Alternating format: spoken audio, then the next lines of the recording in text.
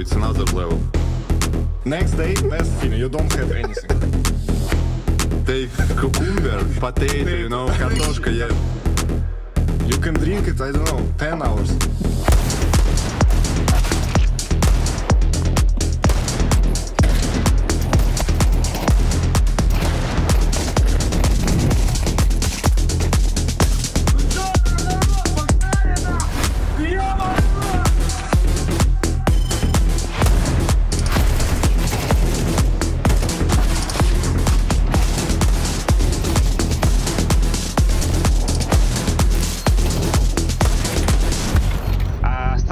Резкие биты, всю хуйню. Все хуйня или заебись? Все охуенно.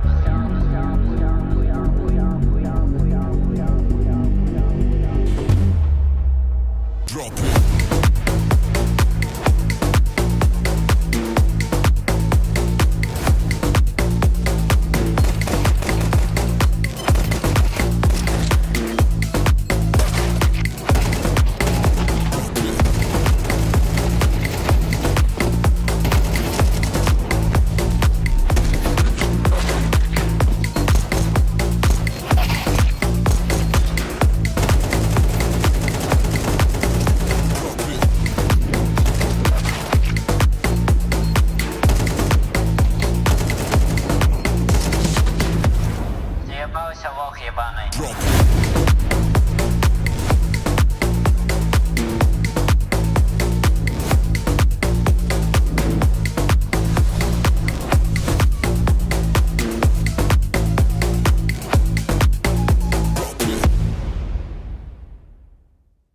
To the stars and back again. The best of all in time.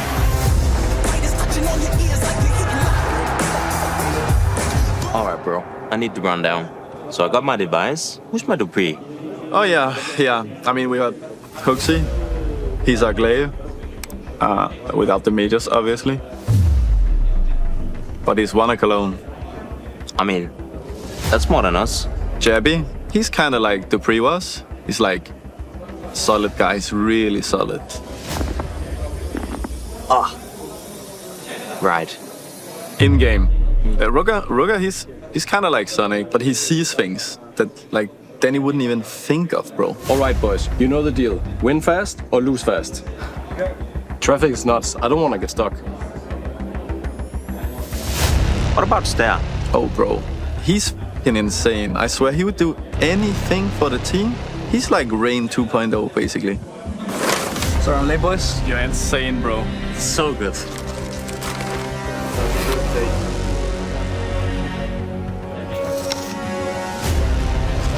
Divot. What about your stomach, bro? Fuck it. Stare. Yeah, already Arnold.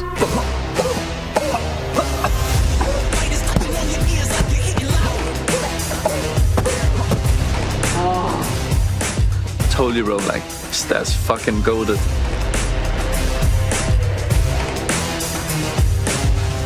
Cheeseburger, bro?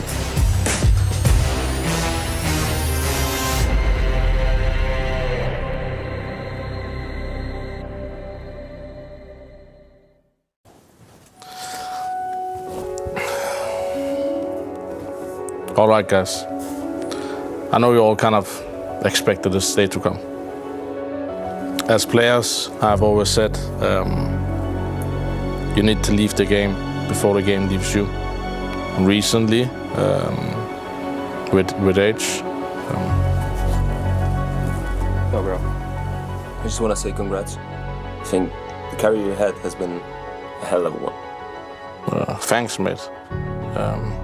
I'll pass on the message. A message? To Rain. I thought you were leaving. Oh, I'm not leaving. I'm not leaving. I'm not fucking leaving! Oh, we are running it back! Where's Ray? They're gonna need a fucking rating 4.0 to get me out of here! Oh, I'm gonna drop some flipside play prime stats before they get rid of me. You never after the first, I never after the second, okay? 30 camera glances, 12 time pointing on my head after my teammates clutch around. 5 stand-ups out of my chair, 4 ear cuppings after winning against Zico. We love those Zico, right boys? 2 staring contests with the camera. To top it all up, 1 kill on the deciding map. And that, my friends, is truly GOAT status.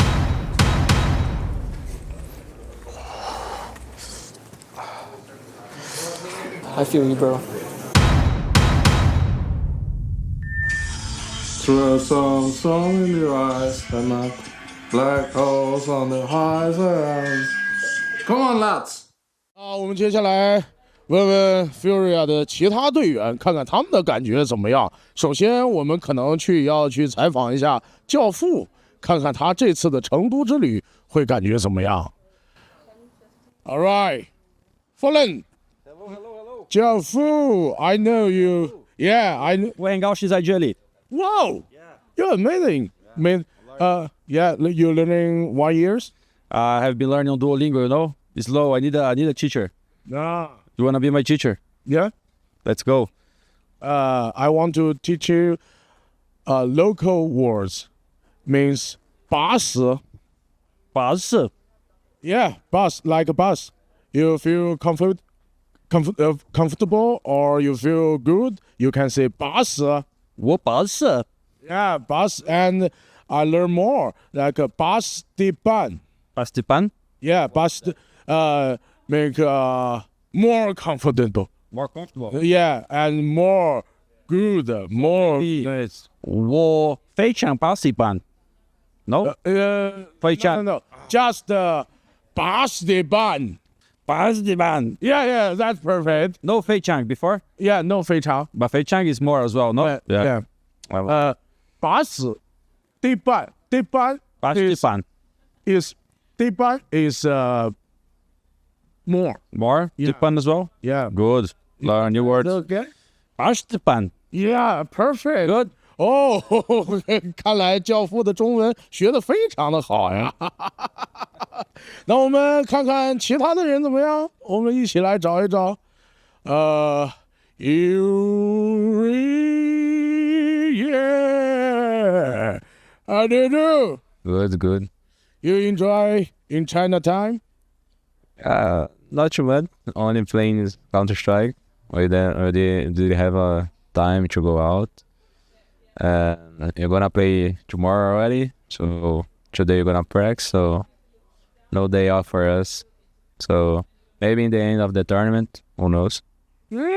看来他们很放松，也很享受在成都的时间。那么我们一会儿看看还会遇到谁呢 ？Yo, ladies and gentlemen, welcome. And we join the Fury to guide come here and please use Chinese with the audience. 你好，兄弟。Yeah, yeah. 你好。Well day, how do you feel? I'm good, you? Huh? Yeah. And Kashin? Yeah, how do you feel? Feeling great. A bit cloudy, but it's good. Yeah, you try some delicious food on here, on Chengdu? Not really. I didn't go out. Yeah. You like a hot pot? I like spicy, yeah. You like spicy? I like spicy. And what about you? I like spicy, but not so much. 哦，刚刚看到了 Fury 的采访，那接下来的一支队伍会是谁呢？我们来看一看。哦，他们可能已经到了。魔男 Magic and Star. Nice to meet you. How do you feel? I'm good. Yeah. What about you? I'm feeling amazing. Yeah. You love China and you love Chengdu? Yeah, it's been good so far. Enjoying the food. Yeah. What do you like? All of it, honestly. Yeah, I love it. Yeah, I love food too. Yeah. What about you? I love it here in Chengdu. It's my second time here, and last time here was also amazing. No. You like music? If I like music, Chinese? I haven't heard any actually. I'm sorry. But normally I do. I do like a lot of music. Okay. I want to teach you some about the Chengdu song. Like,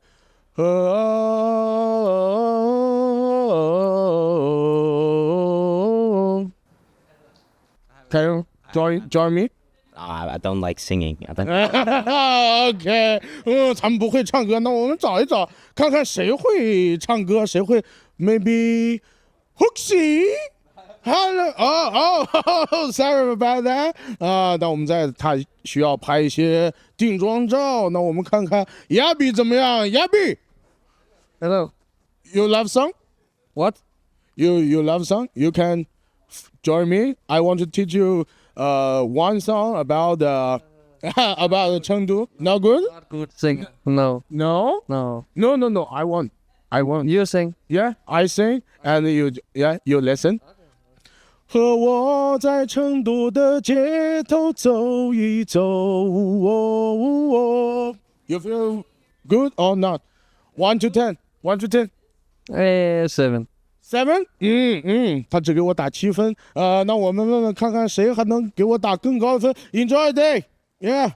亚比，可能亚比只给我打了7分，但是我们来看看 Tom Cruise 他会给我打几分呢 ？All right, nice to meet you, Tom Cruise. How do you feel? Very good, thank you. Yeah. You? Yeah, good.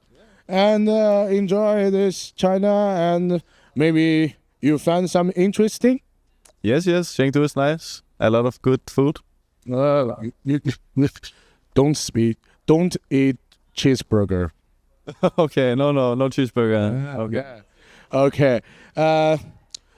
In the playoff, do you want to hype with the audience? Yes. You do it? Yeah, I do it. And maybe you can do like Tom Cruise. Like, Yeah, that's good. Okay, let's do it. 看来阿汤哥还是表现得非常棒的。那么他们在季后赛会有什么样的表现？让我们共同期待吧。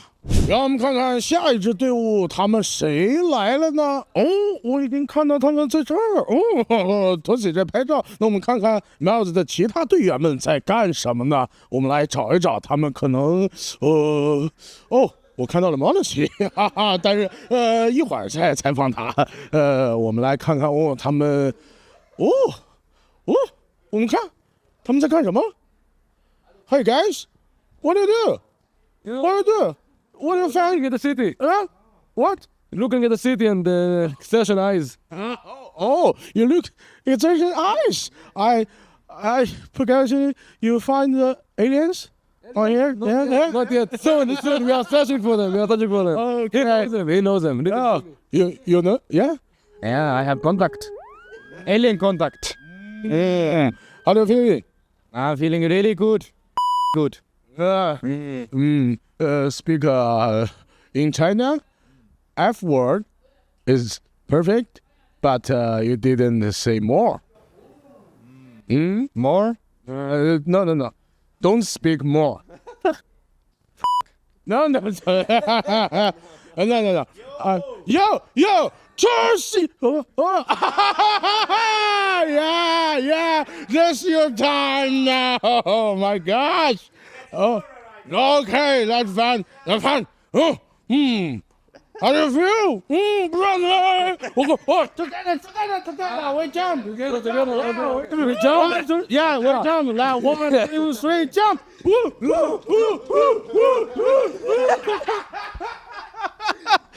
You feel good? Yeah, feel good, yeah. It's nice. It's cold here. It's cold. It's cold? Yeah. You love China? Yeah, we love China. Food is here nice. Nice. Yeah, food is nice here. Yeah. I know yesterday you eat a hot pot? Yeah, with Jimmy. With Jimmy. Jimmy? Oh, I was cooking. It took good?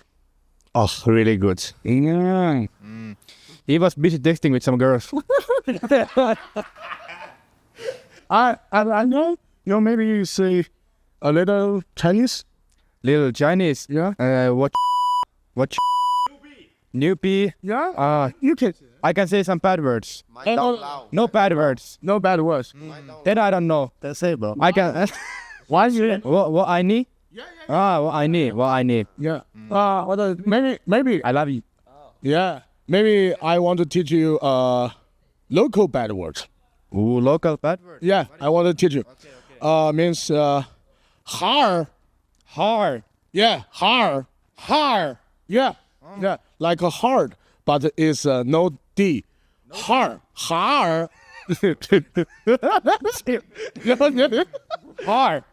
No D. No. Har. Yeah. That's perfect. Means you play bad. Bad? You play no bad. You play bad. You play not good. You really bad. Yeah. Hard.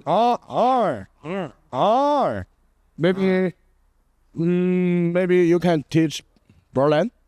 Yeah, Berlin, join us. Yeah, come in. No, chill. Chill, man. Yeah. Okay, we see. Okay. What? Hard.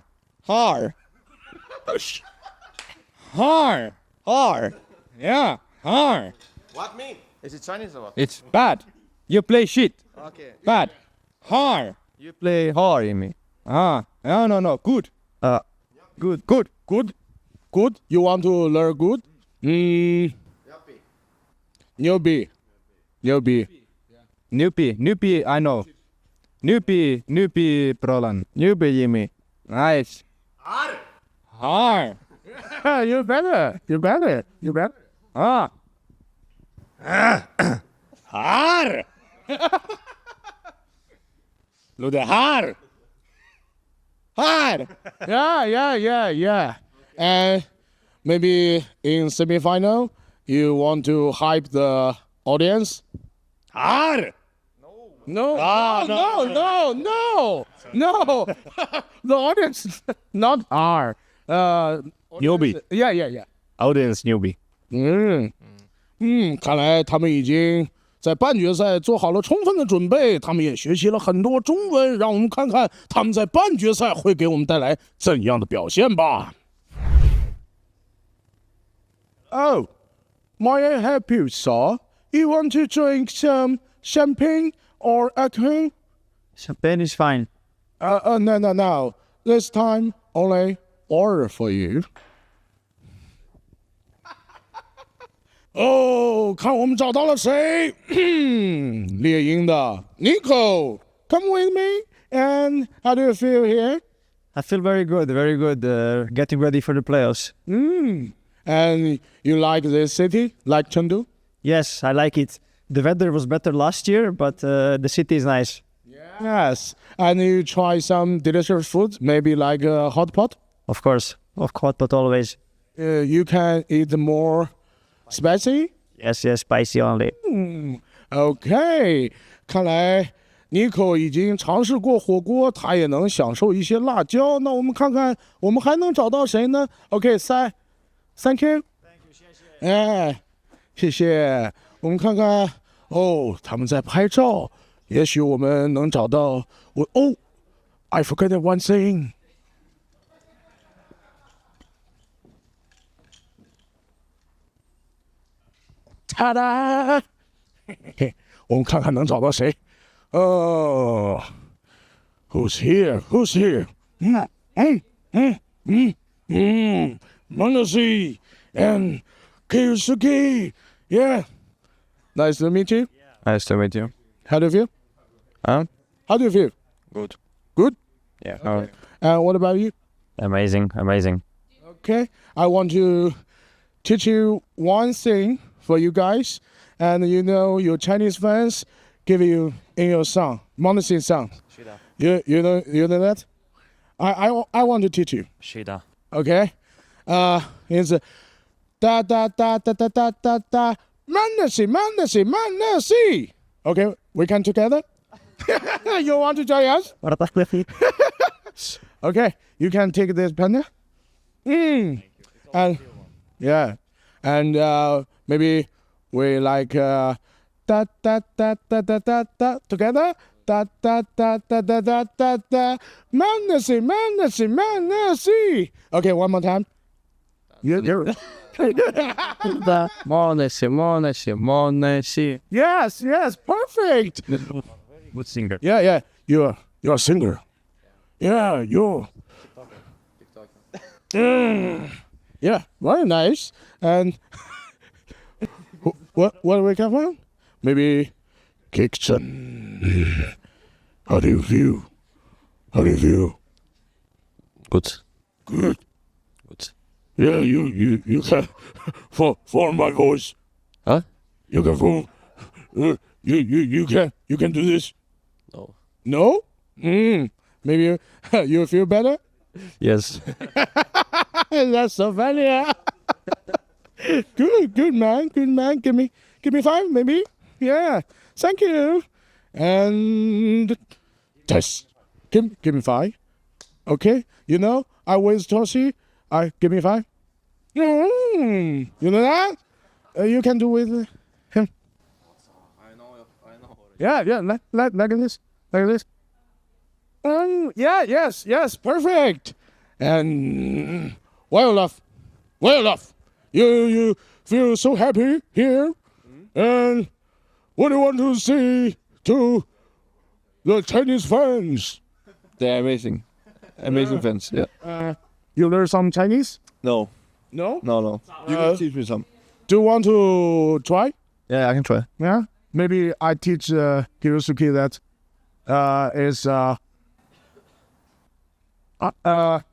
it's like 把死 No. 把死 Yes. And more is 把死得办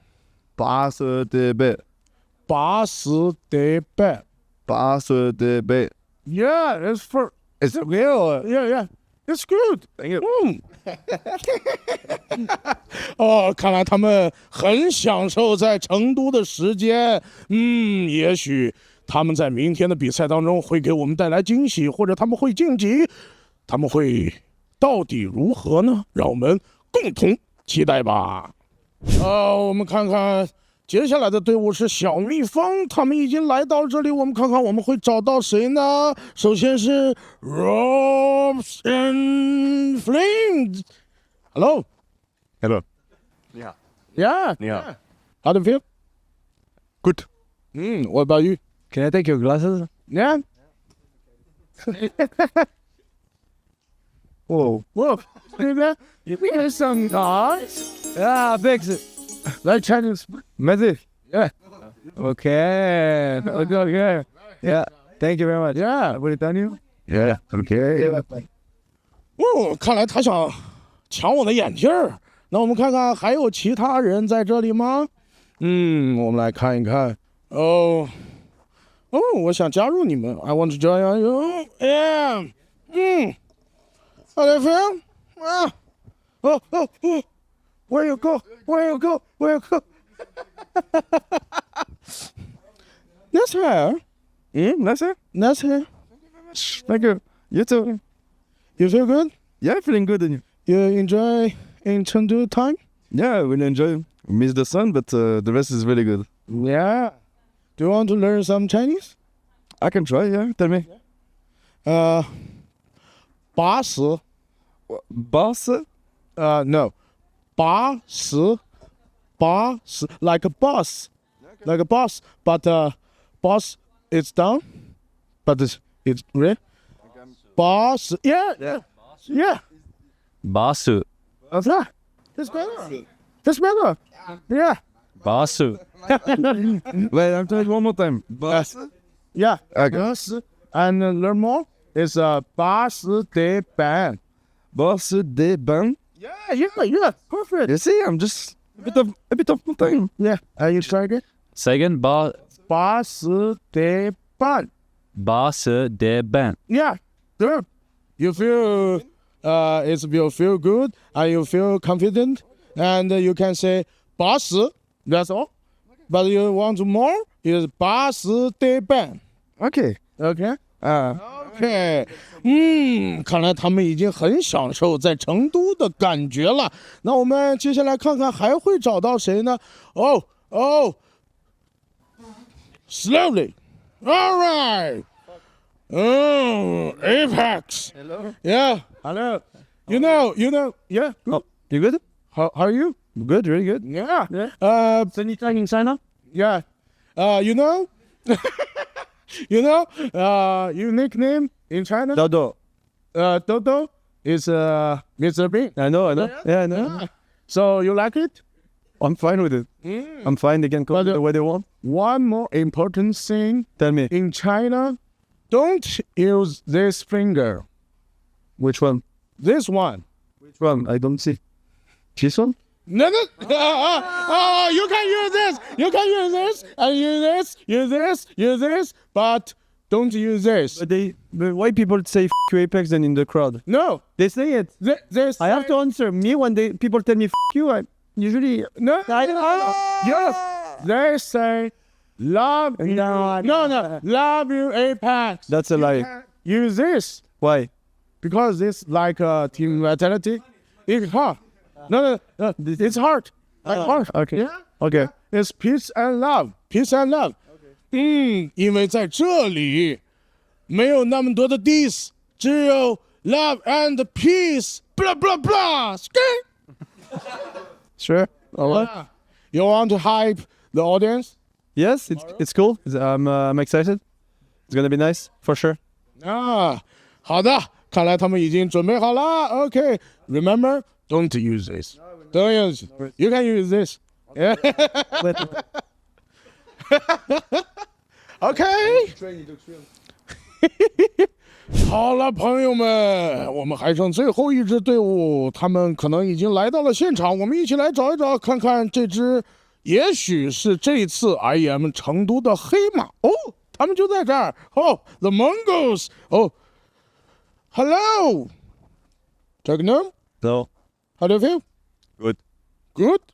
And you try hot pot? Yes, I said it. Can you eat spicy? Yes. Yes? But one thing I really didn't like was we can't drink soup.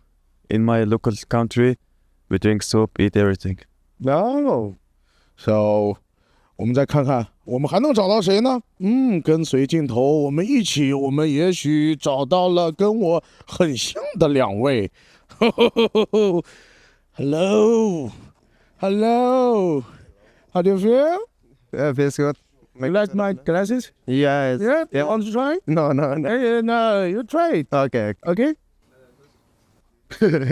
Whoa, handsome, yeah. And no, come here. Oh, you are secret weapon with the Mongols. How do you feel? No, don't be shy. Just say something. Maybe say Mongols. Yeah. Mongols.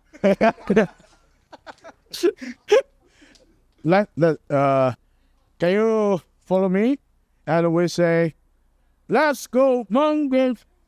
Okay? Yeah, now. Together. Come here. Yeah? Together. 1, 2, 3.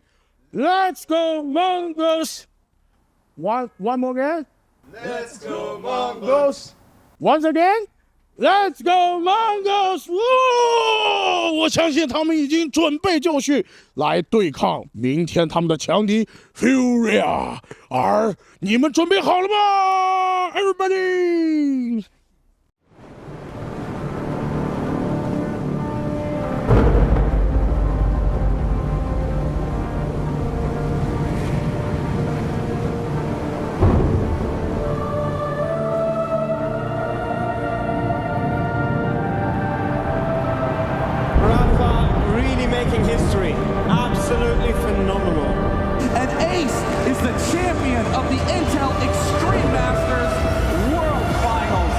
Storm's still not quite done. MC is going to take this fight, though. 3 seconds left. Last 2 rounds of matches got to start it well for ESC. And this is a massive move for Zez, but he's not content with just a Nexus kill. He wants to win. GG! And it's all done. And Strollin's winning.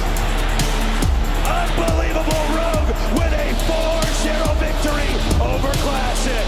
And they did it again in the grand finals. It's Give it up for your Intel Extreme Masters World Champion!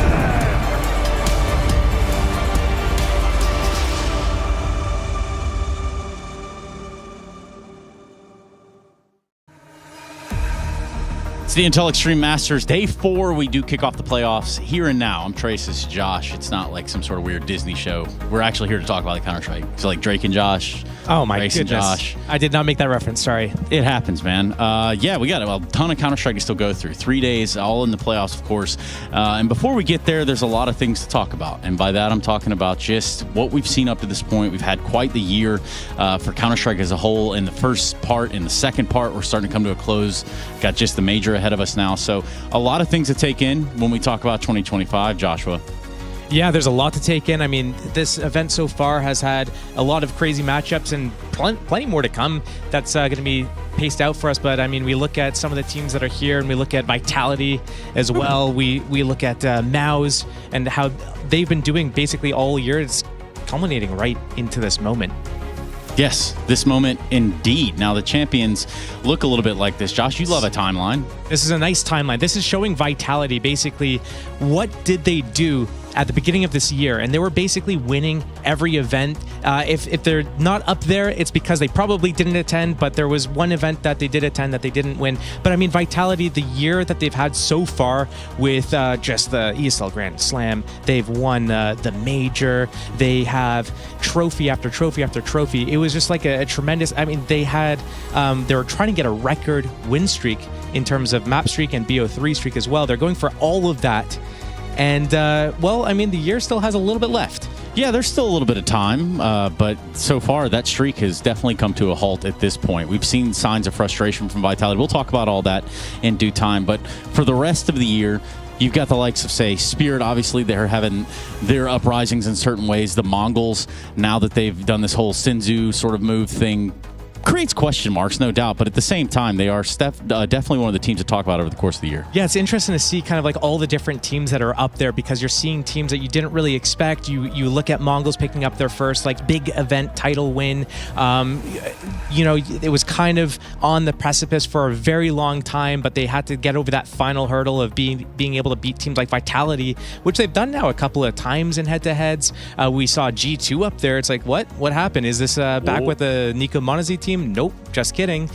Spirit was had a couple of tournament wins, and now they don't even make playoffs here. So kind of everywhere, all at once, right? Well, kind of everywhere. Like the different teams that are just showing up in this half of the year, you just can't really put your finger on exactly what's going to happen. There's no expectations really. And for a team like Vitality going through winning everything, they even know that has to come to a close at some point. Like somebody has to beat them, somebody has to stop them, which has happened in the later parts of this year in 2025. But it does beg the question, what do these individual trophies mean to each of these teams? I mean, for some of the teams, well, you look at Apex. Astralis' record was 10 trophies in a year. He wants to have at least the equal amount as them.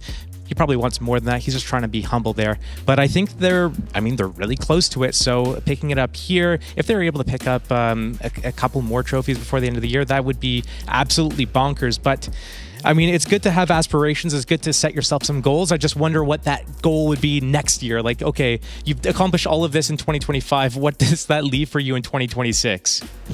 Question marks. Obviously, you'll want to see... You want to see that stay hyper competitive over there in the Vitality camp, but eventually the run does have to slow down. It doesn't have to come to a grinding halt, but it does slow down eventually. People are studying your footage. They want to know how you're approaching the game, how you've stayed on top of it to a large degree. And when you're looking at a team like Vitality, that's one side of the coin. I flip the token just a little bit to the Falcons. I think over there for Nico and company, it's been a hell of a ride, a roller coaster to say the least. Now, Josh, if you could read this out with your best English, we'd appreciate that. With the players we have on the team and everything, we are meant to win trophies, but we want to give ourselves time. We don't want to rush ahead of expectations. We want to make sure we're not too disappointed if we don't win a trophy, because we're still in the early stages of the team. He'll be saying that into the next year as well. Okay.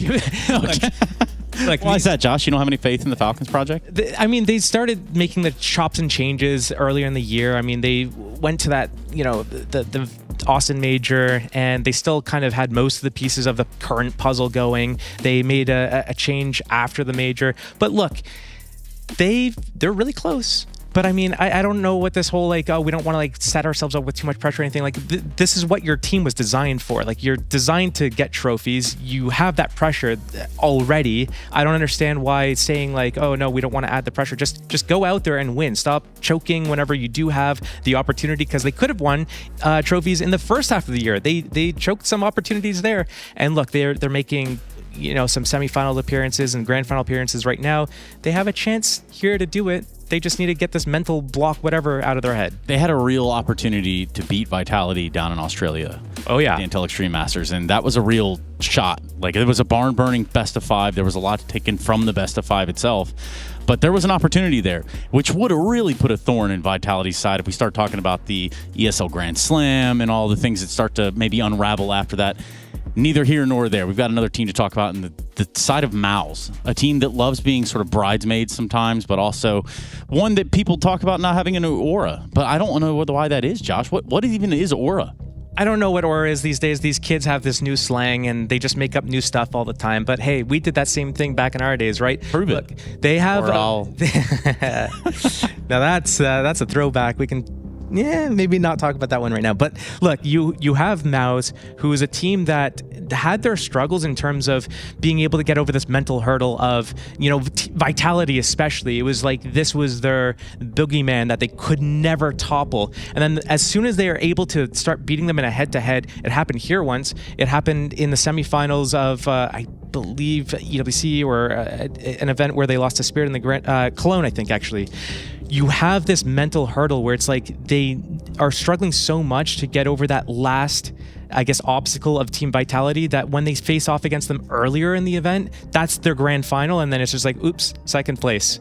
But then also there's the idea that you get to 4 grand finals, right? Like, just from being around the Cloud9 guys and finding their way into second place, 3 times, maybe even 1 time is all it takes. Just to reach that peak, and then it kind of on the backside. Look, they were finally able to win like another BO3 against Team Vitality, and that first half of the year, I mean, you look at the 4 second places, a handful. Well, it depends on how many fingers you have in your hand, I guess. But it's good number. A lot of those head-to-heads in the grand finals were against Team Vitality, so now they're kind of just like moving over. They're progress. Progress is good. We like progress around here. We do love a little bit of progress, which is why we're going to progress forward in this moment to talk a little about some of the stuff that we got throughout the group stage up to this point. A couple of plays sticking out, a couple of moments that might be lingering on the edge of your mind, Josh. Yeah, I mean, there's obviously there was a lot of games going on, some games simultaneously, and I don't know about you, but my circadian rhythm is kind of all over the place, so I wasn't able to catch all of them. What? Well, I remember what you showed me, but then you said you tweeted it, so kind of even ruined the tweet too. True. Well, but look, that actual that Mao's Vitality game on Inferno that went into OTs, that one was actually a really fun match to watch. It kind of had everything. It went all the way into a third map, into multiple overtimes, and there were a lot of standout moments from a lot of the players, but not a lot of standout compared to Monazi, who apparently has just like 15 different highlights from this event so far. Wasn't able to catch a few of them, but I mean, the last second defuse, I mean, we saw a couple of those types of moments. Zaiwu had a moment like that as well on Inferno as well, where they're able to just calculate the bomb all the way down to that last millisecond. Of course, stolen aces. Yeah, it's rude even at that point. Like, I dare I say, that's pretty rude. But again, are you really a teammate if you're not trying to take your other teammate's ace? Like, that's a question I'm going to pose to all of you at home, to the viewers at home that want to use hashtag IEM to get involved in the conversation. You're going to steal an ace, you have to knife them. That's the rule. It's an unwritten rule. Or taser, I think. I think that taser's acceptable. Taser's acceptable. Yeah, probably. I mean, well, financially or fiscally speaking, probably better for the knife, right?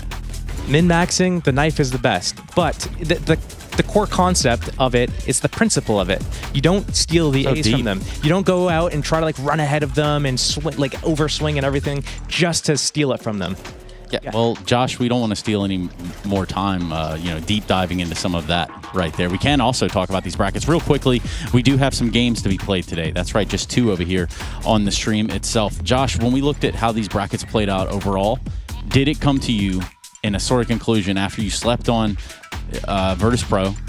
Who else did you sleep on in this bracket? Well, did I sleep on anyone? Well, you look at some of the results that you have here. Astralis, I don't know if I would have pegged them as being able to go all the way here. Look, I can see your smirk. Yeah, what? Phrasing and all that. Na'Vi going out super early to Astralis in that first round was kind of surprising. Spirit not making it to the playoffs was surprising. The Mongols being able to kind of take some of the wins that they got without their highest performing player of Senzu on the team. And they're like, that's pretty crazy. Like a 2-1 Mongols versus Spirit? Yeah. Well, that's not ideal for Donkler, is it? Now, Group E, just real quickly, we'll talk about Mao's Furia. Another time that was just a qualifying sort of, not even qualifying, it would be a seeding match. There we go. That's the appropriate terminology. Vitality, go ahead and beat up on a G2 down in the bottom bracket because, they were without Hunter. There's a couple of caveats there. Either way, Vitality in the lower bracket isn't something you're used to seeing. Now, what you might be used to seeing are some of the other teams that we've got up there. Josh? Yeah, I mean, you look at Mao's. Mao's is going all the way through. I think right now, anybody that is going to win this tournament has had either already had to play through such incredible teams, or the road to getting that final trophy is going to be just a huge mountain to climb for anybody that's up there. You know, you have Mao's that would have to face against Vitality on the way through the semis again to be able to get to the grand finals. That's a pretty big deal. Yeah, you know what's also a pretty big deal is what's that? Household names don't quite make it as far as they're supposed to make it. And we can just start this whole combo around FaZe. Now, when I say they're not supposed to make it, yes, you always get this is a new lineup, this, that, or the other. Talk to me about what you got and the vibes you got from FaZe in Chengdu. Well, it's interesting because you have kind of Twist coming back into the team after being gone for a little while. he had a huge run with FaZe, and then leaves the team. He's like, I'm going to start my own project. Comes back into the team. They kind of have us thinking like, oh, maybe the old FaZe is back. They go to Pro League. They're, they beat Spirit there, but then they come here and they just go out 0-2. It didn't even look good. It didn't look like they were able to put up a challenge, and you're just wondering what's going on with these guys. Honorable mention to Navi, obviously.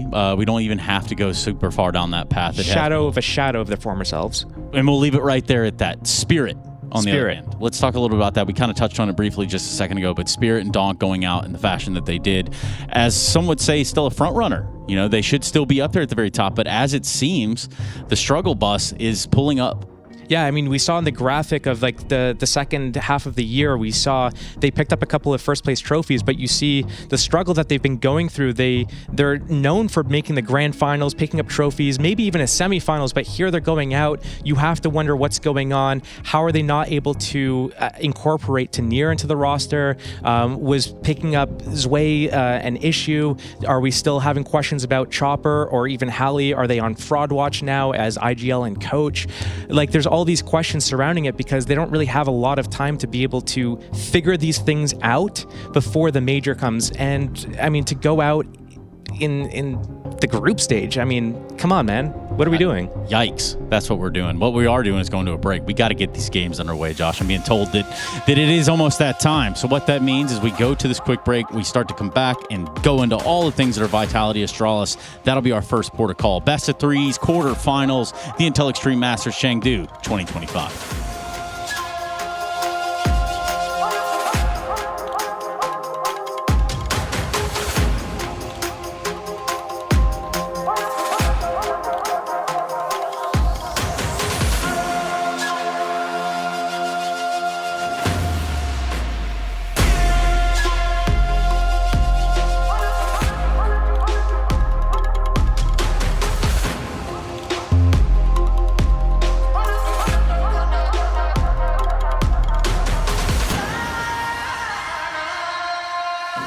Damn, guys, we almost had this.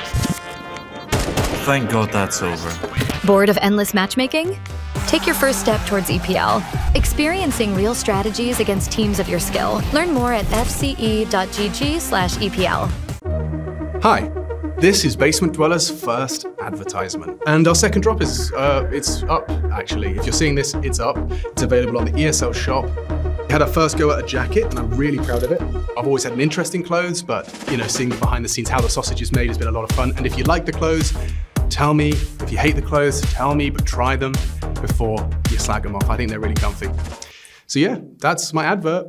I'm gonna try again. I'm gonna record another one. 16 teams have now become just 6, as things certainly got cutthroat in the group stage. The likes of 2024 Victor's FaZe, alongside both hometown heroes in Tyloo and Lin Vision, and who can forget the most recent IEM Cologne champions in Team Spirits, just some of the names sent packing from the group stage. Now, it is all about the playoffs, where, for the first time in a very long time, Vitality find themselves starting in the quarters. That is because it's Maus who lay in wait in the semis, which could tee us up with the 11th head-to-head between these two familiar foes this year alone. And let's Astralis have something to say about it.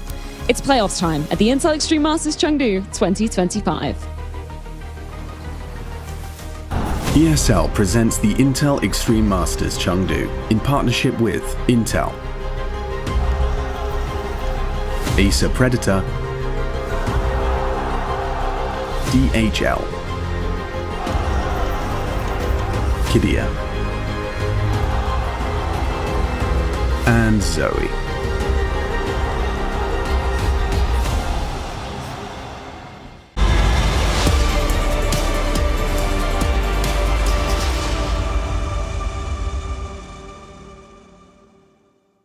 Vitality with the off chance to play in the quarters to start the playoffs. Who would have known? It's Astralis on the other side. We've got Astralis arriving in the building. Stare, good morning, good afternoon. What is the morning like before you go to a playoffs? What's the routine?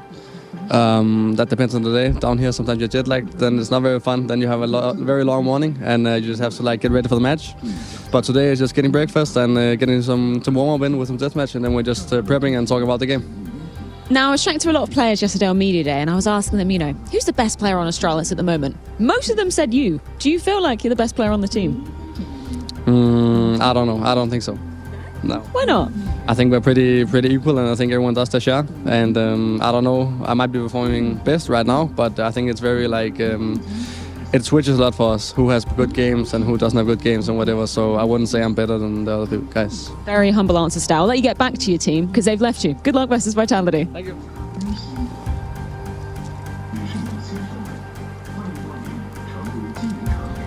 Good luck versus Vitality is definitely not the first time we've heard that said to a team. Now, today, a big one is they both go at it in the quarterfinals. Apex on the other side. We'll start the conversation around Astralis as to what's going on in Astralis. Where have they been? Where do they go? Tell me. Well, the first thing I want to kind of point out is that he's talking about his performances. He doesn't feel like he's the best player on the team, but then I'm just that they kind of take turns being the best performers, and I feel like that reflects in their gameplay and how their results kind of pan out, because with losses through the past couple of months, kind of all over the place, to Legacy, to Bait, to Aurora, they're losing to Gamer Legion and Ents, they're kind of all over the place. But then at the same time, they're beating out teams like the Mongols and Na'Vi, and so you never really know what to expect from them. And that line that Stair said there was maybe that's pointing to an issue with the fundamental, I guess, foundation for how they play as a team and approach the game as a team. Which does beg the question, what if not all parts of your engine are working, you're probably not going anywhere, right? Probably not. The engine's flooded and the spark plugs are missing and everything's going wrong there. But when things are going right, this Astralis seems to have an answer or a response. They seem to have an idea when they need it. Well, so for example, we put on the screen here, we have Magisk, and we're comparing and contrasting him with Device. And Magisk was known, I guess, the last little while on his stint on Falcons to be kind of washed and kind of beyond, I guess, redemption. And he comes on to Astralis right now, and he's performing all right. And so far at this event, he's been performing fairly well. And then you look for, I guess, the usual suspects of Device, who puts up all the numbers. And you're wondering what the hell's going on with him, because you expect him to be the one that's, carrying the team. He's got the Yop, the most expensive gun in the game, and sometimes he's just nowhere to be found. And that's probably not good enough. That's probably a problem even, right? Not the problem, but a problem. A problem, yeah. I think the problem, I think he might be French, but a problem. Yeah, I mean, you kind of look at it, I mean, even Hooksy is top fragging or carrying in some of the series so far in terms of just leading in the frag department. And how? Well, what would you expect from a Giga Chad? Hold that thought, Josh. Hold the phone. Let's hear from that side. Thank you so much for your time, Magisk. First of all, it's been a minute since we've seen you in a Tier 1 playoff event. What's the feelings like returning to it? It's always a good feeling. Obviously, this is why we play Counter-Strike. It's to have these experiences and hopefully go as far as possible. So yeah, it's great to be here. I'm excited to play today. I think if we play up to our level, I think it can be a close game. But let's be honest, they are the favorites here. So I think all the pressure is on them today. We're just going to enjoy it and get as much experience as we can as a team going into the major as well. Now, I spoke to you about this with Falcons the other day in the group stage, but yet again, you're going up against former teammates, former organization. What have you been able to tell your team about Apex and your experience with them when you were on Vitality? I think it's been so long since I was in that team that my experiences might not be the reality in the team right now. So I don't think we don't really have any valuable information in that terms. But it seems I like to play my exes a lot today in the recent times. So yeah, it's gonna be fun. I'm gonna enjoy it. What did you make of Apex saying that his goal is to match the Astralis trophy records, 10 trophies in 1 year? Because they're getting quite close to that record. What do you make of that? I think it's viable. I think they have 3 chances left for the year. I'm not sure how many they are up to, 8 maybe. Yeah, so it would be nice to knock them out today. Then they have to win the last 2, including the major, and then that would be funny. But no, I think they have been. I think they had the best season of all time of any team, in the sense that last season that was without a doubt the best season any team has ever had. But doing it for 1 season and doing it for 2 years is quite different, in my opinion at least. So I still think they have a long way to be the greatest of all time. But let's be honest, they are on the right track right now, and I think in general they are a strong team and they're pretty consistent. So I think that talks in their favor as well. Very much looking forward to seeing this matchup go down. Thank you so much for your time, Magisk. Good luck. Thank you. No, Magisk, it's not viable. It's vitality. Just kidding. But he's right. I mean, they do come into this matchup as not necessarily the favorites. However, something tells me that it's possible. There's a chance. Magisk, my humble goat. Yeah, I mean, basically, they're coming in. I guess they're trying to be reasonable about expectations. Either that or they're just doing this crazy psychological warfare Against the fan base, because that's exactly... Just kidding. Let's talk about the other side of the coin. Astralis' fan base? All four of them? There's a bunch of them out there. Believe it or not, Josh, I don't know when the last time you were hanging around Copenhagen, but those guys are rock stars around there. Device, don't think you can go out and about. Maybe you can. I don't know. I'm just saying, in a server today versus Vitality, they've got a work cut out for them. Yeah, I mean, there's a lot of like uphill battles for all the teams, especially Astralis right now, starting with Vitality here, because when you have your players that you're relying on to perform well, that being, Device, for example, but he's not showing up, and instead you have Hooksy, people that were saying like, oh, this guy is dragging down, his former team of G2, and then you have Magisk, people were saying he's dragging down his former team of Falcons, and these guys are the ones that are, spearheading their attack all the way through this event so far. You have to kind of wonder what's going on in that camp and what version of Astralis are we going to get today, and is this slightly weakened version of Vitality that almost dropped, or they did drop the very first map of this event on Overpass to Virtus Pro, is that version of Vitality going to be here that Astralis is going to be able to actually overcome? To sort of exploit in a way. Yeah. You think about starting slow if you're the side of Vitality, probably not the game that you want to do for it. But specifically with the idea that you saw the frustration, you heard the levels coming out of the voice comms, you saw what happens when sometimes things go wrong over there. But also that's a bit to speak to the adversity that they're having to deal with, like they're being pushed around now on the server. They are not the untouchable Vitality. Yeah, I think at the first half of the year, you saw the Vitality that was kind of just leveling up constantly, and people were starting to put targets on their back after, event after event after event that they won. And then they got to a point where, post-major, there's like a little bit of a player break. Teams got to study them, find out exactly how they tick. And then, between, breaks between events or whatever other situations going on, people have been studying them, and then after the 15th time of playing a head-to-head against Maus or Mongols or one of these teams in a year, they're finally going to catch on to what you've been doing and be able to beat you finally. Yeah, and it just goes kind of, it kind of goes without saying, but when you're at the top, they're going to study what you're doing right to make sure that either they knock you off your P or they make it sustainable for themselves and kind of harness what you've already done, all that hard work. What Xtaz is talking about here is what, Josh? He's saying that they had 3 weeks between each tournament, so it seems like they have a lot of issues kind of jumping back into that flow state when they get to that next event, and it's just a matter of making sure that when they get to the event, they need to be starting and firing on all cylinders, because if they're not, they could get caught off guard, and you don't want to catch base sleeping. Let's hear from Flamesy from the Vitality camp. Let's hear what they've got going on today. First quarterfinal going down very shortly here. I am Chengdu. I've got Flamesy to give us a few words ahead of this one, which must be a little bit odd for you, because it's the first time we've seen you starting in a quarterfinals at an IEM event. Is it a bit weird playing on a Friday? Well, to be honest, last season I was a bit like, I wanted to play a bit of quarterfinals to get used to it. I was always annoyed that you jump into semis, you have 2 days off. I don't like to have the lead up to the game. I just like to play more CS. So in some sense I like it, and I think it's in the major per se, you're going to play a quarterfinal no matter what you go. So I think it's a good opportunity for us to kind of get into the rhythm. And we're quite excited to play. It's been a while that we came on Friday and we played, so we were really excited, and it's for some reason a good energy, like really good mood. Love to hear that. Up against Astralis, firstly, did you expect to see Astralis actually making it to top 6? Yeah, to be honest, I didn't check who's playing the tournament and shit like that, so I didn't know who might get to the playoffs. But once I saw them playing against Falcons, I expected sort of that we were going to face them. But I think they've been improving. We've played since they got Emil. I think they've only they're going up slowly. So I think it's getting better for them. So I expect them to kind of start showing more and more playoff performances, and maybe even like really good ones. And today we'll see how they play as well.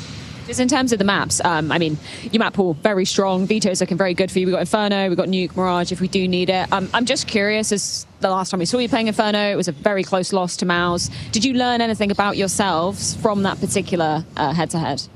Well, when we lost the game against Mousesports, I think the individuals really stepped up. Like Spinks, there was 4 rounds that I think he did like a 3K, 4K, 5K, 4K. So, and when that happens, it's quite...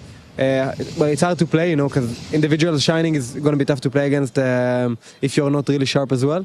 I think we figured some stuff that we could do better and maximize the potential to trade each other and have a better situation in the game. But in some sense, we didn't put our thinking into Inferno that much as we put it to train against Mousesports. But we are confident and comfortable on those maps, and they're maps that were, you know, we've been playing all year long and we're very comfortable on. I think we won the major on Inferno, if I'm not sure as well. So it's a map with a lot of meaning to us, and we love to play it at any time. Me specifically, I love Inferno, so it's always even against Mousesports, even though we lost, it was fun to get back to back and the overtimes and the comeback and a bit like that. So we didn't really put that much thought into Inferno because we didn't feel like we lost. We lost as a team in some sense, like we did some things that we could have done better, but we just fixed those things and we didn't get into too much thinking about it. Sometimes it's just better to leave it behind and get back into the match again. Well, either way, always an absolute pleasure, Flamesy. Thank you so much for your insight. Good luck versus Astralis. I do love a little Humble Flames. Yeah, a little Humble Flames. What's your favorite quality about Humble Flames? The fact that he can pick up a microphone and rock it like nobody else. And that's true. Better than me and definitely better than you. And what I'm saying now, Josh, is none of that even matters because we need to talk about the maps themselves. What maps are we playing on? Well, as we heard from Freya, it's going to be, and this is how the sim went for me as well, Nuke, Inferno, and then Mirage if they need it. And I believe that would have been a... Vitality picking Inferno, Nuke from Astralis. Now, Nuke is an interesting one because Vitality was kind of using Nuke as their comfort pick after they lost Overpass to Virtus.pro first match of this event. They almost lost us to right after that, and they lost Train to Maus in the next series. So showing a lot of, I guess, weakness on those maps, Nuke would have been their comfort pick, and now Astralis is picking it for them. But on the other hand, you have Astralis getting their 3, I guess, most played maps and seemingly strongest maps as well. So a nice overlapping map pool here for both teams. We should see basically who the better team is. It should be Vitality by all things considered. On paper, it's definitely Vitality, right? Like you definitely side with Vitality if you're just looking at this match surface level. But for the side of Inferno, have there been qualms, have there been plights for the side of Vitality? Have there been any question marks when it comes to Inferno for Vitality? There was a really long streak where they were looking really solid on it, but that loss against Maus made them change something up. So, yep, I'm hoping they fix it. Yeah, me too. Let's find out what's going on. Let's jump into it.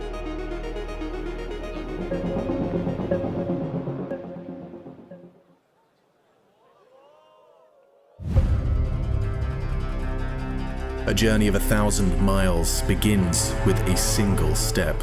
Round after round, fight after fight, trophy after trophy. But there always comes a time when the hunters become the hunted.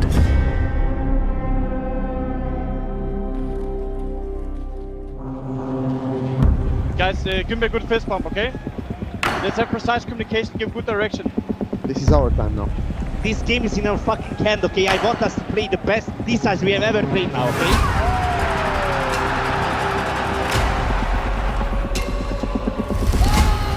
Inch by inch.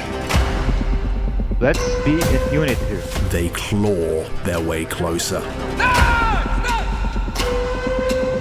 Come on, fucking give it your all, okay? Hold the flashes, guys. Flashing off. Flash. Flashing pop.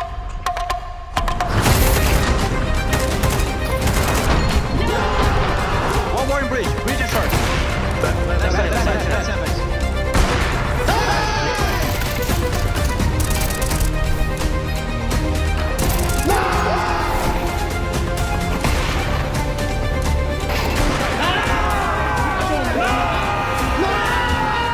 The heavy is the head that wears the crown.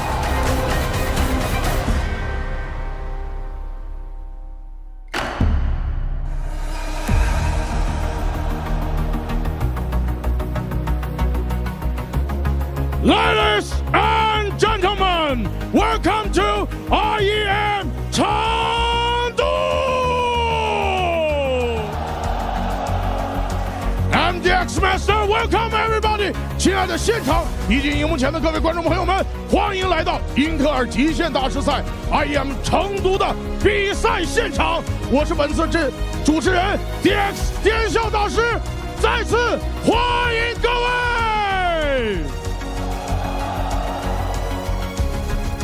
我现在有一个问题想问到各位，成都 ，Are you ready？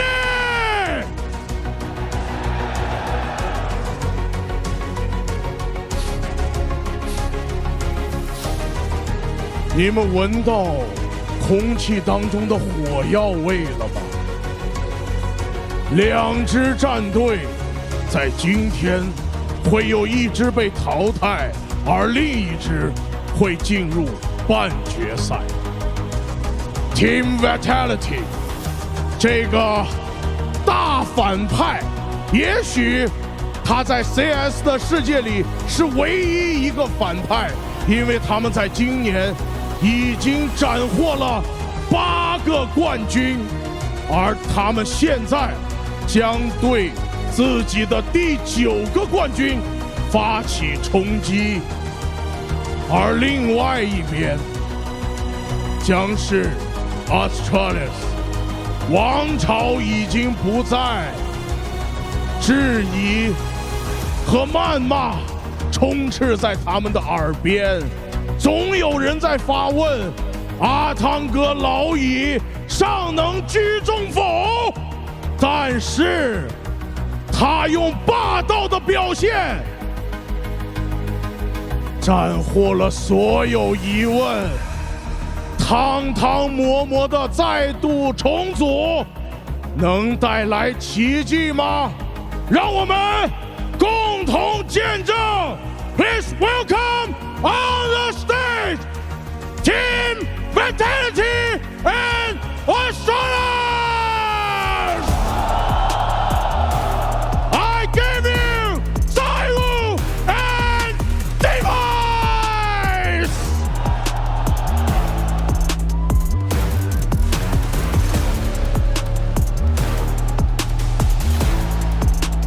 Apex and Hoxie!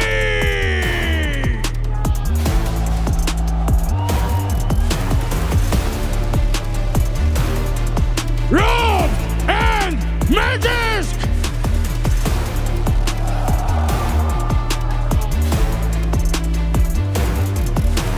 Flint and Stare!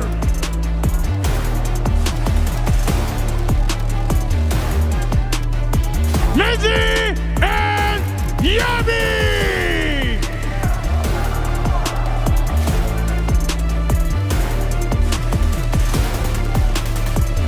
两支队伍的10位选手已经全部登场，让我来听听你们觉得这次胜利的会是 Vitality 吗？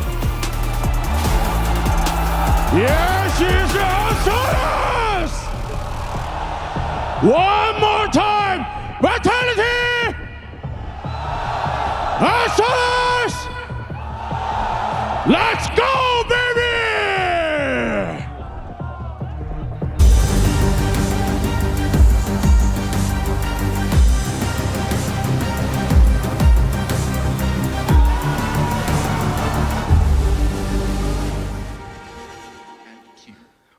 Hell of an intro there. Great stuff from everybody involved. And you're going to need more than greatness today to overcome adversity on this stage in Chengdu. A do or die time for Vitality in the precarious situation, which is finding themselves in the quarterfinal. Australis looking to prove that they can go a little bit further than this. And just before, you were asking me about their Inferno. That's the map that they're going to be starting this series on. Flamesy talked about how it was kind of like an afterthought, that they never really focused on it that much, but after they got kind of kicked in the nuts, they had to fix that up after they played Mouse, and now they talked about their spacing and their trading. So I'm excited to see what they've put into practice in the server here because they're going to need everything they've got to be able to come out swinging. A slow start is not good enough for Team Vitality again. Yeah, and you know the real talk of the town is this. Everyone wants to look at Device, Zywoo. What is this battle going to look like? Are we going to need all 3 maps? Is it going to be one where they stay going toe-to-toe throughout the duration of the series? Or does one slip and fall? But the real head-to-head that I'm looking at, well, I think it goes without saying, but I'm looking at the side of Hooksy versus Apex. The true Giga Brain will prevail today. Look, Apex, the man on your screen right now, he looked flustered and frustrated in the first couple days, rebounded with some resilience on that following day. They had to win 2 BO3s in a day to be able to make it here. So that is the what version of Apex that we're getting. He used to be the clutch master at the beginning of the year, and now he's at the bottom of the scoreboard, dragging his team down. We need to see that former glory Apex coming back into form here to be able to go head-to-head mentally against Hooksy. Yeah, but I would never write out a Stair, just like I would never write out a Mezzi. And speaking of which, it is that time I'm getting the call right now that it is Vitality versus Astralis ready to be kicked off. Again, quarterfinals. We're going to start on Inferno. We'll find our way to Nuke. That much I guarantee it. But if should we need it, we'll go all the way to Mirage to see if we can settle that score. It's time for that quarterfinal here for the Intel Extreme Masters in Chengdu 2025. And I can't think of any better storytellers than the ones that we have on the other side of the mic right here and right now. Let's jump into this playoff match. Let's get this action underway.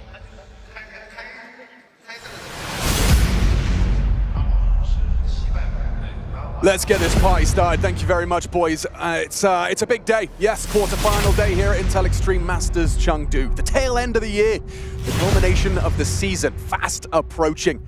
We are just weeks out from the major. Chengdu serving as a dress rehearsal for Budapest. A sold-out stadium now as we get to Friday here in Chengdu. And a bit of a mismatch, some would say. Vitality, a mainstay in that #1 spot this year. Vitality have had a bumpier than normal path to the playoffs. Sent to the lower bracket by Mouse. Running the gauntlet. And on the stage we have 2 names that at one time or another have been associated with greatness. Vitality, however, an acknowledged favorite. Astralis taking down Na'Vi. Mongols on their journey to quarterfinals. But this is Vitality, a cut above the rest. First map, Inferno. Let's get these playoffs started.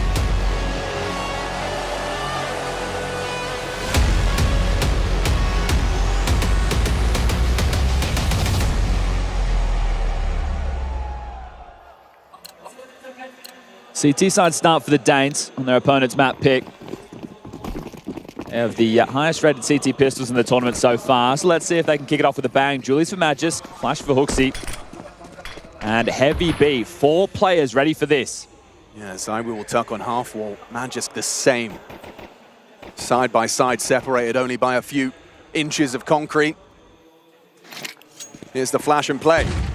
How good is the flash? How good is the swing? Zywoo tries to keep it level and does so magnificently. A double on his Glock, just to keep something of a conversation flowing for Vitality. Many casualties. Apex and Mezzi with empty hands on this pistol. You two lobbed in, but follow through doesn't have to be found right now. Plenty of time to play this out. Hooksy will have a look. I think he spots at the fingertips there, trying to line up the nade with Robs. Uses a Molotov towards CT. Won't stop the bullets being thrown. Double flash. Device caught by that. He was trying to play around the coffin smoke. There is a back turn, and he will profit. Robs looking the wrong way. Uncomfortable for Flamesy. Has to make a play, but Device is there. Beautiful start. CT side pistols keep going well for Astralis. Yeah, well done, well done. I think Device getting 3 as well. He's been the lowest rated player for them, which seems crazy to say at this event so far. And as we have Inferno map 1, Nuke map 2, these are the maps where the wins for Astralis have come from in their Chengdu campaign. So this is very positive signs. A big question of how do they even get into this series against a team like Vitality, especially with the struggles that we have seen out of the Danish camp, well, for the longest time. It's not just this year, it's not just with the Stound situation. We'll get more into that later, but right now we've got a force fight out from Vitality. 4, make it 5. About to go up the guts of middle here. Yeah, this is going to be quite quick. Trying to wrap into Device. Maybe he can keep that frag total high. 3 on the pistol, but actually concedes the space. Look at the push, though, right now from Hooksy. T-stairs control. Oh, you're right. This is an awful lot of very quick flank aggression. And immediately, Magisk and Device combine. Vitality needs something, and it's only Apex that gets a little bit of the juices flowing. There's a little bit of more from Rops and his pistol, but that's the end of that. M4s will be scavenged back, and Astralis convert. Okay, you're going to be happy with that. Well handled, and they're going to get themselves up to the 2-0 start with 3 almost a certainty. It has to be the eco now from Vitality. Astralis, they've been trying to return to the big leagues with glimpses of promise, but nothing that would put them in the category of threat to the elite, and that's what Vitality are. Sure, you mentioned a bumpier road, a loss to Mouse, and then having to play against Linvision, and then into a hampered G2, who were understaffed Hunter. Medical emergency, Saw having to stand in, and that's how they get themselves here. Eagle out. See an attempt from Mezzy. Yeah, going to give it a go, but yeah, not expecting anything at all. I think when you look at the amount of time that Magisk has been in this roster, they've had 4 events, this being the 4th. Fisher Playground 2, EPL Season 22, and PGL Masters Bucharest, which had a bit of a sour ending, Device being ill, unable to play on the final day, Rugger having to stand in. But this right now, minimum of 5th, 6th placement for Astralis. That is their best placement at any of those tournaments so far. Damn. So just by getting here, and by winning against the likes of Na'Vi, 3-mapper, and then Mongols 2-0, that's how they got themselves the playoff berth, then sent down to the quarterfinals by Falcons. Well, you know I like Counter-Strike maths, Chad. Okay, right? Hit me with it. So check it out. They beat Spirit, or rather Mongols beat Spirit 2-1, and Astralis beat Mongols 2-0. So Astralis better than Spirit. Okay. At the moment, what do you think? A lot of teams are better than Spirit. It doesn't seem to be lining up too nicely over there with these new additions. We'll give everybody a little bit of a history lesson as well. The last head-to-head before with these two teams. Hold up. Should be calm. Should be calm. That's another kill. How much more are we going to get out of this? Just Magisk here in pit. I mean, it's Magisk though, right? Should be a safe pair of hands. Usually is from this position, but Flamesy knows who it is. He's talking about it. Ooh, a bullet hit by the FAMAS. Look at the health. Magisk has done very well managing his angles. Buys time for stair swings through short to secure it, but a couple more casualties than they would have liked. Yeah, Molly went a bit far there to isolate that position. Well, we're about to get into the first gun round. Vitality had a really tough time, and maybe some of that spacing they were talking about was top of Banana. We covered off that Mao's game, and the amount of times that they were lining up and getting mowed down. Mao's did such a good job of being jarring and Banana to the mid to late round. It wasn't just an early scuffle. But are Astralis really going to be able to match that output? Let's find out. AWP out for Device early. Rifles for everybody. And remember those casualties, the ramifications could be felt almost immediately. 3-man A start out of Astralis. How does Rops approach this AWP line? He's actually going real quick, just like that. Yeah, straight away. Okay. He's just walked straight through that. That is curious indeed. So he's had a leash put on him very early. I mean, you couldn't ask for a better start. First gun round of your opponent, and you take down their prominent. Ooh, and a better one now. Stair catching the boost, not distracted by that logged bullet. He adjusts quickly. It was a very minimal boost as well, just a tip of the head, but he still has the precision required. And so I was about to say, how good can it get for Astralis into the first gunny, but not only it is Device opener, this one gets really uncomfortable for Vitality now as well. Still capacity to block on B. That's if Saiwu doesn't just one bang ya. Okay, Apex into the site. Maybe Hooksy overlooked the trade provided by the Woo. That's a deep smoke as well. Retake's going to be difficult, but Yabi's going to come fast up Banana. In through spawn is Magisk. They have a kit. They can give this a look, but he's restricted by this deep smoke. Might have to let Yabi play first through Banana before he can make a move. Yeah, Yabi's just cleared out half wall now, approaching quick. Plenty of time for them to piece this one together to save face after 2-man advantage squandered. Taking a look, taking a swing off the flash. Yabi progresses forward, util to be thrown. Scuffles a smoke, hits the shot. Saiwu's down, it's up to Flamesy. Dips away and isolates the first. Time sensitive here for Magisk. He does have the kit required. Gotta get on it. He has to be on it now. Tickles it out. Flamesy playing the time. Plays it well. And he's got precision as well. Astralis, it starts brilliantly, ends with a Flamesy clutch. Okay, well, everybody in the server going down within that round. Now, the ramifications of the finances for Astralis, because of those casualties they took against the Force and then the Eco, it is going to mean that they're going to be lighter on in some departments, but the same for Vitality, right? You're going to have some Galils in lieu of AKs because you're going to have to rebuy everything Interesting, right? I thought the rotation on Device was good, but a fantastic shot from ZywOo, and then a better follow-up from Apex. Really good trade work. They're in the restrictive utility, and they grabbed their first rifle round. But this one right now is for the economy. It's 2 M4s, 2 Deagles, and an MP9, 3 Galils, an AK, and a MAC-10. But it looks like we're just going to settle into some standard play. Now, what you have to keep in mind is the approach from Vitality. How much of a shock was having 3 players top banana almost every round versus Mouse? And how does that force you on your T side of your map choice? Do you play a little bit earlier into A, like we saw with Rops, just waltzing through apartments into that AWP line? He set up Flamesy, getting the boiler and halls control. And banana taken in unison. So a lot of map control now for Vitality. Forces out the block smoke.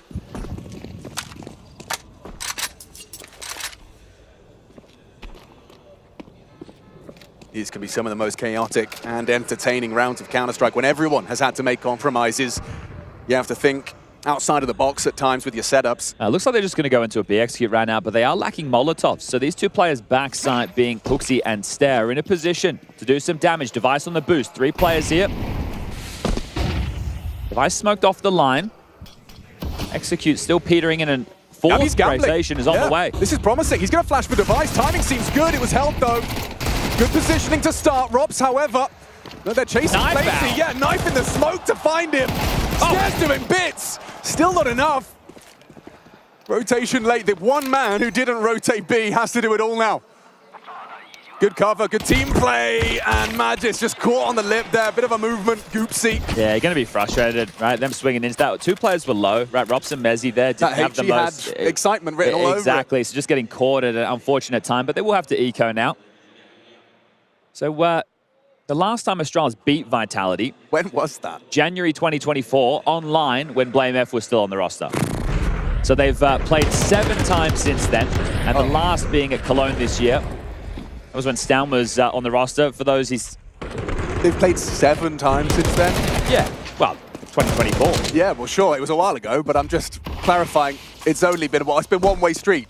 Vitality with the dub. Exactly, and that just shows you the issues that Astralis have been having. It's no secret in the world of Counter-Strike that this team is no longer in the elite conversation. They are trying to reclaim that, and taking a map today would be a huge boon with the major right around the corner. A victory, something that would be the upset maybe of the tournament. It's hard to argue with that. Hard to argue with Flamesy. Makes light work of the USPs. All right, taking stock right now, there's the ability for Stare to drop an AWP across the Device, so he can get that back and flowing into this next gun round. He'll be hooked up with an M4 himself. You know, I'm curious if that that first gun Device in apps, early pick on Rops is going to hamstring his early fights, if that was a game plan that he's immediately going to just scrap, or if he will continue to address that or investigate that. Device can't be everywhere. No, I think Vitality went early there because of that Mouse game, right? We can't go Banana as our first port of call, but Device is picking B. He's having a look. Smoke thrown, and Vitality, ooh, they will have a little look. Just a moment timing for Device. Misses his opportunity. Now they're coming for him. He's playing active on the half wall. We'll just tag up ZywOo a little. And re-peeking into him, a death sentence. Yeah. That's 2 for 2 now. Orb just getting destroyed by ZywOo's rifle. Yeah, that's supposed to be the Orb head-to-head, but he's doing it with the AK right now. Stare is stubborn, sticking around with the flash now. ZywOo's doing it all. Provides you an opening kill and then flashes for number 2. All right, Job done? Yeah, it feels like you have to go for the save in this circumstance. Your bigger issue at the moment is not the fact you've lost the side, it is the lurk of Rops still in apps. So you are restricted right now of where you can find safe haven to hold on to these guns. The loss bonus, 2,900 going into the next. So if you hold on to these 3, you can drop 2 and have a full M4 round going into the following. But that's if Vitality will allow it. Starting to scamper down Banana down to T-stairs is ZywOo. Joining him will be Flames. Remember, Rops still over towards Halls and Boiler. Now, this is the T side of Inferno. You don't need to even pick that AWP up if you're Vitality, but you do want to remove it from play from Device. The hunt is on. They are having a look. So even just taking away one of these rifles will have buy ramifications going into the next. Yeah, he's holding. Position revealed. Is ZywOo 1 for number 2 here in this round? Looks like he is. Yeah, we'll take it away. Never mind, just 1 rifle loss. How about 2? Hooksy on the site. Should be fine. not far off on their hunt. A couple more seconds, they'd have lost it all. Okay, now it's likely just the partial behind the M4 and then the full buy into the next. So 4-3, tactical timeout taken, and Raga on the mic. In terms of what can you address have gone wrong, Device has had his face blown off. That's the problem, and we need to avoid that happening. Like I mentioned, Device, I believe, being the lowest rated player for the team at this event. I think with a team like Astralis, they are going to have to win by committee. If people caught the pre-match, they'll see the interviews with Magis, and he's talking about, hey, yeah, look, we know we're the underdog. If we all play to the max of our capability, we could do it, and he's right. They could, right? This is class players in the Astralis jersey, but it's just, what a difference a shot makes, huh? Oh, man. Just a little quick on it. Now, if you look at overall with Magic in the roster, they've played 49 maps. They have a losing record of 23 wins to 26 losses. Stair being their highest rated player and the only positive player. So I know I'm painting a bleak picture, but that's also to demonstrate to everybody how much of an underdog Astralis are. Right. So if they are close, if they are taking a map, we could be hooting and hollering. That's the unexpected result of the day. But right now, can Astralis make this partial with the saved M4 on Hooksy? An annoyance. I know it sounds unreasonable what I'm about to say, but it kind of feels like Astralis are going to need to win at least one of these kind of rounds if you want to be able to hang out with Vitality. We know they can. We know they will. They already have. Oh, and the 5-7 gets nothing. Magic's got to go. Good position for it. Good range for it. But you know what's better than a 5-7? A flying Mac 10. And Flames has been in great form alongside of Zywoo and Rops. Yeah, quite a gruesome trio. Yeah, Apex has been missing, and Messi's had some off moments as well. The first time this year they've been in the lower bracket. Now, it's not the first time this year they've lost a game in groups, but those matches have come in Swiss stages. Right. So the fact that Chengdu, at the close of 2025, is where they find themselves in the lower bracket for the first time. Apex saying it was the first time all year they've had to play 2 best-of-3s in a day. So they dealt with that. Suffering from success. Yeah, and it kind of was helped out by the whole Hunter scenario. Sure. I believe the last time they'd played G2 before that was in the London finals of Blast Open, where G2 got the better of them. So now that could have been a matchup to really grind their gears. But let's get back underway with the rifles. Device has the AWP out again, this time starting over towards A. Looks direct. This is a direct call. Oh my goodness, Magiska Device. It's just 2 versus 5. Hop on the A side. He's blinded. It's perfect. A pace change. Astralis unprepared. You just got your guns out. Device is in position to do at least the first, but he has to wreak havoc on the rest. Oh, and they're lining up for him. Device doing his best work from this position. Falls into a flamesy clutch. He's had one already. Another 1v2. Less health. And less chances. Oh, wait a second. He's naughty with it. Nasty headshot on the first and Stair. Oh, quick to it. That's what they needed. Stair denies a second flamesy clutch, but he's looking sharp, huh? That's going to be the second triple kill there from Device, right? Had 3 on the pistol and then 3 right there to deny that wrap. Stops them porch side, so alleviates some pressure. He gets to stand and deliver. And he didn't get caught by that flash they impromptu threw off the wall. This is the first, the shadow there. Now we can focus fire. Flash comes in as he's transitioning, so he avoids it, almost gets the double there, but still walks away with a 3-piece. And Device AWP A site, that's a thing of beauty. That's where Device's bread and butter was once made. And Hooksy letting out a roar. That's a nice round to win. Just keeps it to a 1-round game. And it was like we said, there was only 2 CTs there as 5 of them collapsed in, so Device has redeemed Magisk. That's Magisk's Dorper. Same call, same round. They're running the exact same round. Here they go again. Okay, Deve, you got another one in yet? Falls off. More pit from Magisk. He's responsible. Do they go through the moto smoke? That's the question right now. Or do they double back? Okay, yeah, there is a second wave of Util being lined up. Device is investigating middle. Could be caught by Rob's out. Boiler misses his flick. Good find from Magisk back, though. Claws it back. Yabi active in the library smoke, making a move. Magisk still in pit, and they've lost the prong. Caught out by Apex on long. And there goes pit side 2. Stair gave it a look in.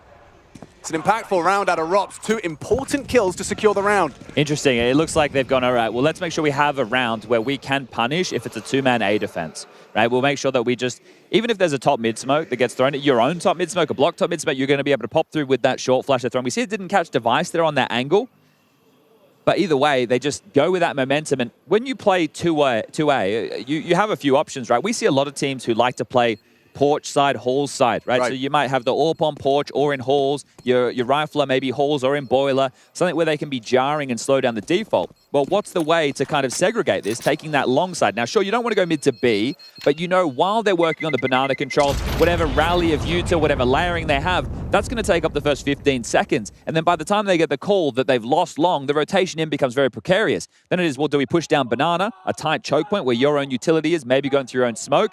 And it could be a fake because you don't have info other than the fact we've lost space. So from winning a round to losing one, the financial pressure mounting. But I'll say this much. If Astralis can walk away with 5 rounds, if we take away the nameplates, we're not looking at a stark underdog versus Vitality, we would say that's par for the course. Sure. So partial buy again behind to save them 4.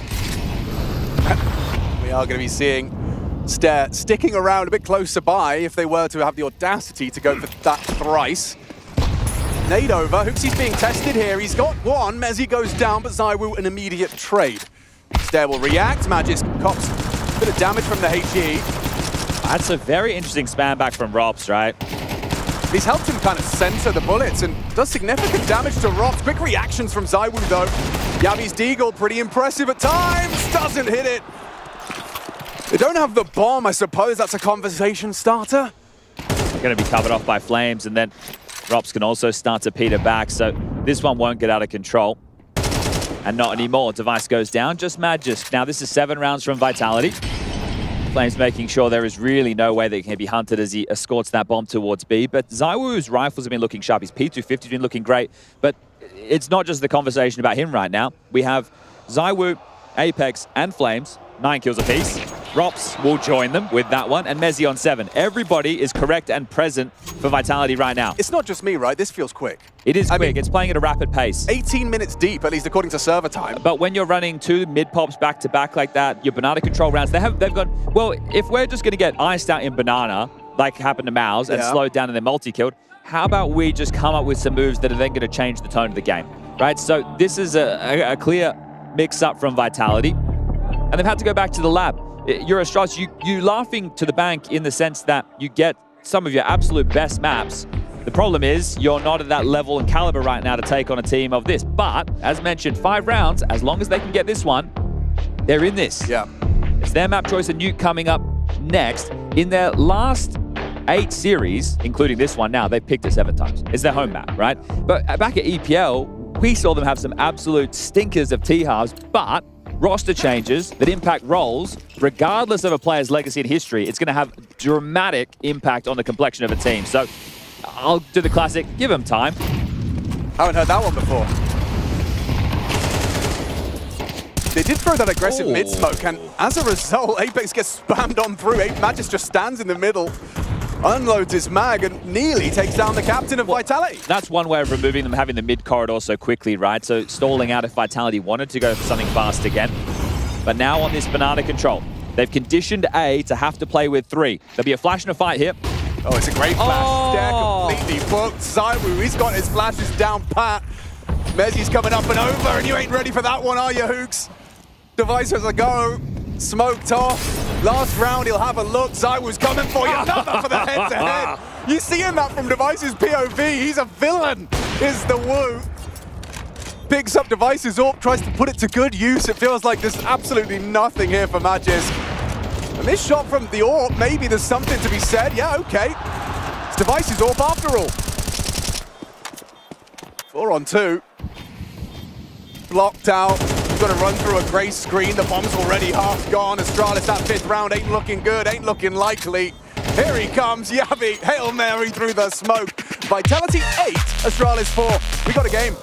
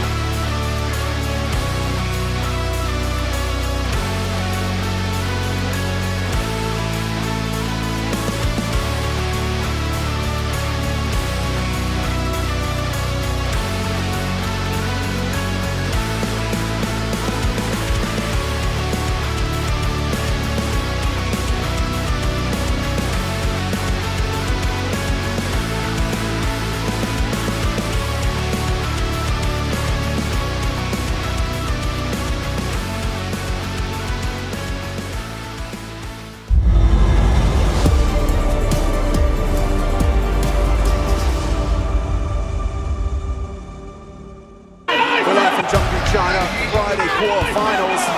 Vitality taking on Astralis. A bit of a mismatch. Vitality still looking comfortable and the hot favourite. 8-4 short, but 3 of those is just the pistol and conversions from Astralis. Only 1 additional round to boast. Feels like both pistols may be a necessity to even have a game here on map 1. Yeah, it's been raining opening kills for Vitality in that first half, and Device being obliterated at the hands of the ZywOo AK in pivotal rounds was a key reason for this scoreline. But aggression out the gates from the Woo, down the guts of middle on his own as the rest charge down Banana, Alex. Oh yeah, covered by Hooksy though. He gets the goosh and Mezzy's down. Device starts off well. We'll finish off what the Hooksy headshot started, and now Flamesy's running out of ammo, runs out of head. Rob sticks around, that's a cheeky one. Catches Hooksy on the swing. Okay, getting greedy, getting cheeky. Robs is down. Little overexertion there, perhaps. You know, Apex is a B defender, but because the pistol was essentially deathmatch, you don't really know where he is in all of this. 100 HP, no Kevlar, and looks like he's going to search Banana. We'll have to hit some crispy ones if he wants to win this. Looking to return his form as well. Been a bit shaky for Apex, but I mean, kill spread pretty damn even for Vitality. 1 more bullet onto Device, and he's got that 1v1, but walking through the smoke, that's Device. Impact once more, back-to-back triple kills as far as pistols are concerned. Every pistol Device is there with a multi. Yeah, and you have to remember as well that port side AWP into the wrap where he got 3. So even though he was getting deleted at the hands of ZywOo's AK in some pivotal moments, he's still been able to find impact where necessary. And I like the fact that he's putting himself in the crosshairs, right? Happy to get stuck into these duels. Would really you say important. Robs didn't need to continue to fight, or is that something that you can't really you just have to shrug your shoulders and say it's his choice? I think it's the attitude that Vitality have come into this game with. Right. We are better, we are going to fight. Yeah, that makes a lot of sense, and we already saw a lot of that in that first half. Here's Magis quick into Flames, and they're not stopping. Apex can't even get his nade down in time. This is a little bit of the same, actually. Same energy Vitality brought to their T side. Robs just came over to have a look, and then he called off and went back long side. Maybe worried about a lurk, or maybe Apex has said just save. Yeah.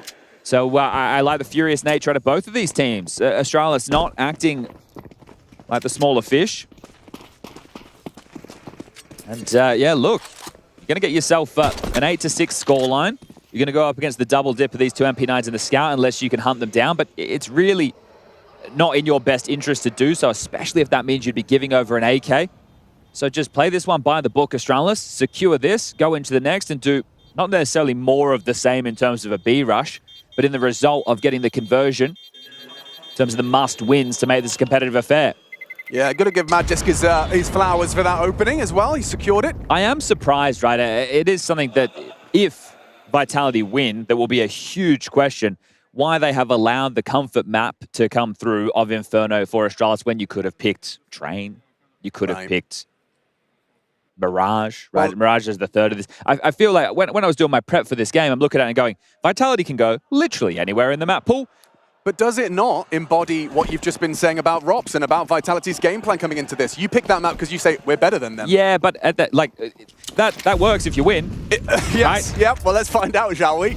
Round 15, that double dip, as you've highlighted. A couple of additions. It's those 5-7, so it's not just a naked USP. That nade doesn't find Flamesy full on, and he evades the second completely. So ZywOo has to block and be scary on A. As part of this, they blocked apps early, and he would love to hit a scout tag on their progressions. It'll depend on if it comes as a limp around the corner with a flash, or if it's something a little bit more put together of like a long smoke and a porch molly. That's more than a tag. Wow! That's why you leave ZywOo on the site. They are trying to come towards B, and that's what Flamesy was hoping to profit from. Goes Robs is down. the Joker. Maybe you overlook him completely. Do you assume the side is clear? No, Hooksy is going to be diligent on the clear, gets the info. Still, Robs gets something going. He's going to give it a look in. Oh. Over the top of the smoke. Mezzy clearing corners, though, but well handled by Yabi. Stays dynamic, on the move. Secures it for Astralis. What can ZywOo extract from this one? Oh, he'd love an AK. I just don't see a world in where he's going to be able to find one cleanly. Any more damage, though, is nice. Same thing happened in the first half. So he's hanging around. They are aware of this possibility. He's about to be swept through by Stare. There it is. Oh! What? There it is! Oh, he hasn't got another one. That's not what I thought was about to happen. I'm looking at the radar, and I see Stare sweeping in. And then I look at the screen, and ZywOo's not dead. He's a demon, I'm telling you, man. That scout is lethal. Okay, so another casualty short. We're getting into the guns. First by second half, 8-7, one-round game. See, yep. Now, in terms of real ramifications, those won't be felt unless Vitality can win this round. And in terms of rifle rounds, they've only lost one so far. So let's see how this one tastes, shall we?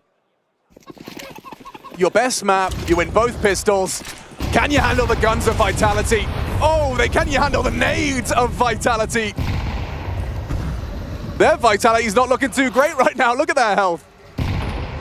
Astral is shell-shocked. Oh, Apex missed that flash. He certainly did. Doesn't stop Flames from finishing off what his nade started. Swing through. Second wave, perhaps. A block on the half wall. Turn of the flash and a wall bang from Device. Okay, that's a nice way back in.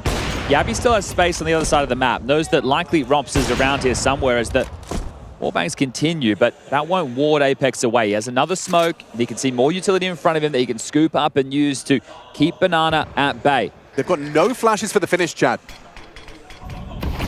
Yabby's removed from this, and all the flak damage they took to the nades, if channeled into a crossfire on short, that would just be melted. Feels like the B return, because of the smoke situation, might be the move. Apex limping that util in. They have top mid control, however. Zywoo and Mezzi have all that info. So at what point are they freed up to rotate? You're going to have to go through this. I know you don't have a HE to break it or flashes to mitigate, but you have to go through and maybe contact. Yeah, we'll find out. He's still got that T-Molly as well.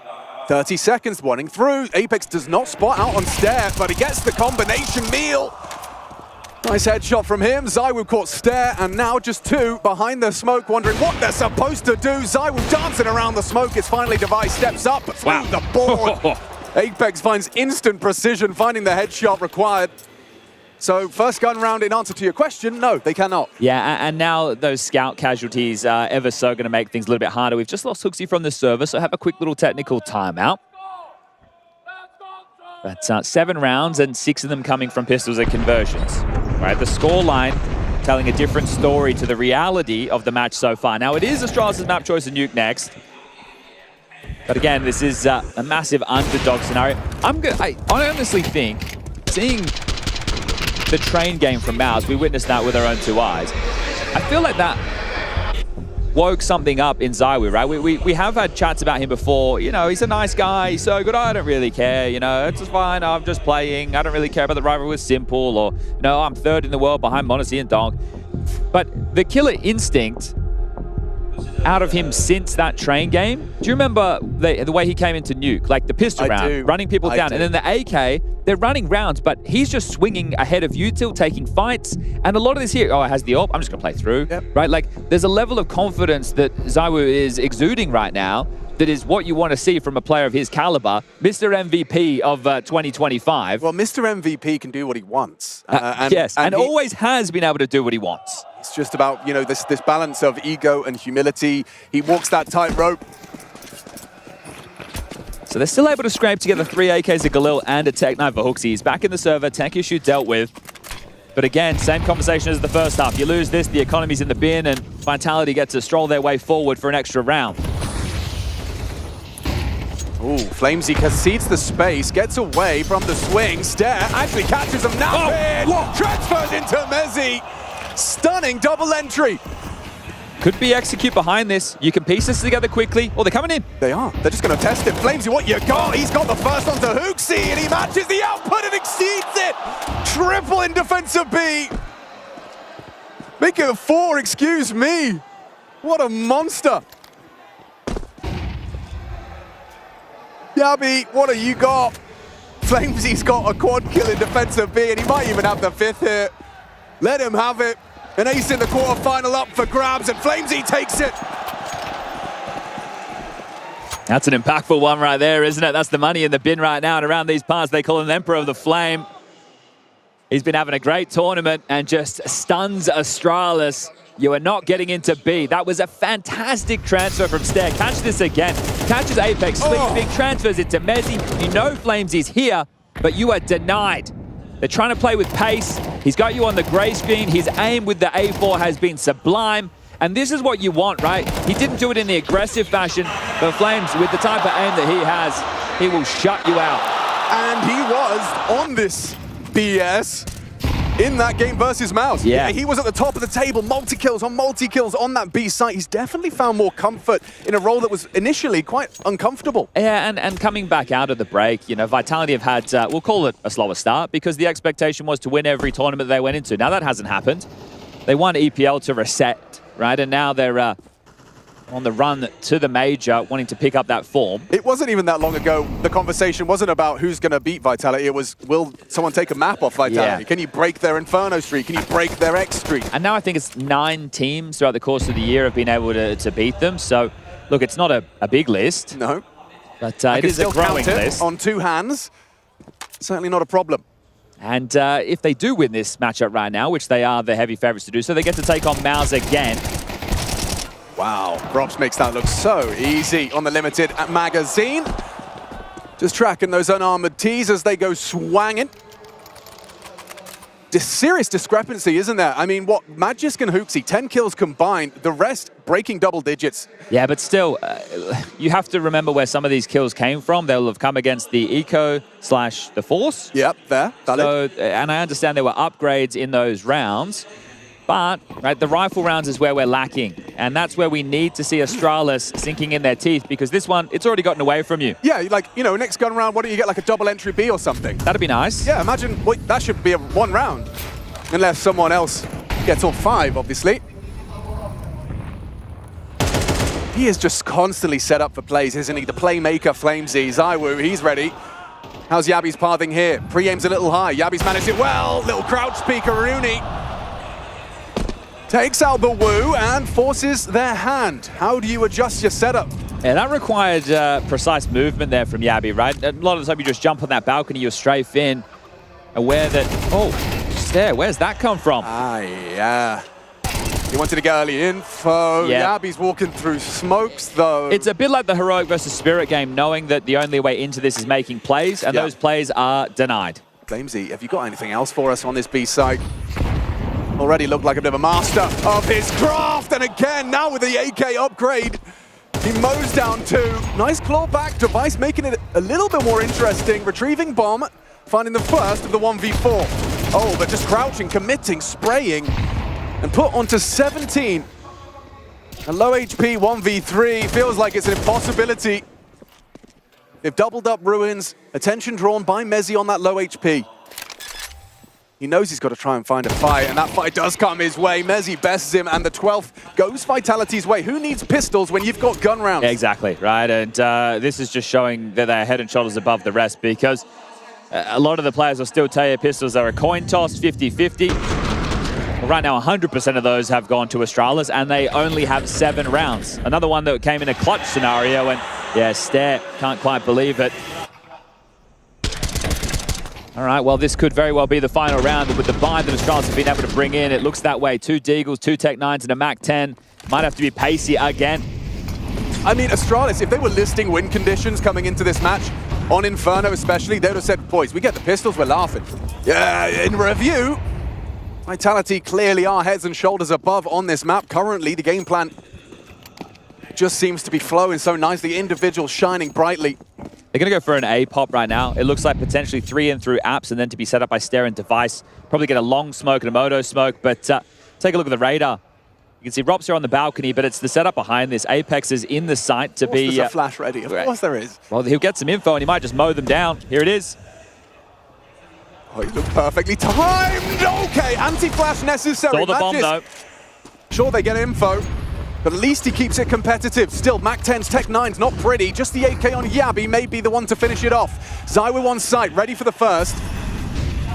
He has missed it. Will be overrun if they can't be covered. Mezzy's there, Apex the Joker, and that is gonna be the end of Inferno. Flowing, grooving on the stage. That is impressive. No pistols, no problem. Vitality, that scoreline, it does tell the whole story. Even if Astralis got the pistols, they got nothing else to show.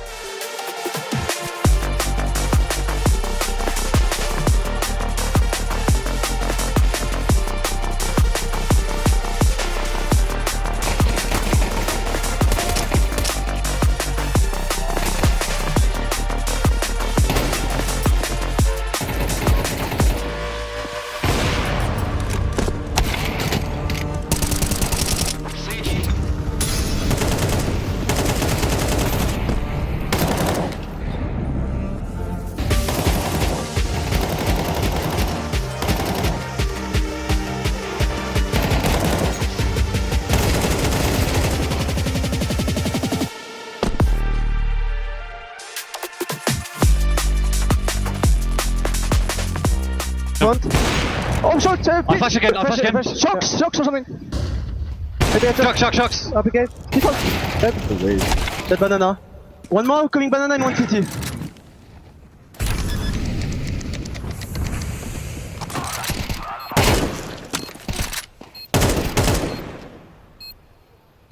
Nice try. Okay, we just need to listen a bit more to each other. It's gonna be fine, okay? It's all good, guys. We win, okay? All good. Science. Flash pull. Yeah, flash. Do rain it. IHE as well. Flash dead. Let's go. Flashing above side. C1. I'm blind. Smoking CT. You alone will. C1. Dead C1. One more. Like left side. I think. Do it. Knock the round. Nice. One might below. One dead. Nice. Sick. I can't pick long. Get the flash long. Baby coming. Two. Pushing long now. Pushing B. Let's be. Oh, you're fucking insane, baby. He's dead as well. I'm flashing shot. Left side. He did not go. He's full blind. I'm blind. I'm flashing for short. Shot. I'm waiting side. Shot flashing. 3 shot. That will. Take careful. Shot left.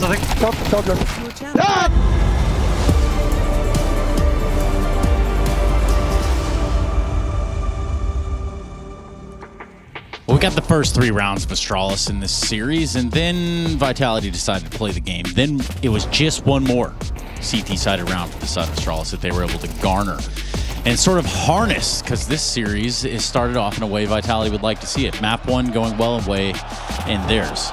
Yeah, you thought it was going to be a slow start again for them right at the beginning, but Astralis, they end up with 7 rounds. 6 of those were the first 3 rounds of each half. They picked up 1 round outside of that margin, and that's just something that you can't really be doing. Vitality really just came back swinging, and everyone was kind of like online for that team. I'd say Flanesy especially, he had a few different high-impact multi-kill rounds, and I think a clutch as well to kind of start things up for that side.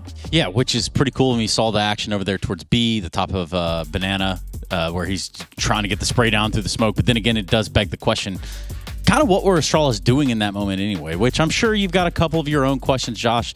Paint me a picture. Paint me your Birmingham. All right, let's go into this round then. This is going to be the first round that Vitality end up picking up. And so if we just look at how things open up, it's going to be basically a standard default round here. So I'm just going to press play because there's a couple things that stand out to me right away. So the first thing is going to be happening right here. So I want you to pay attention to what's happening at apartments, and specifically about what Rops is about to do, because he's about to go down, and I'm going to pop quiz you and ask you, why do you think this is?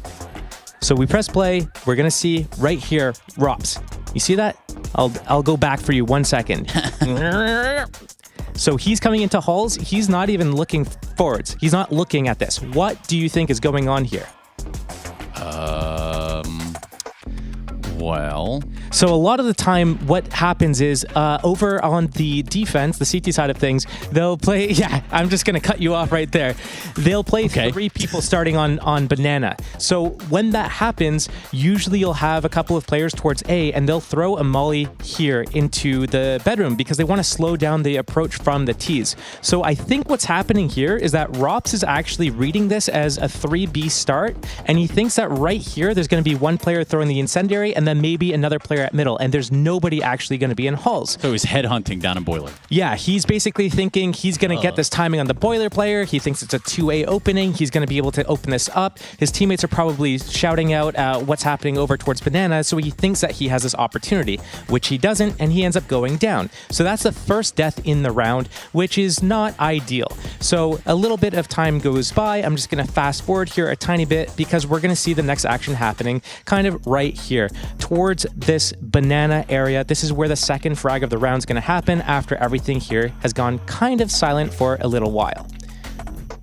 So I play this out, and it's going to be just moving in here is going to be Stair, and he's going to hit a nice flick off over on top of the basically the smoke, the half wall boost. So that's going to be an important thing. Now, that's a 3 versus 5, right? Now you look at this rotation. This is going to be Device. He's running all the way over to B. Remember, he was spotted earlier in the round at Halls with that op. Okay, this is going to be important because what we're going to see here from Vitality is they're actually going to group up and they're going to try to walk into B. And when they walk into B, they're not using smokes, they're not using flashes, they're just peeking. And it's important to understand exactly why they're doing this sort of maneuver, because you would assume, like, if you've got nades, why not use them? Yeah, you don't really just want to raw dog the B site, right? Not at all. So right here, Devices, they have the... Device has the read. Okay, they're probably going to end B. And Vitality knew that Device started on A, so posted up on this angle. He has them dead to rights with this op shot, but instantly just gets tapped out instantly because Vitality isn't expecting an op over here. They're not. They're expecting it over A. That's why they came in dry. They wanted to take rifle versus rifle fights, get those openings, surprise them with the power of the AK, get into the site, and then play it out. And it comes down all the way into this 2 versus 2 situation from a 3 versus 5. And now it's going to play out a little bit where Flamesy is going to end up winning in a clutch. And this round, you know, this could have been Astralis picking up a 4th, Vitality being on a poor buy going into the next round. And then, you know, round after round, Astralis is going to be able to pick things up. But no, right here, this is a great clutch coming in from Flamesy. It's a 1 versus 2, and then he's going to be able to put the first point for Vitality on the board. And this opened up the rest of the map for Team Vitality. And I mean, from that point on, there was, I think, one more round that Astralis got in that half. And that, yeah, it is. I think it was like the third to last or something like that. Something like that. But good reads, I believe, is what you can attribute this to, right? I think there's like a bunch of things going on there. It's mind games, it's reads, it's situational awareness, it's being in the right place at the right time. And sometimes it comes down to, even if you make the right call, like Device did there, he was posted up, sometimes you just got to hit your shot before they shoot you in the head. Yeah, it could just be. I mean, see, the game's easy. When Josh, you just said it right shoot. there. I think we just unlocked the next echelon. Let's talk about Device. This is a world-class player. He's got all the stars to boot. Where was he on this map? Obviously, in A Halls at some point, but overall. Yeah, I mean, before we came into this map, we were talking about how Device has been kind of lackluster this event, how Magisk was, you know, a cut above him so far, but then starting out, you know, 3 kill right off the rip on pistol round. He gets another big important hold on right here. He gets a couple more kills on this A defense play. So he had a lot of impact with that op. I mean, somehow they're still losing these rounds. Don't know how, but well, I mean, in part it's Flamesy. Actually, that op 3K that he got, I believe his team, actually that was the only other round on that CT side that they won. But Magisk, he goes missing. So this comes right back to what they talked about in the interview before we came onto the match. They talked about how every series is a different person performing for these guys. It's very inconsistent. The results are inconsistent, and I just have no idea where to place them at any point in time. So you're saying you have absolutely no faith that Device and company, nowhere at any point in this series have they given you anything that is remotely close to be considered possibly, potentially a way back into the series? Look, a bit of an over-exaggeration there, but if we do kind of shift that focus, we talk about Nuke and comfortability for both. I mean, Vitality has got to be screaming to the roof. Well, that's the point, right? We're going into Nuke. It's going to be Astralis' bat pick, which means that they're probably going to start T-side. And then what you have to consider is, on this map, they won both pistols, and they won one other round outside of those pistols. So what happens if they come into this game, they don't win pistol? How many rounds are they putting up on that T side of Nuke? They need to win, you know, at least like, you know, 4 rounds without pistol, probably 6 with it, if they want to be able to take out Vitality. Their comfort map is Nuke. They get to start CT side for free. This is going to be a tough ordeal for Astralis. Yeah, even if you've picked into it, again, when you have the version of Vitality that we had today, it seems like they're on that more world-class, not, oh, well, we've kind of messed around and goofed up and maybe lost a map in the first map of a series, or there's frustrations running high. That's not the Vitality that we're getting today, and it bodes well for them in these playoffs so far. No, I think they're all playing fairly well. I think there was a good distribution of kills going on. There was standout plays from every player. Like you could point to a specific thing that each player does. For example, Flamesy had a couple of important multi-frag kills. Begs the question, what the hell is Astralis doing trying to like walk through smokes so consistently? It's not going to work. It didn't work the last 3 times you do it, and then you just do it again, and Flamesy's just going to pick up another 3K or 4K. Zywoo was lightning with his AK, just getting some of those entry kills. It's just, I don't know what you're going to do against the Vitality that's on this form, that's playing CT side nuke. If you're Astralis, that can't win anything outside of an anti-eco and a pistol round. Well, you definitely win in pistol rounds. Seems like something Astralis likes to do. Perhaps they need that in nuke. Perhaps. That would be a good start. But like without it, it really is going to be questionable about what performance they're going to have, especially when you see the likes of Zywoo's playing really well. All of them are playing really well, but you're going to have to go against Zywoo if you want to make any space outside, or you're going to have to go against Rops at ramp, and you know, either situation's not super ideal for you. Is that, you know what, I'm thinking that you either tell me yes or no. Does the series end here? Does Vitality put Astralis away? Look, it's probably a done deal. I mean, we came into this saying that it was a little bit of a surprise that Astralis was even in this kind of thing, and it would have been monumental for them to win, but I think this is the end of the road for them. To the stars or just to the airport. Yeah, that is going to be one way or the other. Astralis looking to stay alive at the Intel Extreme Masters in Chengdu. On the other side, Vitality, who are up 1 map in this series, comfortably at that. Zywoo looking to put away the stars. We'll see you on the other side of this break.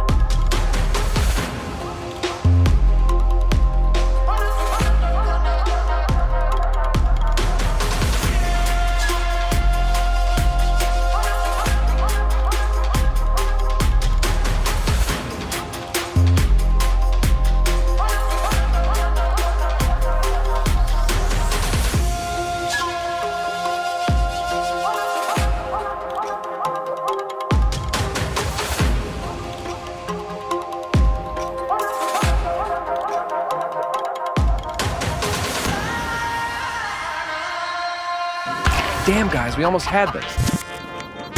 Thank God that's over. Bored of endless matchmaking? Take your first step towards EPL, experiencing real strategies against teams of your skill. Learn more at fce.gg/EPL.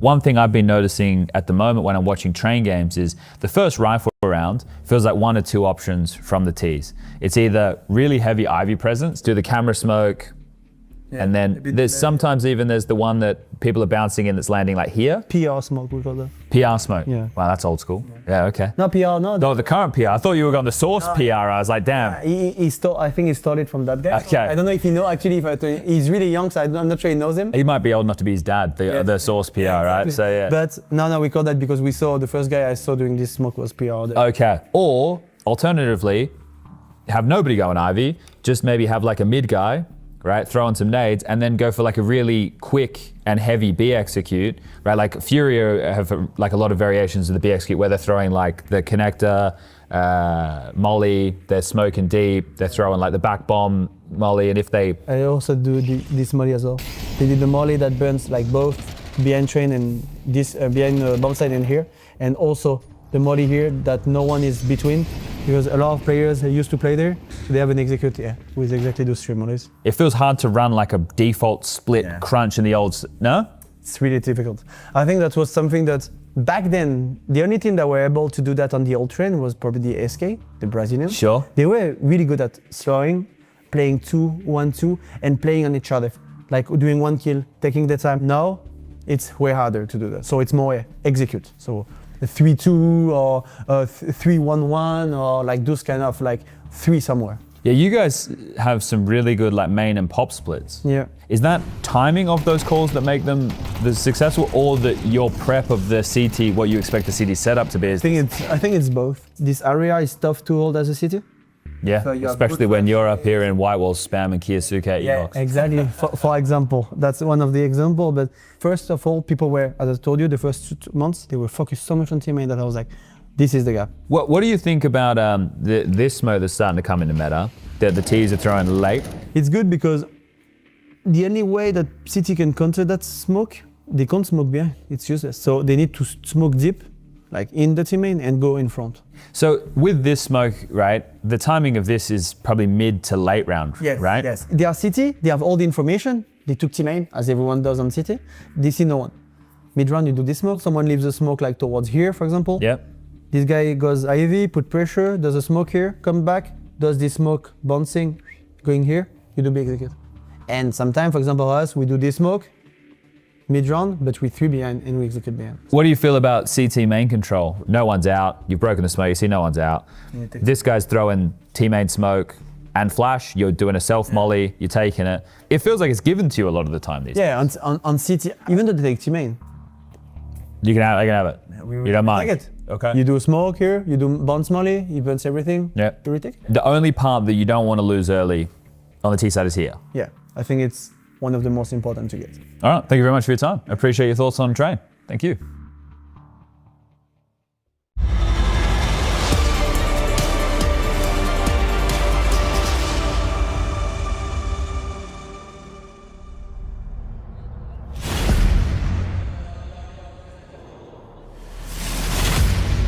Let's get this party started. Map 2, quarterfinal day. We're getting it started with Vitality Astralis. And did Astralis even get started? Inferno is their map pick. Vitality decided to pick it quick, despite it being comfortable for Astralis. And a statement with both pistols going the Danes' way. Vitality slay. We head over to Nuke. It's going to be a CT start, this being Astralis' pick. Got Chad Sponge Birch in the booth, and we're live from Chengdu. Let's get this second map started momentarily. Is there any way you could possibly give me hope to see the third, Chad? I'm trying, but everywhere I look, I see a quick 2-0 for Vitality in a semi-final bout versus Mouse. Feels unrealistic. Now it's a T-side start against the map Vitality have been picking here in China. Sure, 7 out of the last 8 series, it has been the home turf for the Danes, but even seeing them in a playoffs is the surprise. Right. And I can't even say the pistol's going to do any convincing either, can I? Inferno's just set the tone. 3 out of 3, at least it's a good in the stat line, but what does it really mean? Let's find out. 5 sets of Kev, so no U2, and that's kind of been the plan for Vitality. They've just been very aim-heavy. They've been happy to take duels like this. Watch this. Door's about to swing open, one way or another. One way or another, he's going to find you. Nade it off, and Flamesy, he's ready to receive. Quick response from Yabi, though. A leaping Glock into the A site, pathing nicely. Covered by Heaven, but covered off. Nice. 3 for 3 pistols, certainly make a strong case for it. But with Zawu and Rops left, I'm never one to write them out. The fact that they don't have that kit with the aforementioned 5 sets of Kev makes it extra hard. Couple of kills, save the Kev if they can. They'll have a look. Both of them happy for the slow roll here. Rops in through ramp, Zawu up Heaven, and Zawu noted now. Nice from Yabi. Oh, looks like they're going to lose it all. If Rops can hold on to this, maybe it's a Famous kill, going to add a bit more traction, and now they're all running his way. Okay, well, they should just let him live. Oopsie. Nothing to lose. He bought the U2. And up, over, and down. Okay. Robs will lose the armor, so that will soften his force potential. likely will be the Vitality Force, just considering the way that they have been approaching this series so far. Flames gets the first great shot from Yabi for the trade there, just a flying block, and then the pathing opens up the site nicely. Back to the Heaven player, unable to provide any damage. Marooned on the site, get wrapped upon, and well, some Apex frustrations. It's a bit of a classic. Either way, Robs will be able to get out of Famus. Scout for ZywOo, saw what he did. Got a couple of nice kills over on Inferno. Deagle for Apex, MP9 for Flames, and Mezzy with a 5-7. So pick your poison into round number 2. But outside smoke wall, 2 breaks, but they will still get across. Okay, so you can see ZywOo's immediate reaction is to try and lend a hand ramp side. Rops heavy invested towards lower. There's 4 here. How many can he get? He's fighting. Fighting indeed on the gap. Finds Stare, and now he can dip away. Yeah, job done. Well played. Now they can turn the screws. Flames rotates down as well to bolster this B defense. Especially if this Molotov is thrown, and Flames can at least stand and deliver. He's actually going to hide out in the vents, so he's going to be listening intently. Cleared out. Magis gives him away the kill. Well, you're not going to let the vents, are you? Perfect. They're in pursuit of one, and Robs finds the other. Oh, yeah. Yabi is definitely on. Hooksy trying to get himself up the vent with that bomb, but you've got to get past ZywOo's AWP as well. There's no place is safe right now. Vitality, the second round fours. Rob starts it off, and it's finished by Mezzy. See if ZywOo can get an upgrade away from this, or if he just wants to operate with it. Now he's will be holding the Scout through. So AK, Famus, Scout, and a force by victory. So it will not be Astralis going pistol and conversions this time round. What could have been a nice buffer with the ability, okay, we get 1 gun round, it's 4 rounds on the T side. Oh, that's workable. Now it's going to be a long way back up the hill. They'll force buy back in themselves. But with no plan and 1,400 loss bonus, they go into this one with, I was going to say no utility. They do have a single HE, maybe to just blow open the door. But that means there's no smoke wall outside. There's no ability for misdirection. You've got to hit shots, and well, Device is already brought down to 30. Yes, I already has into round 3.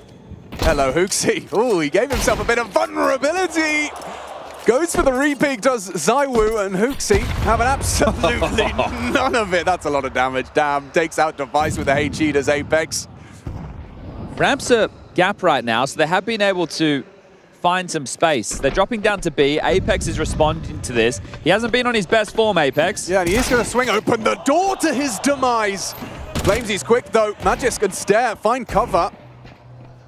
Drops in for the plant, covered nicely. Stare doesn't want to overextend, doesn't want to give him anything. You've managed to make this round incredibly threatening, and now Mezzy, Hooksy, challenging him with that Desert Eagle. He is down to that 44 from the tag of the Scout. He's going to be walking into this. So many bodies, it's unlikely Mezzy gets multi, needs more. Stares there for 2. And Astralis say, yeah, we can play the force buy game. I am surprised how much value they got out with the limited utility, right? This is Nuke. It's all about misdirection on the T side.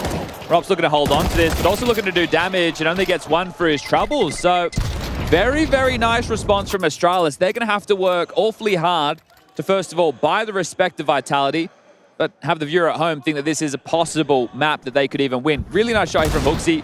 Catches ZywOo jumping, and the second shot is a thing of beauty on the connection. Device not even looking. It gets bowled in while going for the boost. It's this one right here. Apex has had some really, really rough showings individually.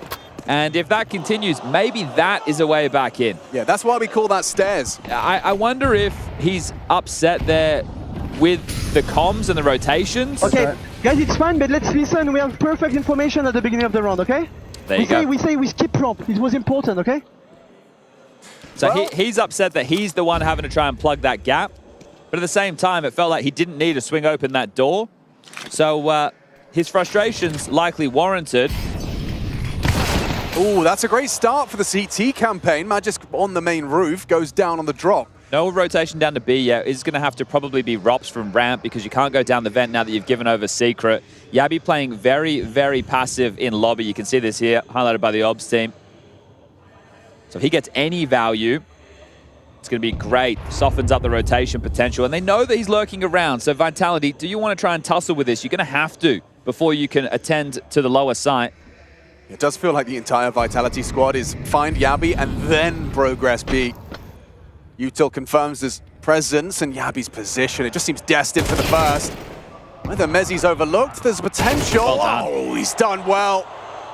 Spinning around like a ballerina. Yabi has secured its safety for Astralis' third.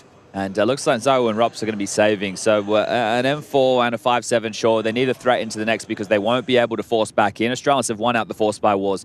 So sure, they didn't get the 3-round conversion out of the gates, but they get there either way, and it might be better. A 4th round available with Vitality. Going to have to go in light. This is good. We're seeing some fight, showing some comfort. You go back just a month or so ago to EPL. They're getting blown out of the water on their T-side to this very map. And again, want to return to the fact that Magisk's time in this roster has only been over the course of 4 events, this one being the 4th, needing some time to marinate and mature. Highlighted here is a strong start from Yabi. He'll be the lobby lurk on this T-side. And you get it see demonstrated within this round. So Mezzi sees the shadow, gets the opener. Magisk playing ahead of the smoke. You think that's going to cause some issues, but no. They still get the palm down secret, and then Yabi holds on to lobby. And the, okay, keyboard getting picked up, thrown around, and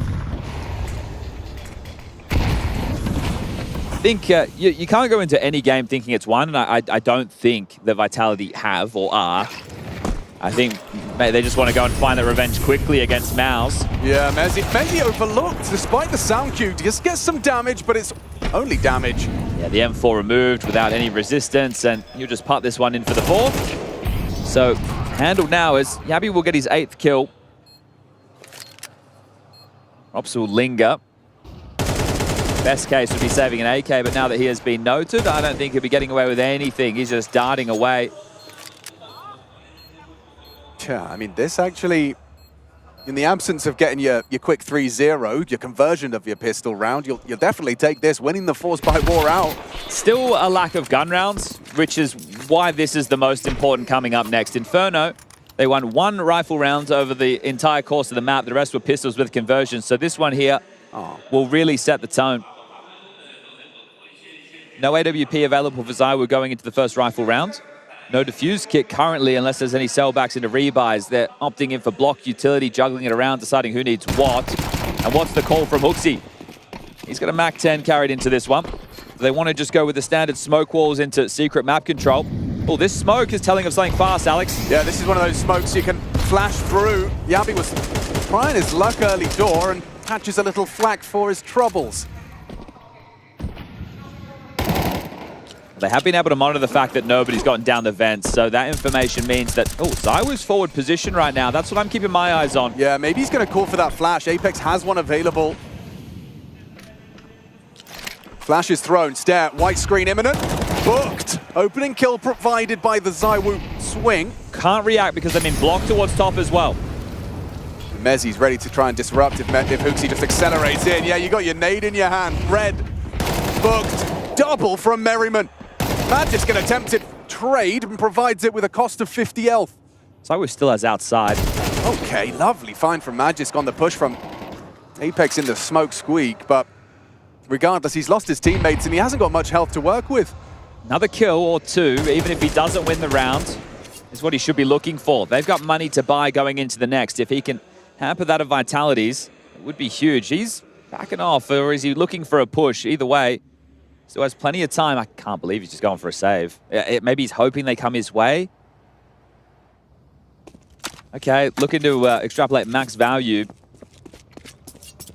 Just think taking another rifle away and forcing some tough drop conversations for Vitality. It may have forced them into more of a squeamish position, but it does give them the ability to get more rifle rounds down the stretch. He's only going to get 1,400 as a loss out of this. But I love it, right? As soon as Zywoo gets the opening kill outside, they know it's Stare. He's saying clear, there's nobody else. There's no tail of this, there's no bomb spotted.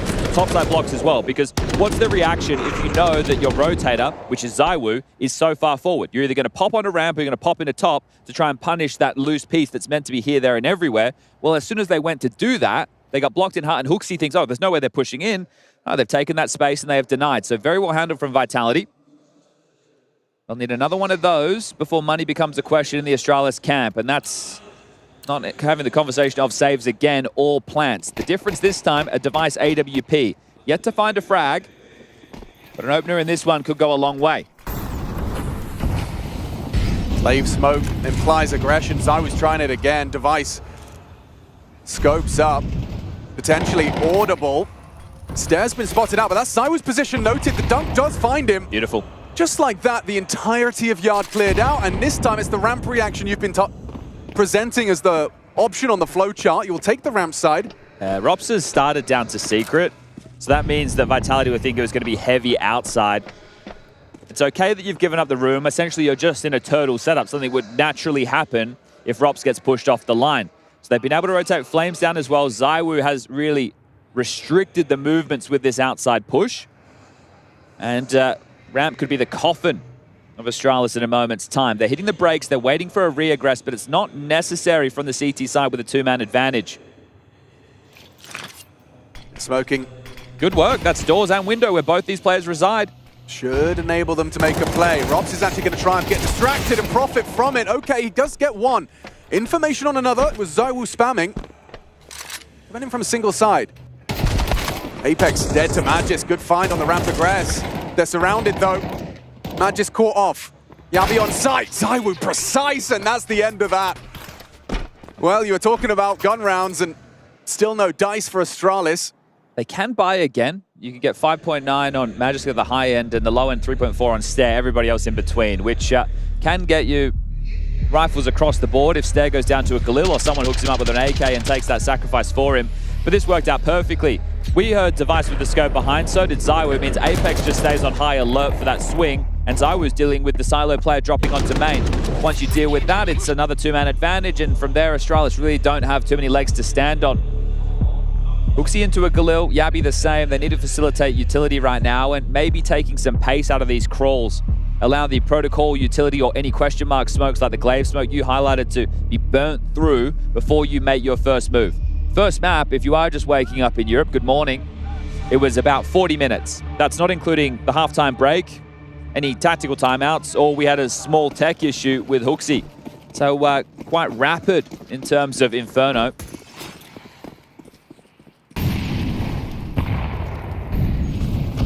Will be support for Stair this time. Hooksy back ready to throw a second wave.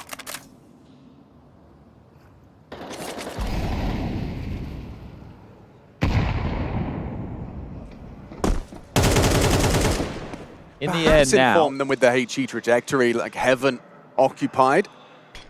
Looks like Stair was trying to catch a little glimpse upon the fate of the first wall. Second wall now erected.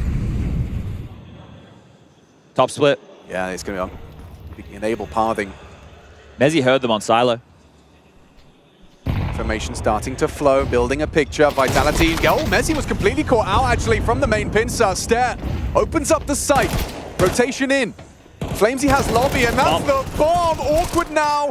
Apex getting something done. Yabi removed. That's the highest flyer for Astralis removed. Got a 3v2 though. That bomb being lost by Hooksy on the way down the ladder has changed the dynamic though. Got to kind of retake. They're allowing Device to work ramp. So right now, Magis and Stair just need to chill. Device needs to be in a position to play to connect with this. They have a flash and a molly, so the util, maybe the molly could be used at lobby entrance to keep Rops out of this play if Device can get the space. But here they come, 25. Flames managing his angles well swung. Stair and Magis combine and remove Flamesy. That molly. Bomb is retrieved, molly connects and Device converts. There's the 5, the baseline met. Okay, and the second rifle round for the series so far. That could become more because the finances are in question for a couple of the players on Vitality now. And those frustrations maybe continuing to build and brew. This one right here does put the round into question, but not fun spots to play this. You can see up on the rafter, if he doesn't hit it initial, they're able to both lock him down. Surprising to see it's the second tactical timeout from Astralis. Maybe just discussing the financial situation that they're expecting to come out from Vitality. Well, because you feel like you've done a lot of hard work right now. You don't want it to be squandered by running out of spawn before you've discussed what your opponent's potential buy looks like. Yeah, I think, you know, when they've won 2 rounds in a row, but they've had a couple of casualties there, how much could their economy have built at this point? There is a ZywOo AWP, and he has been the difference maker in the rounds 1 for Vitality outside. But this means that if he is going to go aggressive with the AWP, he's not going to have the same flexibility that he had with the rifles in hand. Apex down to a 5-7, a Famous for Mezzi and Rops alike. Flames with the M4, and Flames had a fantastic Inferno in case you missed it. Yeah, another tournament ace. They're in the driver's seat right now. How many more on the T side can they get?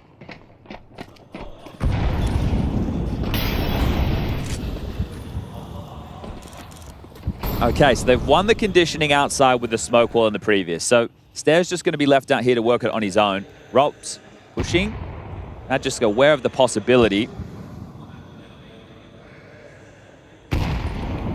Can't fight on multiple fronts simultaneously here. Is Matt just going to overlook this potential, even if it did look like he was considering it? Stair makes it across. And a shadow betrays Magisk. Robs wins it out. That's AKV FAMAS. He doesn't even get to pull the trigger of the Kalash. Okay, so round has to change now because they've used their smokes to get Stair down, which is great, but how do you get the bomb down towards B, or is that even the finish? They could pivot back and try and go Heaven and Hell control. They still have time for this. Vitality respond by taking lobby space through Heart. So right now they're in jarring positions within the mid-round. Device molly for back sight, won't do anything. Flash into main, looking to split top. Hooksy stampedes in. Flamesy tuck Tetris. It's the Heaven side. Nothing from ZywOo. Good find from Hooksy. Puts it into a 3-on-3. Still advantage Astralis. At least it was. Mezzi finding Device cleanly. Yabi could maybe get them both here. Mezzi was caught off guard. That's the trade Flames needed. Now Stair. Up the vent, barrel poking out, and Apex profits. The most quizzical death of all that was ZywOo just being completely in the open there to main. So him getting blindsided really brought that round into question as far as I was concerned, but the bomb being caught back lobby took that one away from the Danes. First tactical timeout to be called by Vitality. Probably same conversation, but in a different scenario. Messi's actually got in with the auto shotgun. The buy's available on the side of Astralis is currently equipped with 2 AKs, one for Yabi, one for Magisk. Pistols for Device, Hooksy, and Stair, and I'm feeling a little bit of confidence for them because they were able to win around with Deagles and Scouts, essentially no util. It's round number 3 of the game, so there's no reason they can't win this one. And you can see the frustrations from Vitality. Maybe this is also a timeout to try and deal with a little bit of the mental.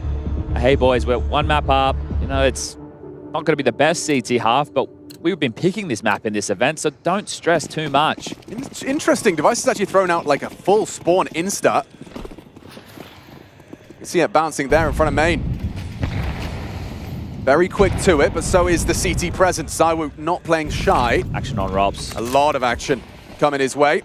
How does he handle this? He gets his and gets away. That's a ramp player's dream. Maybe not gets away. He stands and bangs. Takes down 3.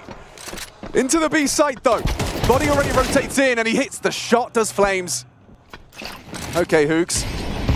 Good luck, have fun. Surrounded, Flamesy spotted and Hooksy beheaded. Robson Flamesy with 5 frags combined. I mean, Robs gets way more than you'd expect. I love that there as well. They're like the nade. He's going, all right, well, if you're chasing me, you're going to cop this. So then as their shell shock dropping in, he's able to pip them at the post. And now we'll have to be an Astralis eco. So you get yours, drop off, HE punishing the chase. Slows down number 2 and 3. He's done really well there. That's more output than you would expect from your ramp anchor. But this is Rops after all. Will just be 1 Deagle for Device. Everybody else down to the Glocks. Likely to see this one a slower round. You want to at least let the Deagle shoot a couple of shots before everyone else is farmed up. But an opportunity to guarantee 6 presented to Vitality now.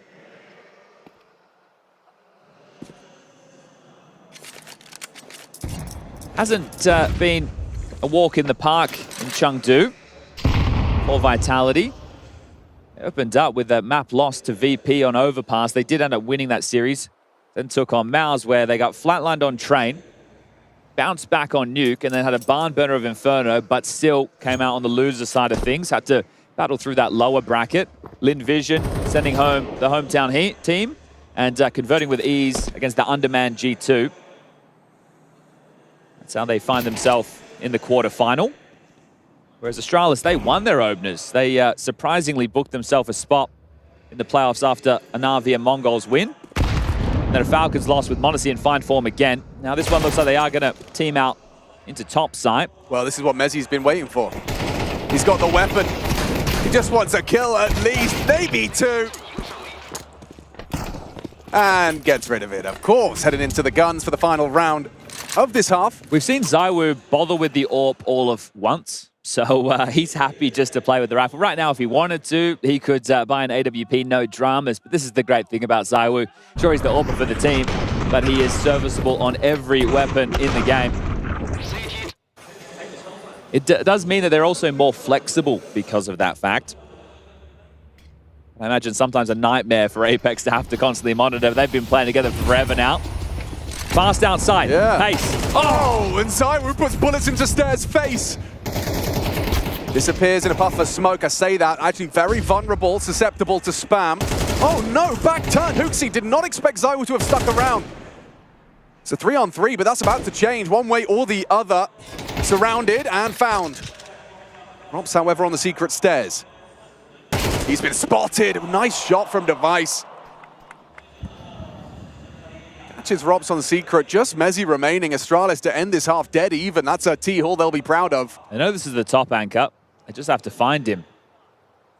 But a clutch like this is in the wheelhouse of Mr. Merriman. Yeah, usually when things are going rough for Vitality, he pulls out some BS, 1v3. He won't be ready for Yabby. Ooh, no sir, not at all. 6-6, okay, Astralis, they picked Nuke, and they picked it for a reason. 60 rounds. Could we have a game? Could we have a third map?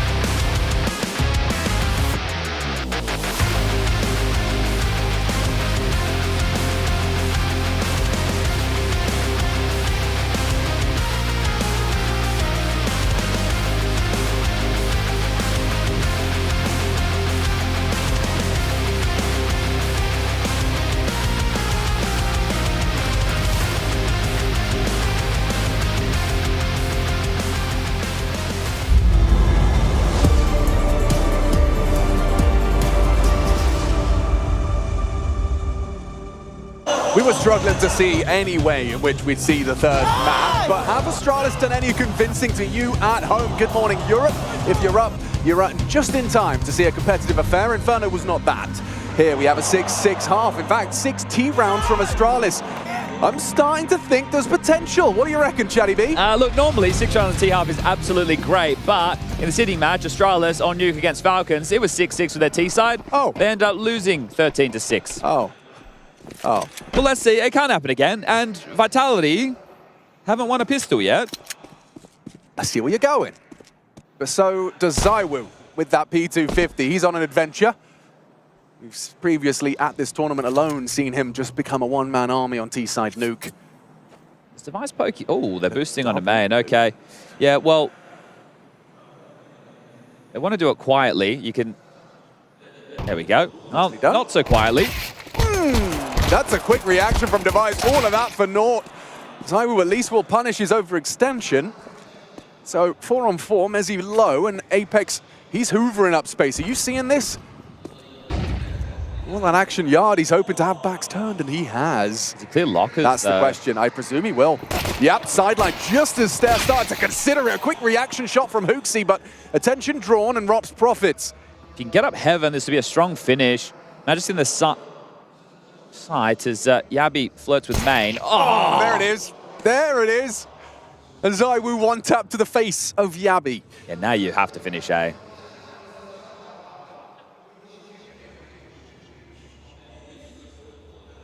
I'm just trying to route around them here.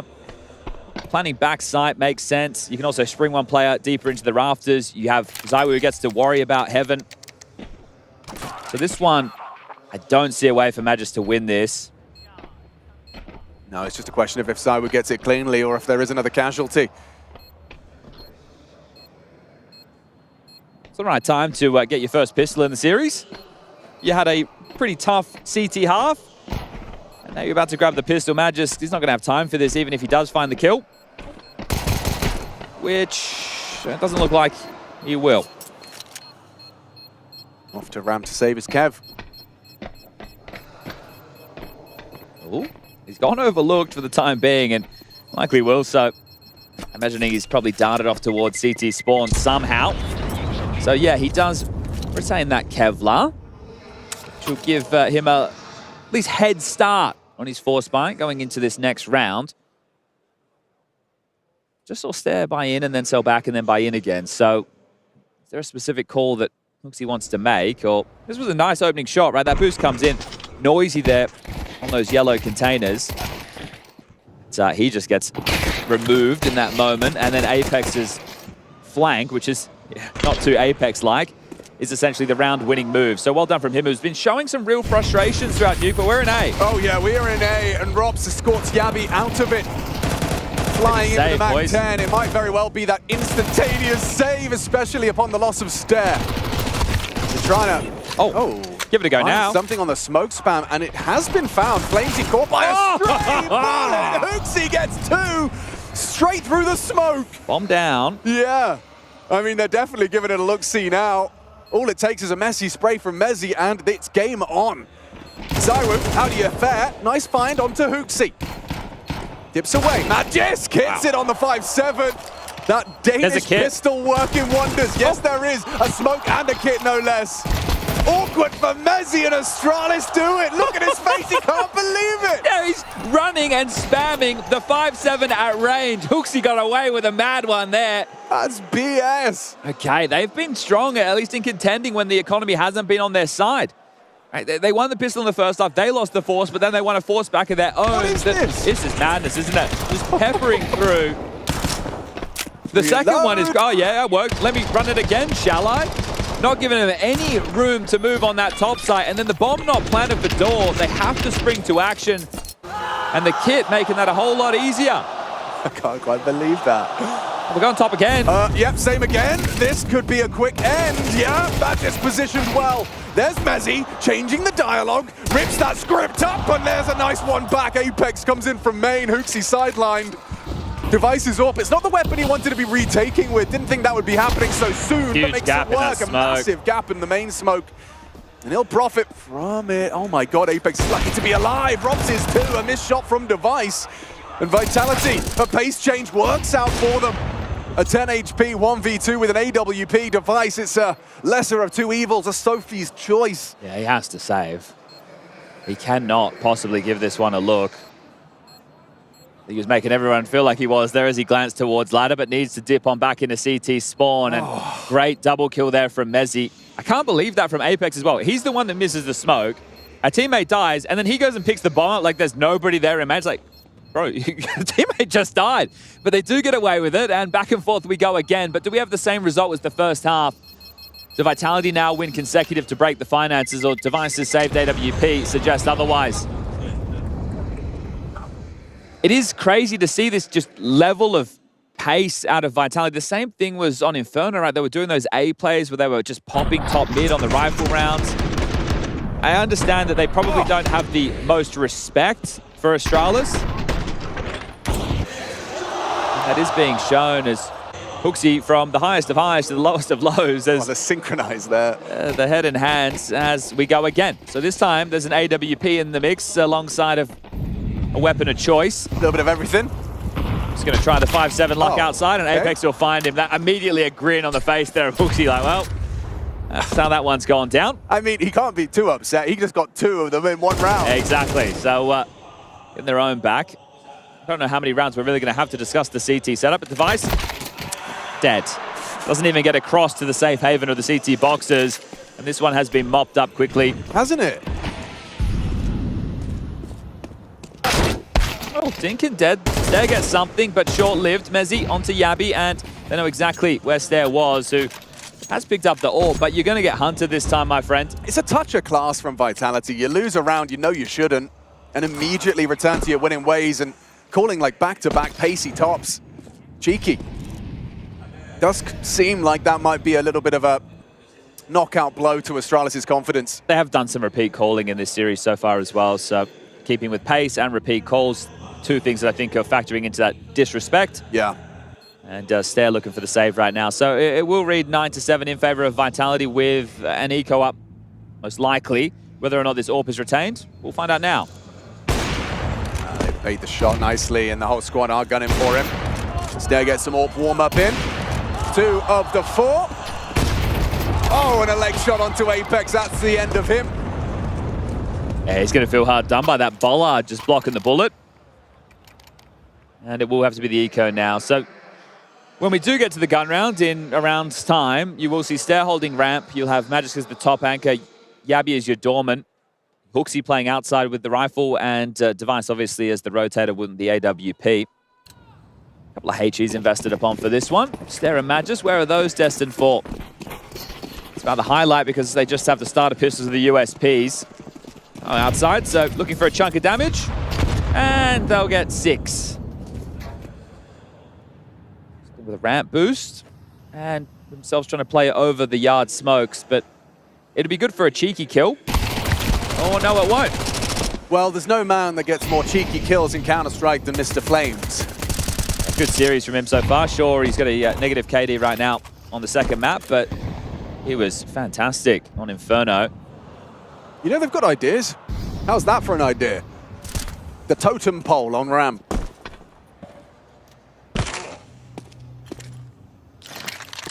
While we have you in this lull, up next, we do have the Mongols versus Furia. Could be a really good game. Yeah, that one's exciting. I think Furia lose Train in the map pool and Mongols lose Ancient. I'll have Harry and Hugo jumping on the mic for that one, as this one is just getting stripped now. Winner of this will play Mouse in the semi. Winner of that aforementioned game will play Falcons. So Astralis is a bit of the odd one out in terms of the playoffs. I think Mongols, there was conversation about, okay, well, what do we expect now that Senzu's not in the team? But Controllers has been more than serviceable so far, and I'd say the Spirit versus Mongols game in conversation for match of the tournament so far alongside of the Mongols, Vitality versus Mouse, excuse me. But here we go. Is this one going to be as we expect? So Vitality just run away with this and close this down, or can the rifle rounds be converted for Astralis? There's very, very few of them to note within this series. This one will be without a defuse kit. They've got the necessary Molotovs to block top side. Drone has a smoke, but limited HEs to break outside smoke walls. I don't love the way this one feels.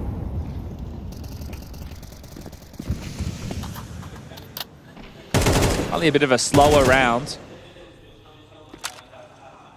3 outside, 2 in lobby. The attack right now is we'll comb through and make sure no one's close, right? You want to remove the potential for somebody close red. That will stall out your smoke wall. So once that's been identified, now they lob in the first wave. Where's the planning for this? Just to stay close and get down secret? Do they want to make it into warehouse? What's the call from Apex? Is he able to just be under that scope? He's across. Device is going to remove Zaiwu, though. And that means that Mezzi can't follow. Smokes have faded, Apex down. He's being held by Yabi, and actually, yeah, Apex, bit of a dink exchange indeed. Apex swings open the doors, tries to get Yabi on high alert, and it has pulled him away from single. Apex getting cheeky. Magis down. Anchor falls. He's got the wrap, though. Device should have both. No, Flamesy scoops up the bomb, and he could convert. Removing Hooksy. A site, it's vulnerable. Stare forced to react up heaven. Device quick about this on main.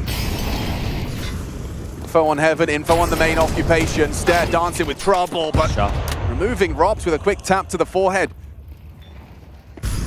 Flamesy and Apex, very low HP. Gonna try and provide the cover. Apex does go down. Stare's done an awful lot for this round, and there it is. Astralis passing the test. It's Stare and Device with all 5 combined. Really well done from Stare. Some hard shots to hit there. And you could see that round from Vitality. They're trying to piece it together after losing Zaiwu. Apex is being tricky with it. He's like, okay, so I'm going to make it look like we're going down B. That'll draw a ramp rotation, but we're going to pressure top. Rops gets the kill on the Magis. The top side is relatively under-fortified, but Vitality aren't to know that. Device, his impact being felt in this one, alongside of Stare's triple. And he's really just being a jarring force, isn't he? Stepping out, getting a kill, stepping back out, getting another, and then combining with Yabi for the final as he lets out a roar. So they're still in this Astralis, just a 2-round game. Gonna need to see a lot more of that. Oh, okay. Trying to play ahead of things is Yabi, straight into Squeaky. This is a real confidence play. Gets himself deep on the Squeaky line. Early doors for the CT side. How's Robs' clears? Usually very diligent. Expect it now. But yeah, he's got his nades out. Completely caught off. Yabi's forward positioning opens up the round for Astralis. And an opportunity to almost end it right there. Device misses his AWP shot. Apex down to 33, but down to B. And 2 CTs pulled away from their posts. Well, they know that Stare's deep lobby, right, because of this smoke. You can see it there just puffing through the wall, but that is faded, and now they can take back the space with a minute on the clock. Apex cannot die. Doing his best not to. Delays the hunt with the Molotov thrown. Feels like this Yabi Stare lobby hold is going to be tough to break for Vitality. Flames comes in from T-Roof. How's his pathing? Clears out, but Yabi's better. Stare not so lucky. Same gap, same angle. Double zoom to finish the job. Nice play again on display from Device. He's finding output. And the flank from Yuxi timed to perfection, just as Mezzi's trying to get back on his feet. Really annoying CT side to follow right now. Not only the opening gambit, but there's some other details in that. Let's see if Zaiwu gets away with this save. He probes into ramp, finds that frag, but needs to hold on to the AK with the util. Not going to be given this one a go. Outside as well, they threw 2 incendiaries. One of them was the standard to slow down the outside push. The other one was to block a smoke wall, right? So they'd thrown one back of red to try and force a gap in an outside smoke wall. So you can see multiple ideas within that round of Astralis, but Yabi making his plays, and said this during map number 1 too, it does feel like they've acknowledged, hey, we are going to need to play aggressive, in-your-face Counter-Strike if we want to beat a team like Vitality. And this time, they will be able to silence back-to-back rifle rounds. I think that's the first time we can say that in this series. Map 2, 18 rounds deep. Nothing is more jarring, though, than being in a position where you are not able to have territory that should be yours. There's that incendiary again. Not the smoke wall that was thrown, but an attempted disruption. Seems like they're going to keep it simple. Zywoo gets down and across with the AK-47 leading the pack. You know Rops is alive, you know he's likely a lobby lurk. Spamming away to make it clear. No one's rotated down B yet, and Yabi can't anymore, so they are chasing this tail. Yeah. This is the most unorthodox way to deal with it. It certainly is, but that might mean that no one's paying attention. No one is looking! Hooksy kept humble. A quick reaction from Zywoo's AK, and now acceleration. Yabi kept busy by Rops. Device's rotation to catch that cross of the bomb. Is there commitment here? We'll see util thrown by Zywoo. Molly onto the left side. Still, that right side cross is held by the AWP. Zywoo versus Device, a head-to-head, but Stare is there to pick it up. Device brought low. Might force him off of the angle, but yeah, Stare again. Nice little 1-2 punch between the two of them, but Flamesy at least keeps it competitive. Rops and Yabi, this standoff, finally Yabi gets through. Well, this is a must-win, wasn't it? Flames might be able to get the bomb, but if he gets it down, that's a win within itself. They are hunting him now. Yeah, extra cash. Was just that hero gun. Flamesy in a 1v3 position, noted, low HP. And the first of a clutch. A clutch no one believes in, not planted for himself and covered by Magisk. Yeah, he got a tight game. Went for the safe version, right? Didn't get it on the line to make it so he could be able to find an angle from the doors or the window, but yeah, you bang on, all tied up, and I think Vitality would be starting to sweat now.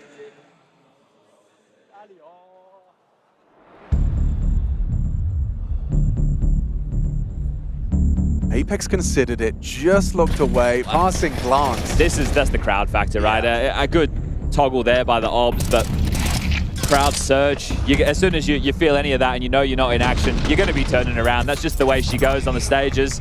So Hooksy is the one who feels robbed out of this situation, but they get the round.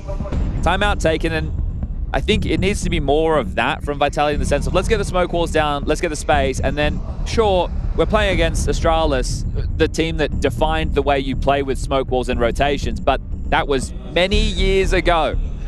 At this point, there are new masters of that craft, and if you think your class, you should be able to better them in that regard.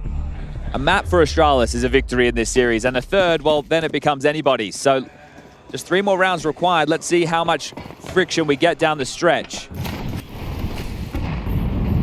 Device is actually perfectly positioned to deal with a silo peek, but going to see a crouch approach from Flames, gets under the sight lines. Device's AWP position now noted, and Flamesy tries to catch him on his exit. Good damage. Yeah, puts the AWP on notice with just 22 points of health to work with for our 21st round of play. First quarter final here, the Intel Extreme Masters. Chengdu. I don't think the damage known, but Flamesy said I definitely lit him up. Going back, juggling some nades, hoping to fortify his topside defense right now, and second smoke wall deployed. It's top main, so they're aiming for heaven and hell control off of this. Yeah, and Device's AWP now noted and getting walked upon. Apex got to be playing a dangerous game around that slight gap. He's trying to profit. Magisk does catch one on the smoke spam. He doesn't. He hasn't processed that it's a possibility. Kept busy by killing it. All of his teammates. Finally, Flamesy finishes what he started silo. Robson Stare, a bit of a fight towards the ramp side. A wide swing and a headshot provided. 2-man advantage for Astralis. They are definitely sweating now, especially with this flank. Mezzi's not prepared for it. Lovely, proactive CT side on display from Astralis. Yeah, constantly moving and using the advantages. Normally, by the book, we're saying in 4v2s, you just want to sit back and not do an awful lot, but they're staying active and not giving any room for Vitality to work. Flamesy will likely get tracked down here. If not, he can save. It's 2,900 as the loss into the next, so will have to be another partial. And what does that mean? Well, with 11 about to be noted, 12 very likely. So overtime is potentially where Vitality will have to settle this, and that's if they can get it there. Turns out you may be right, Chad, as far as can't happen twice. Yeah, look, the Falcons result, right? Falcons have had a really hot group stage. Monacy in fantastic form, Kiyasuke as well. Nico taking a HLTV saying, hey, I have to give more room. I'm a bit more passive now. It's hard to facilitate so many stars, but locking themselves straight in for the semis. Not going to be an easy team to topple. And Astralis did take down scalps that were better than them, right? I think if you take down Na'Vi and you take down the Mongols, people would have been having those as the favorites in those head-to-head. So Astralis have already performed above expectations in Chengdu, and they continue to do so now. Or is it Vitality, who maybe aren't as ripe as they need to be for a trophy? Well, here's the partial. Yeah, the Apex, look, it is classic. It's always concerning. I don't know why. I know that his teammates are used to it. That's what he says. Hey, if it's not a problem for my boys, then it's not a problem. They're looking to pop ramp, but Stare and Device have been in great form in this half, and they were both posted ramp. They just got pulled away.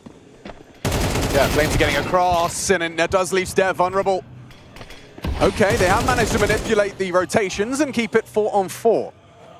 Sketchy there, but the comms not clear, right? The fact that both of them leave ramp after it looked like a strong position means that it wasn't clearly outlined who was going to be moving once that went down. So 4v4, and this is where that proactivity, if they continue on the CT side, could get caught. You can see this trap set up at ramp for a re-aggress. Apex joining them now. Flames waiting for any contact secret. Yabi ready to take a fight at ramp with the supporter Hooksy. Incendiary as they walk up. This two-man unit, perfect timing. Not the result. Awkward one for Hooksy. How's that for a flash? Apex dunks on him. I know Yabi's lower. Just need to find Magis, the top anchor now. Okay. Messi not used to using the AWP, might opt for the sidearm. Magis on site, they're looking for him. Didn't catch him there, didn't spot him. Rob's caught off. Messi next victim. Good cover. Hits it on the Tech 9. Flamesy is position noted. It's Yabi who knows where both were, but the bomb likely to go down. What posted on that ladder climb? How do you approach this, Yabi? You do it safely. Hopes Messi overextends. Oh, just the tip of the head, not spotted. If he comes up the ladder here, Messi can still miss this. He certainly could. It is a vulnerability. Looking the wrong way, anticipating one sound effect, and it's enough. Messi, huge impact on the Tech 9 rounds. That's another round where he's found a multi-kill on the sidearm. Yeah, the force by was early where he was able to get that multi out of heart, and now doing the same. And that proactivity, it did come back to haunt them, right? They start coming up ramp with two, they get caught. They're actually the ones who got the jump there, but two players positioned in weird headshot angles, not usual angles. This is the brute force into ramp, and Stare's going to be pissed off, right? Because both of them evacuated ramp off the outside information. If one of them stayed, think about it, he just, as he got back, now they're coming. Yeah. He's not planted and ready. So the fact he gets one, I'm still giving a big tick to Stare there, but could have potentially done more. Just chaos in the comms costing Astralis, and now we're tied back up 11-11. Both teams with the buys. Kit on Yabi and Hooksy, so don't worry about it if the bomb goes down. But because of the winning ways, their biggest issue is the loss bonus is at the bottom of the barrel. They lose this, they'll have no money for the final round. It's going to come down to what gets saved.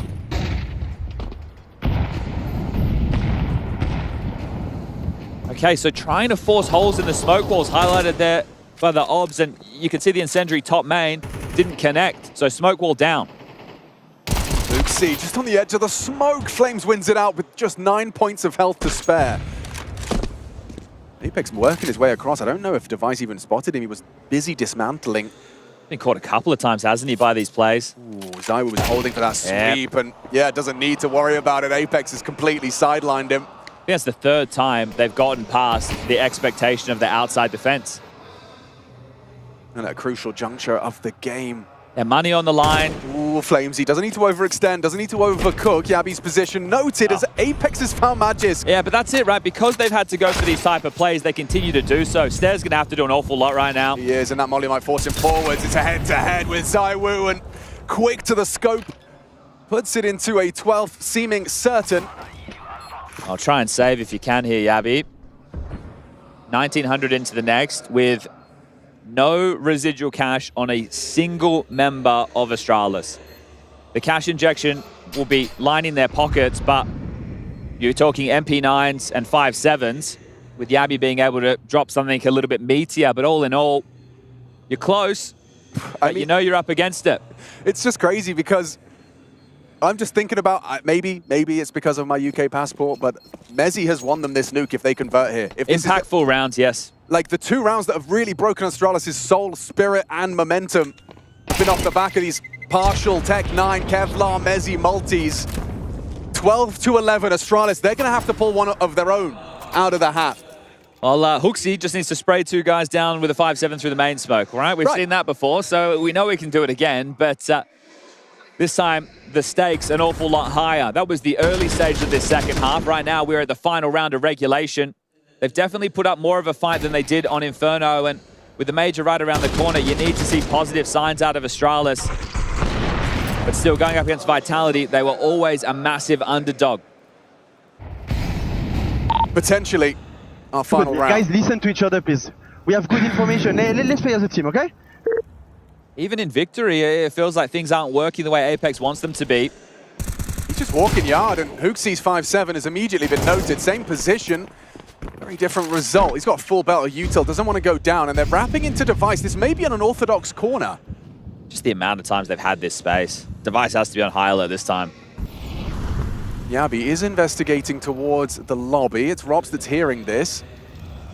And he catches the back, turned, isn't ready for Magisk. Couldn't get his crosshair there in time. Apex very passive and aggressive simultaneously, just waiting for something to come his way. Here it comes. Device has been patient. How does he path it? Going up.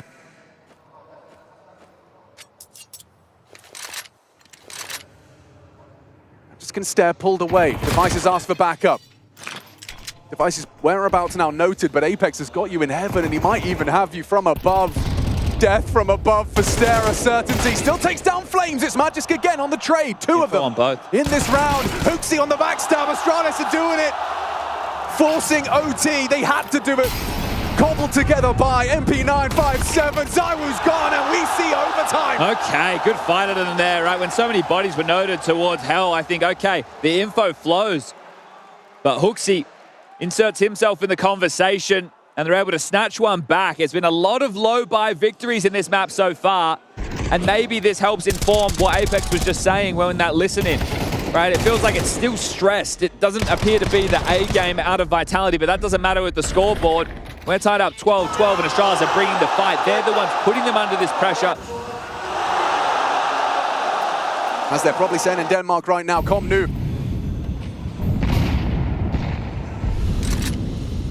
They're walking straight through ramp, and there is nobody home. Like, literally nobody home. They are out with all of this space. A full contact ramp, never mind. No steps have been made. But such, I mean, frictionless access to ramp. The question for me is, it can't be Stare because he's having to do with secrets. Magisk dropping down the vent to 10 to lower. But you have so much util because you contacted ramp that you can use all of it right now to cut off the ways for Astralis to access these fights. Yeah, seems likely we're going to have a 5-on-5 retake. Look at this, mate. 3 smokes into B. What a luxury. Nade off the door. I like the play. So does Apex, though. Punishes and removes Magisk. Empty hands for him as the high flyer for Astralis. Disadvantage retake for them. Apex evades the spray of Hooksy. Low ammunition. Flamesy extends their advantage. How do Astralis want to approach the first round of overtime? All right, CT side, you do have to extend your cash money, so they will be opting for the save. Apex hot on their trail. Can stand and fight here. It's not going to be the end of the world, but you want to have the luxuries in case you do lose the next CT rifle round as well. So Device will keep Apex at arm's length, but the first round of OT will go to Vitality. A contact ramp, like so cheeky with it. Yeah, and like you have Astralis there taking a risk of starting Stare down lower, right? He smokes ramp, he drops down immediately. They're starting heavy for outside, and that's where Vitality have been finding a lot of access. So you can understand the call from the Danes. It's like, okay, we keep getting peppered outside, or the smoke walls happen, and then they're behind Device. We need to make sure they don't get the room. So how do we deal with it? An extra body. We start him through secret. He can plug that gap. We can worry about the rest. But Vitality call themselves into victory with the path of least resistance. That puts pressure straight back onto Astralis, and now they take the tactical, the one bonus they find themselves in with overtime. But here is the case for me. If you can't win the outside fight, and they're going to find the gap perfectly like that, you have to take the fight to them. So it might need to either be an outside control setup where you're going to push up to red, you're going to push under silo, maybe even jump somebody up on the top of warehouse to take a deeper fight, or you fight in through lobby. And in regulation, we had Yabi push through Squeaky, we've had some ramp pushes. It might have to be more of that. Take the fight to Vitality, take some space instead of chasing the room that they want. Looks like we could have a collision course set towards the yard for round 2 of OT. Just a standard round. They're essentially turtling up with Device's position, right? So Hooksy might want to get cheeky with some spams just to make sure they don't get it for free. You really can't just let them throw smokes and do nothing. You need to force everyone to be on their toes at all times. But this is reminiscent of a turtle setup. Stairs not in a position to fight and fall, but it is just one ramp. The nucleus at top and the AWP ready to rotate.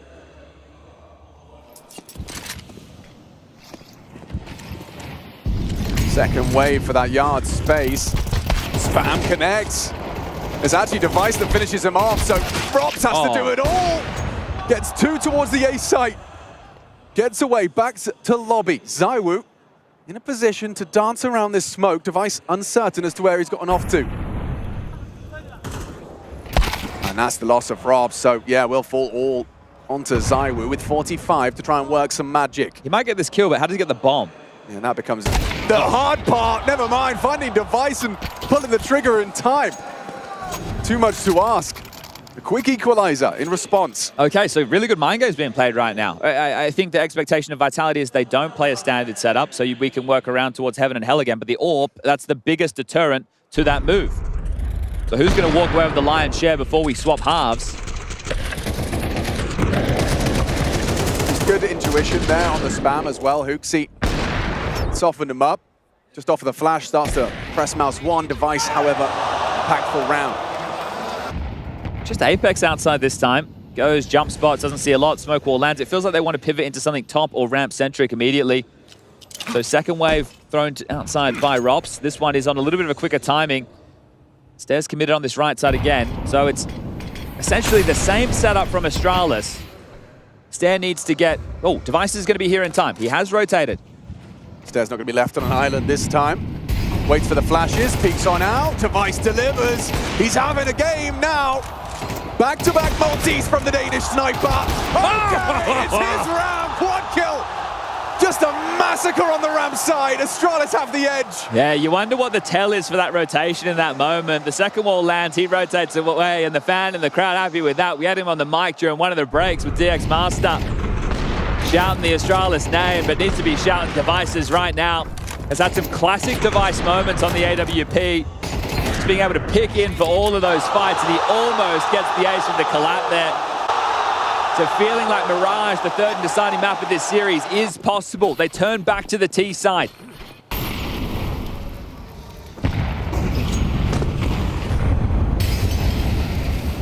Burning. Flames singed down while trying to search for information at the squeaky lurk smoke. So we'll have to question, hey, has somebody been able to get down that vent?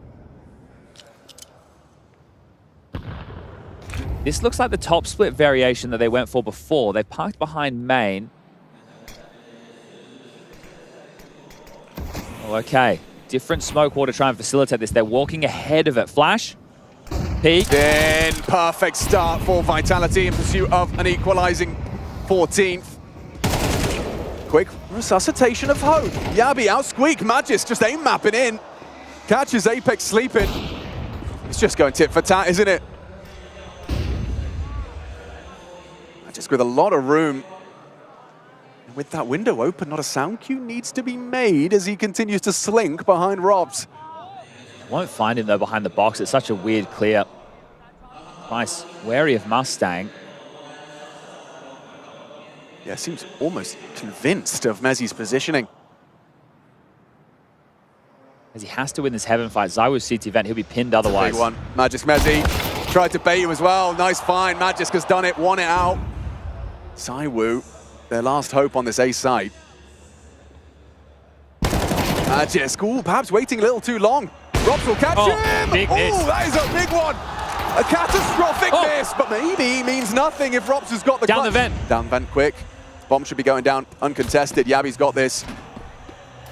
20 frags and counting from Yabi. 21 for Robs. Okay, Robs has worked it out, rotating swiftly. Yabi immediately into the vents in case of the drop down from Robs. Can play from single, double, or window. How does he play this?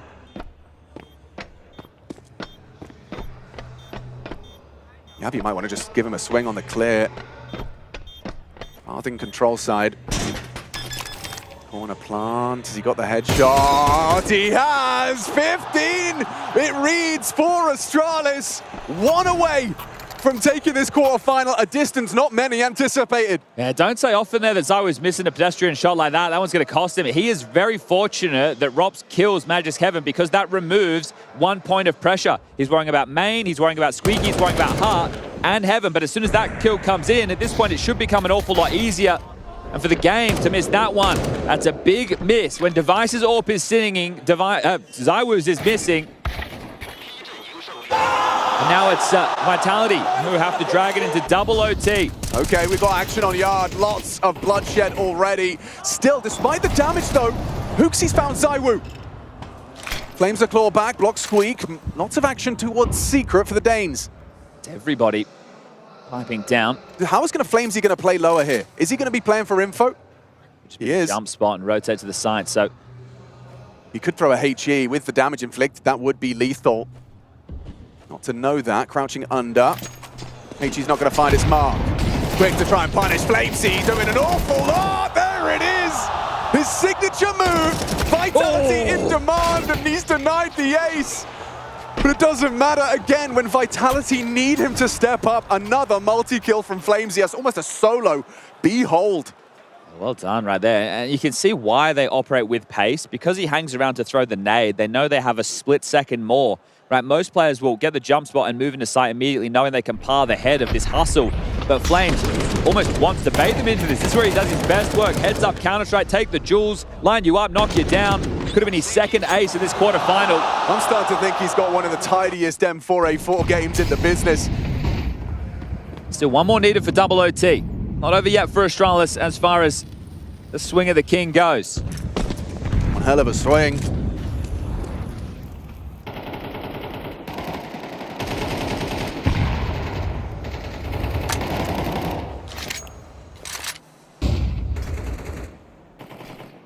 This time Vitality are the ones who leave the ramp gap. ZywOo starts down towards Secret. Rops playing red pole. Is he quite aggressive in Heart? Stair pathing towards his likely demise. Can you jiggle bait? No, you can't. Meets his fate. ZywOo puts him down, and Vitality have that man advantage. Mezzi has a look. Oh, he squandered it. Device hard to kill for them right now. Magisk will defend it. Perfect flash. Apex spot. He's a dead man. Eats it. Device secures an advantage for Astralis with that flash. Oh, Flames, he's trying to lock the door on their way back. HooXi on the clear, but it's a walking clear. Ooh. Nice trade work. Magisk, 1 point of health. There's no one in A. Rops needs to get up Heaven now. He's flying up the ladder. Molotov, a swing, a frag. Needs more, but denied by Yabi. A ZywOo clutch, or we go 3. Mirage awaits. ZywOo could redeem himself. The AWP miss probably still lingering in his mind. Astralis, they picked this map, and they're showing us why. Just one more kill. He's not cleared his Tetris. Device secures it. The distance is met for quarterfinal 1. This underdog's got teeth. What should have been a walk in the park. Vitality locking in another matchup against Mouse is uncertain now. Mirage awaits, and are Apex and Co rattled?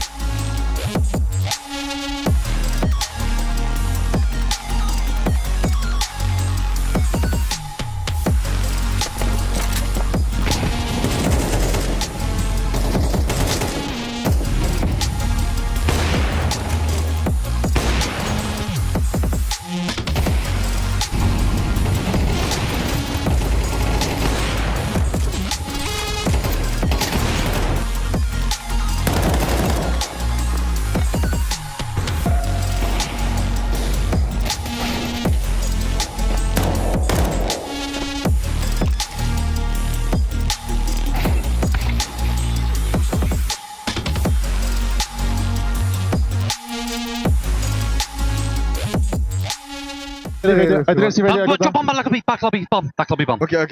Could be door when you come. I have all of it. Guys, you can come in. Could be door, Matthew. Careful main. I'm blind. Could be ramp. Back lobby. Main. I'm behind main. That main. Careful door. Let's push me. Only one ramp. Bomb back lobby. I'm behind you, Will, if you want to pick. Just run away. Okay. I'm ready to pick radio. Yes. Good. Ready. Nice lobby. No? I don't know. See one dead. Nice! Please, don't lose weapon. We don't have money now. Don't be heroes, You want me to go ramp? I mean, clear. 1 minute, Shah. Yeah. Would be nice to go ramp, Shah. Yeah.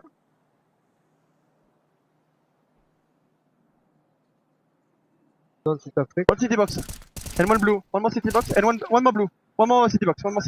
Yeah. I don't see a big ramp. And under event. And blue. And blue.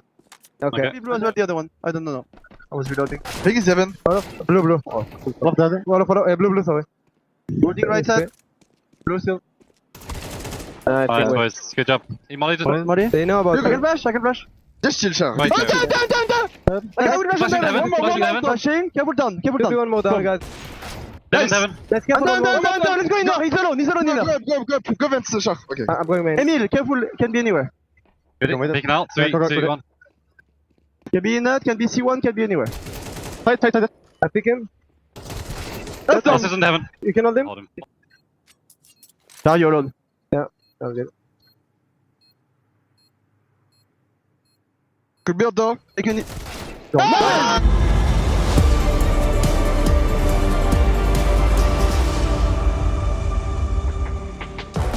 Zywoo with a little Sabo call there, Josh. Oh, they get into it. Don't worry about that. What we do need to worry about is a third map pending, but we'll talk about Nuke first. Vitality and Astralis going toe-to-toe. Slobber knocker here in a way that is... Excuse me? Yeah, slobber knocker. Okay. Yeah, you know, like a boxing match. Okay, sorry. Yeah, I mean, if you'd like to... Unless there's other... No, I definitely had a different visual of what... Well, I'm sure most people had a different visual of this series overall, especially thinking about an Astralis coming in here versus a Vitality. But what we've gotten here is a pretty clear, concise third map needed. Well, yeah, I mean, definitely we're heading for a third map, but when you look at what happened on Nuke, we saw basically kind of... if you look at the timeline, the first 7 rounds of each half were mirrored. So it's like Astralis wins pistol, then Vitality force buys back on them, then Astralis wins the next one, and then the next 2 after that, and then it's 2.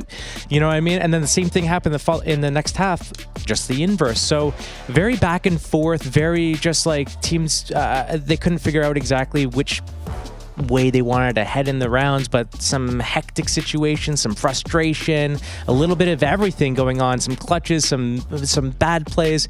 Everything was happening in those first 7 rounds of each half. Yeah, and these numbers are going to speak to that testament as well, Josh. You know, we're talking about back and forth in a lot of regard. Mind games through the roof. Yeah, we saw Magiska on top here. I think the Vice also had a pretty impactful game towards the latter half of the game, especially when he got that 4K on ramp. I think that was a pivotal moment for the team and for himself to kind of like feel good about himself. And I think that's also going to be important before we head into a Mirage as well, just having Device feeling like he's confident with that op. But I mean, we didn't really see Zywoo on there, but I think Zywoo was a pretty big on that CT side, just jamming them up outside. Josh, I'm going to say that life is a feeling process. Yes. Okay? Just like this game itself is something that you have to kind of feel out inside the server and outside the server. Let's talk about emotions over there in the Vitality camp, because they're obviously running a little bit high in some regard. Well, they're feeling all sorts of emotions.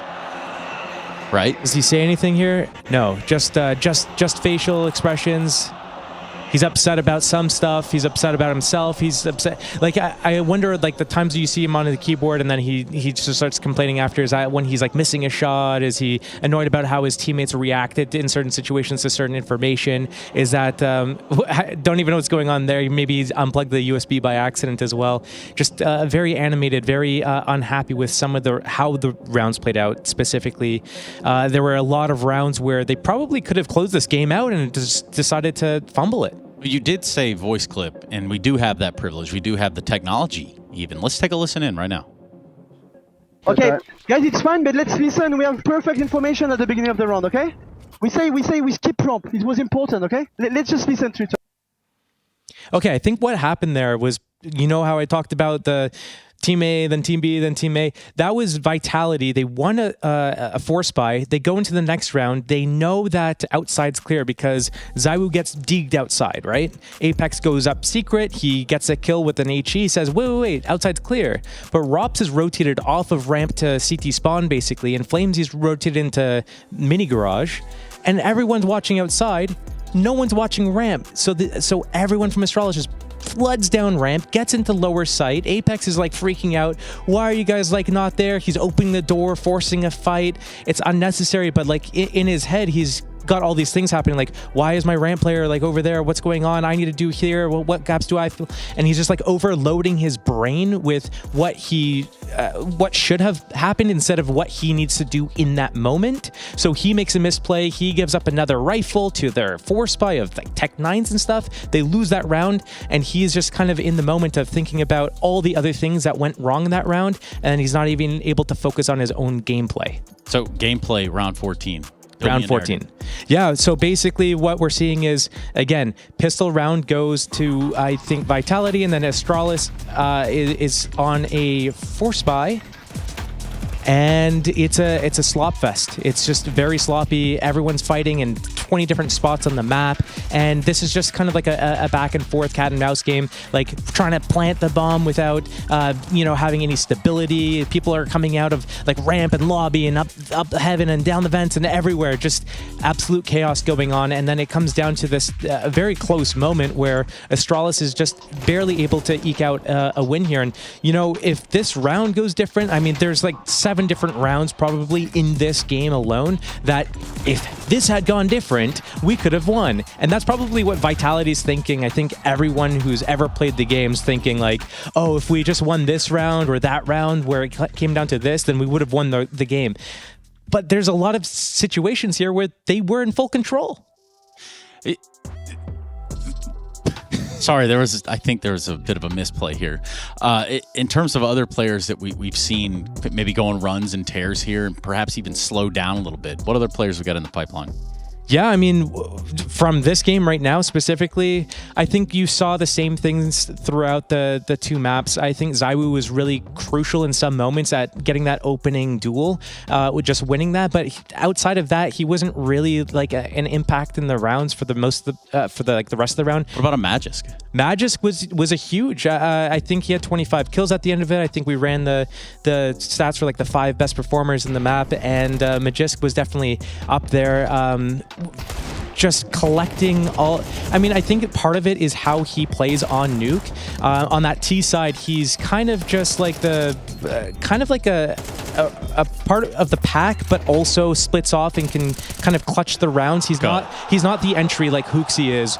He's not like running in first and dying, but he's not the hard lurker. So he gets to be in a lot of situations where he can go where he thinks things are gonna be happening. So if he thinks he can get a flank kill, if he thinks he's gonna go group with a team and go for trade kills, he gets to just decide all these different places that he can go, and then he can min-max his output that way. And then on the CT side, he plays around door, so when Vitality is doing all these outside plays, he could be jumping down the vents or he can be pushing lobby. He basically is able to play in so many different places, and compared to his output on Inferno, this was a completely different version of Magisk. This is a Magisk from the old days. A one-man wolf pack, I think, is what you're looking for there. Well, sure, if you want. No, I'm good on that. I am ready to talk about Mirage. Okay. I mean, as a decider in this series, it is only appropriate, right? You think about the level at which Astralis came in here. There was question marks. There were a lot of like, okay, well, definitely on paper, this is a Vitality game all the way through and through. Maybe there's some chance for a falter here because it would seem like at this time, Vitality is a mortal team. Well, I mean, they should have closed it out on Nuke. I'm not going to lie.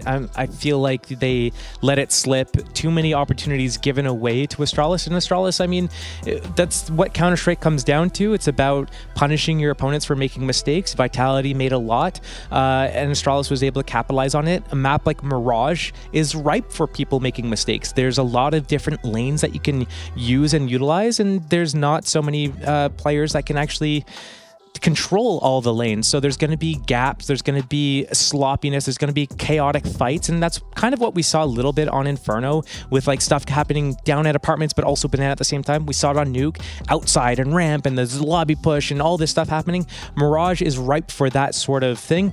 Now it comes down to, is Device now warmed up that he had the 2 maps under his belt? He was certainly in the server in the last map, a presence to be felt. When I look at Mirage and I start thinking about statistically speaking, yeah, this should be a Vitality a little bit more comfortable, so to say, and maybe closing that series out right here in a quarterfinal that you probably wouldn't have put him in to begin with. Yeah, I mean, we talked about the map pool before we came in here. Very comfortable map pool for both teams. I think, though, Mirage probably edges a little bit more in Vitality's favor than Astralis is. I think Astralis is probably a little bit more comfy on a map like Ancient, but unfortunate for them, that's a map that Vitality literally never plays. So it's out of the play, and yeah, we just get to see Vitality probably close this out. Out of the play and out of time we're going to jump into a break. You know how this goes. You know the routine. We go to a break, we come back, we finish out this quarterfinal. We find out if Vitality can send Astralis packing or if it's going to be Astralis advancing on into those semis. It's going to take Mirage to find out, and we're going to find out when we return after this break. We'll see you there.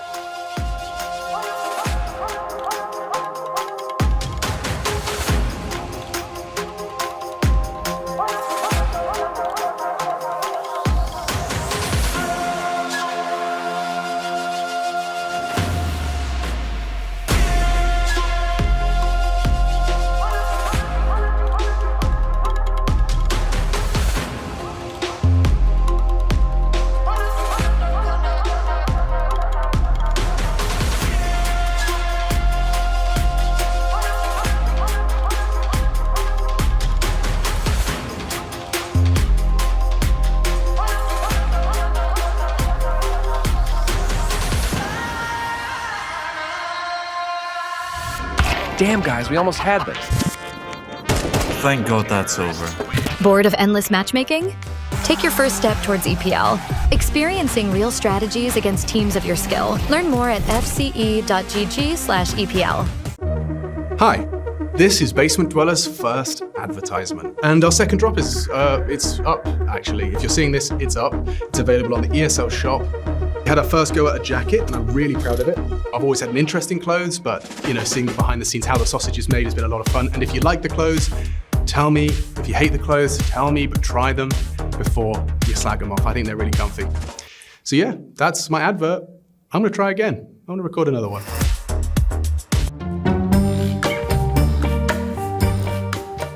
Zaiwu, Shiro, and Monacy. I wanna put top upper Shiro, second Zaiwu, and third Monacy. Why Shiro top 1? Because I think Zaiwu and Monacy, they're more hybrid players. They like bot AKs or something like that. And Shiro is most useful player with op right now. I think it's just my opinion. This year it has to be number 1 Zaiwu. I think last year Monacy won. I definitely think that Monacy maybe is more of a capable upper at times than Zaiwu, but I think this year Zaiwu has proven that he is still better. Number 2, I would then put Shiro. I think he's playing incredibly, really consistent. I think definitely a top 5 player in my eyes at least. So for number 3, it's Monacy. I think that he picked up the pace lately. I think he's been playing really well, but still I feel like those two are a bit above him.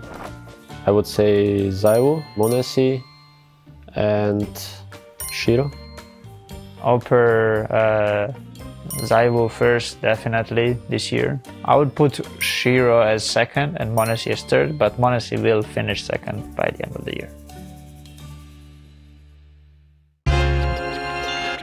Hey guys, Mezzy and Flames are here to talk B overpass. I love being dildo. Pillar? Yeah, I love being pillar. I think it goes better if you say I love being pillar, not Barrels is great. Barrels is really fun, and sometimes I get a little bit excited and venture out to close monster. Short's a scary place. I try to stay away from that. I leave it to this guy, but yeah, barrels and left side or right side monster, whatever you want to call it. Well, obviously I'd say smoke would be monster, but I think the flashes are supreme. Yeah, I think flashes overall on overpass are super important. Flash peaks for monster for me, flash peak and short for this guy. I think of course it's down to timings, but I think you get so much information on overpass and down to flashes overall is a big part of that. The FAMAS, I think, for a Monster player, it opens up a bit more. It didn't force me to play so close all the time and try I think you should start a scout mid or something. Scout? Play close short, I'm close left. Because you're good with scout. What is a scouter? XM is also very strong, but terrifying if you hit the first shot. FAMAS I like as well, but yeah. I prefer MP9 just because I have more util. And you like to run. Yeah, exactly. You like to peek and fight, so it's good for this. To throw myself to death, yeah. Maybe kill. It's important across all maps, but I think overpass, especially the cross-map connection, I think is really important for us on B to know exactly what's going on towards A, because like I said, it's such a big map, so it's so much information that can be taken. It also helps us make decisions what's happening across the map. Do I need to smoke Monster? Can I save it for a bit longer? And on A side, a lot of things we need. That if they give us certain information, then me and Will know how to play on B. If I know someone is short, maybe we can find a plan to sometimes not die, sometimes kill him. Then we have like the obvious stuff, when to smoke Monster, who does what, when. That's the basics-ish, so we just stick with them.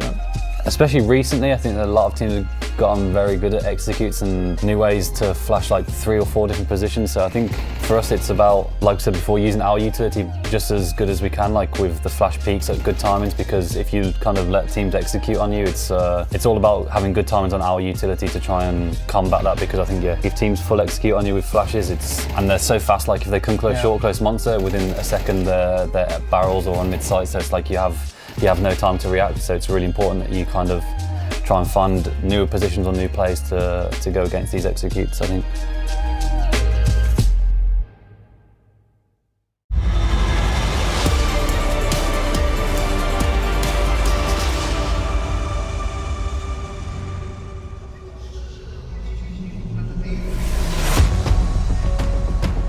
Now this one goes one of 2 ways. Map 3 of the IEM Chengdu first quarter final. Vitality taking on Astralis. We expected this might be a quick one, but an underdog for sure. Astralis with sharp fangs on this once great Dane. Takes us the distance.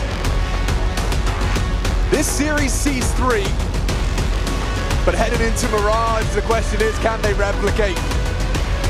Vitality, are they still that known quantity? Has there what seems to be bickering, what seems to be difficulties in communication, does that now get exacerbated by Astralis taking Nuke? Mirage, the 3rd and final map. Will this be a series we talk about and reference for months to come, as where Vitality cracks started to show, or will we forget about this one as a close but no cigar? Astralis won the 9th, they'll get to start on the CT side, but they'd have to snap a 5-map loss streak to book their spot in the semi-final and topple Vitality for the first time since January 2024. They're up against it. Right now they're 3 out of 4 as far as pistols are concerned. This will make it 4 out of 5. Yabby Ticket has very limited support right now as the execute comes in. Flash is high, Device has vision, but only for a moment before that smoke does land, and Mezzi, he will not be landing onto sight. Yabby plucks him from the air, but the bomb will go down. Where's this second smoke for Apex going right now, and the flash? Is it for CT? Holding on to it. A lot of restraint at the moment. Waiting for confirmation of presence, and does look like they're going to be run boosting. Astralis, that is, CT, or actually boosting. But well delayed. That smoke now buys a lot of time off of that clock. They're going to have to make plays. Coming in from the contest, Magisk is in trouble. Zaiwu, oh, he's made a meal of that. Bit of a mess, and Astralis just knock him down. Team Ace to start us off map 3. Yabby just copped a Team Goosh there as well, but he does get the defuse through. Everything's okay. I love it and I hate it from Vitality at the same time. So normally in that situation, one of the protocols you have as a CT, if you are going to play retake, is to have a flash to take back that space, because the Ts will tend to take all of that space over towards Ticket. They'll get on the trash can, they'll stack on each other's heads. They'll play like 3 or 4 players there, anti-flash if they can get the room. So they held onto the smoke, they were waiting for the flash, then they block, which means that the likely 3 players that were going to channel through now have to come through a smoke. Zaiwu's had some uncharacteristic misses. You go back to Nuke, that 1-0 towards CT Vent in a very winnable round thanks to Rops. Led to a map loss. Now they're into the 4. So fortunately they get the bomb down. And it's a gamble stack against the Force. from Astralis. They've started heavy towards A. Magisk will be the short holder, Hooksy the B anchor.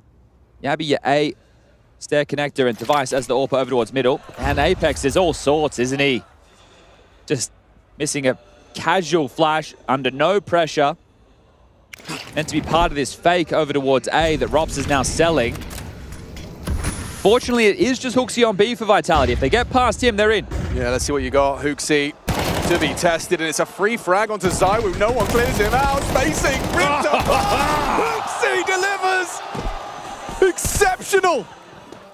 Phenomenal. They got what they wanted. It was just one man on the site, but hang on. Apex and Robs are doing them dirty on the pistols. Deagle Tech 9, they're so low, those there. This is yours. Yours for the taking. Apex on the reload. Can take him down with a wall bang. He did. Nearly catches them both. Robs. Swaps out to the D on that low HP and nails it. Absolute scorcher there from Robs to finish it, but that's got Apex fired up. One of his more impactful rounds right there. 3 for him, and that's after his stars go out first, better equipped, and their spacing is pipped by Hooksy. The one man on the site delivers 3. That has to be your round, Astralis. And teams have been struggling with conversions. You go back to Nuke. Whoever won the pistol lost to the Forces.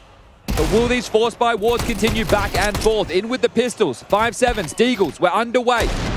Apex making the same call as the last, as Stair knows. That could have been his. Just Hooksy here again. Same 4-man lead towards A. On the jump spot, going to have to use this defensive because here they come. Has he got anything else? Exceptional at the start of the previous, but this time completely empty hands. And 1 kill's enough. They're going to have to hold on to these pistols, and back-to-back now for Vitality. I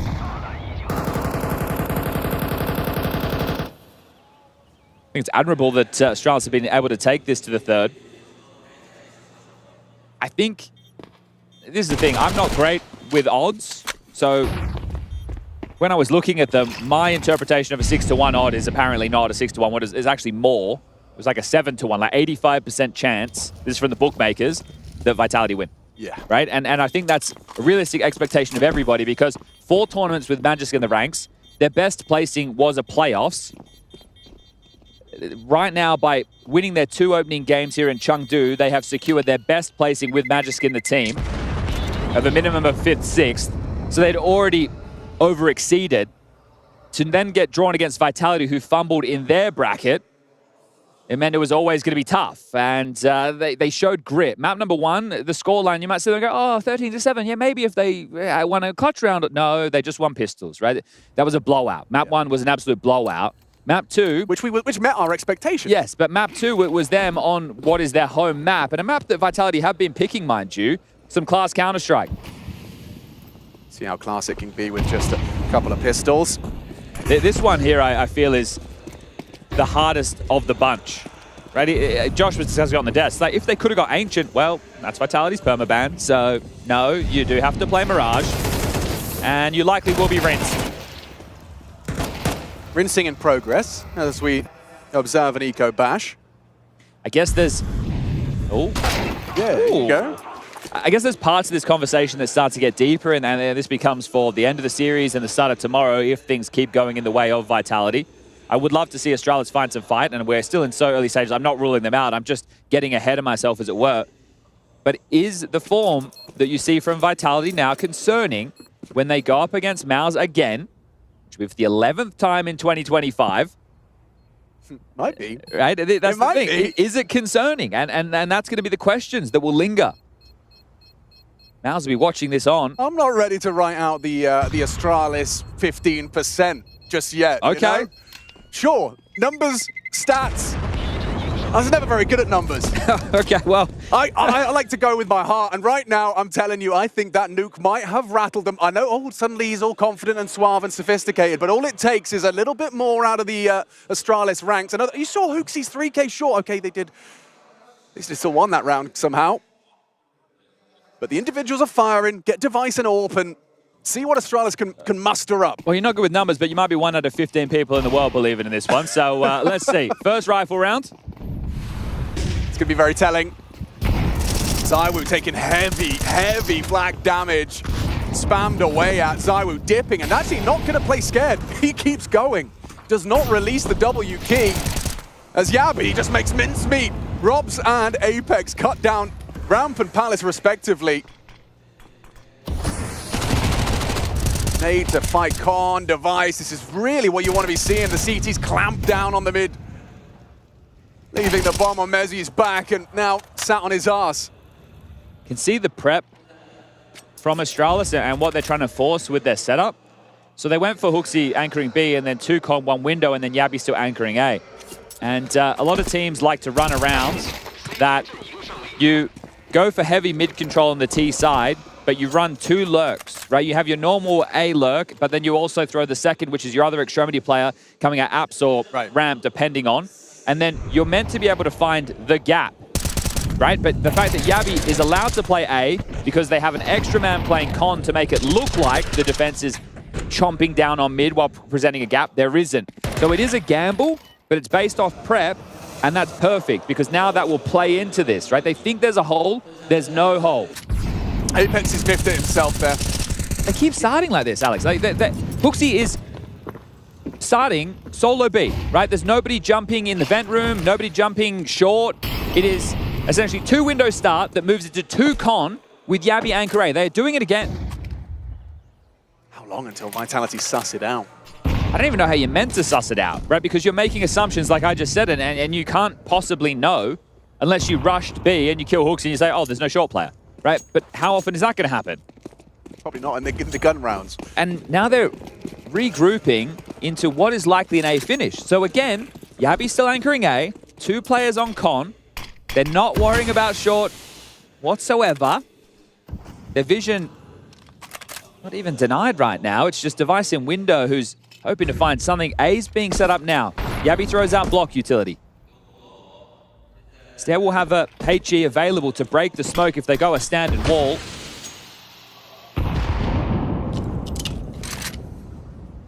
Waiting for the call. Oh, he's used the HE. So Yabi's going to burrow in the site. They're flying blind, but it's about to be very clear what's happening. Smoke's sailing through the sky. Vitality don't commit behind this. Now we see the movement. Yabi, he's ready for more. Good flashes, good layering. Where's the kills, though? It's big from Magisk and Yabi. 3 down on receipt. Just a couple back from ZywOo, but that's another Astralis round. Okay, it feels to me like some teams are starting to understand Vitality's approach on multiple maps. You go to the Mouse game, they played 3 banana in so many rounds, and they caught timings against their half-wall progressions. And that was something that Vitality really struggled to find a solution with. Now, this is something that's super early in the piece. Sure, we're tying up 3-3, but again, they're just going to assume that maybe there was an info play somewhere within the round that gave them that information. Maybe they leered out Cat, they saw nobody was home. They are starting in this heavy setup, and now they've gone back to standard, 2-1-2. Woo, okay, early friction. Look at the health. Nice nade. Oh, and he finishes and converts. Stair bowls him down. Apex, he just goes straight out Palace, and now Stair could have been caught with a nade in his hand, getting swung on jungle. Support trades. It's Device that delivers. Apex CT might meet Device quickly. Crazy quick round. I mean, look at the time. Look at the state of affairs. Have smokes to drop in. Looks like one to go top connector. Can molly off to jungle. Ooh. Apex has heard that, so actually they'll double layer U2 into jungle. They did hear the CT player, and Apex has just been caught through a smoke spam. So now it's a 3v2. Another Hooksy smoke spam. ZywOo removing Device. Flames is low, so it really does come down to positional Counter-Strike at this point. Magisk has a smoke for the bomb, but they have to get there. Oh, had a smoke for the bomb. That's gone into Palace. Makes things difficult. The incendiary might make things a little easier. Headbutt. Yep, dinked up, finished off. Flamesy, we discussed his health. He's not well equipped for this. Jumps up, tries to punish, and quick reactions out of Hooksy. Another multi-kill round from Astralis' captain. He is at the top of the table right now. Early doors, sure. But yeah, Vitality, they are hitting a couple more bumps. A turbulent flight in pursuit of those semis. Yeah, you see the energy there as well, that they're winning with every round. Like in the previous one, Device like shaking his head in celebration. Right, this one here, bonk. Stair letting out a roar. It's well put together in this 2v2. It's not easy, and I think what Matt just wanted to be the palace, but landed under the balcony. Maybe that was intentional to remove that vision on the way in. I'll give it to him either way, but HooXi sweeps up, takes on the Tetris player, and guess what? Vitality now down to pistols. Is there any more Merriman magic in the Tech 9 department? I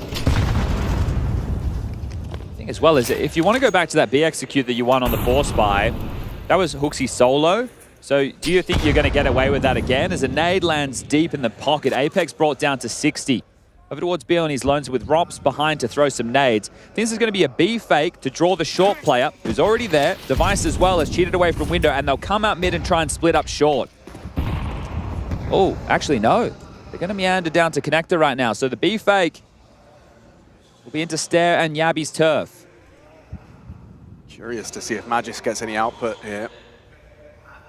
Holding for that walk up. ZywOo, hello. Oh. And goodbye! What a quick one!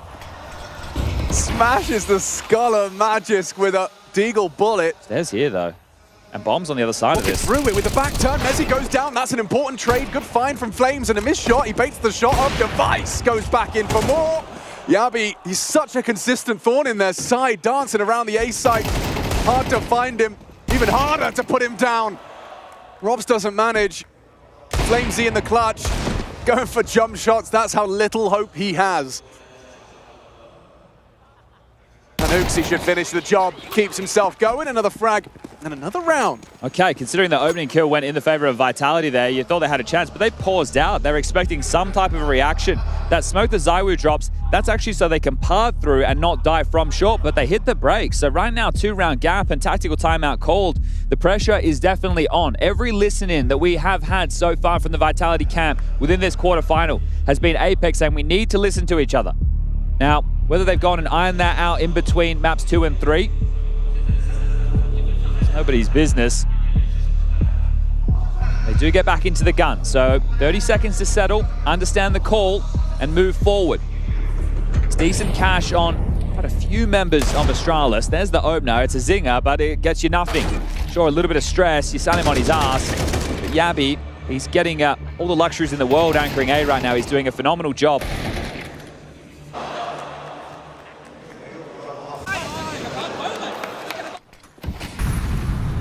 Looks like they're gonna start off by trying to set up ZywOo to find an early pick. Boost doesn't reward you. Notice how they haven't done any mid-aggressors on the CT side. Maybe they poke their nose out con and spam the top mid-smoke, but they haven't run up mid, they haven't pushed into underpass. That's true. That can still come within the half. So they are giving the space to Vitality, and that's what they were doing in the early rifle rounds, right? They were going for that stack that I was talking about. Now, Device's AWP starting short means it gets to be a rifle-centric window and con defense.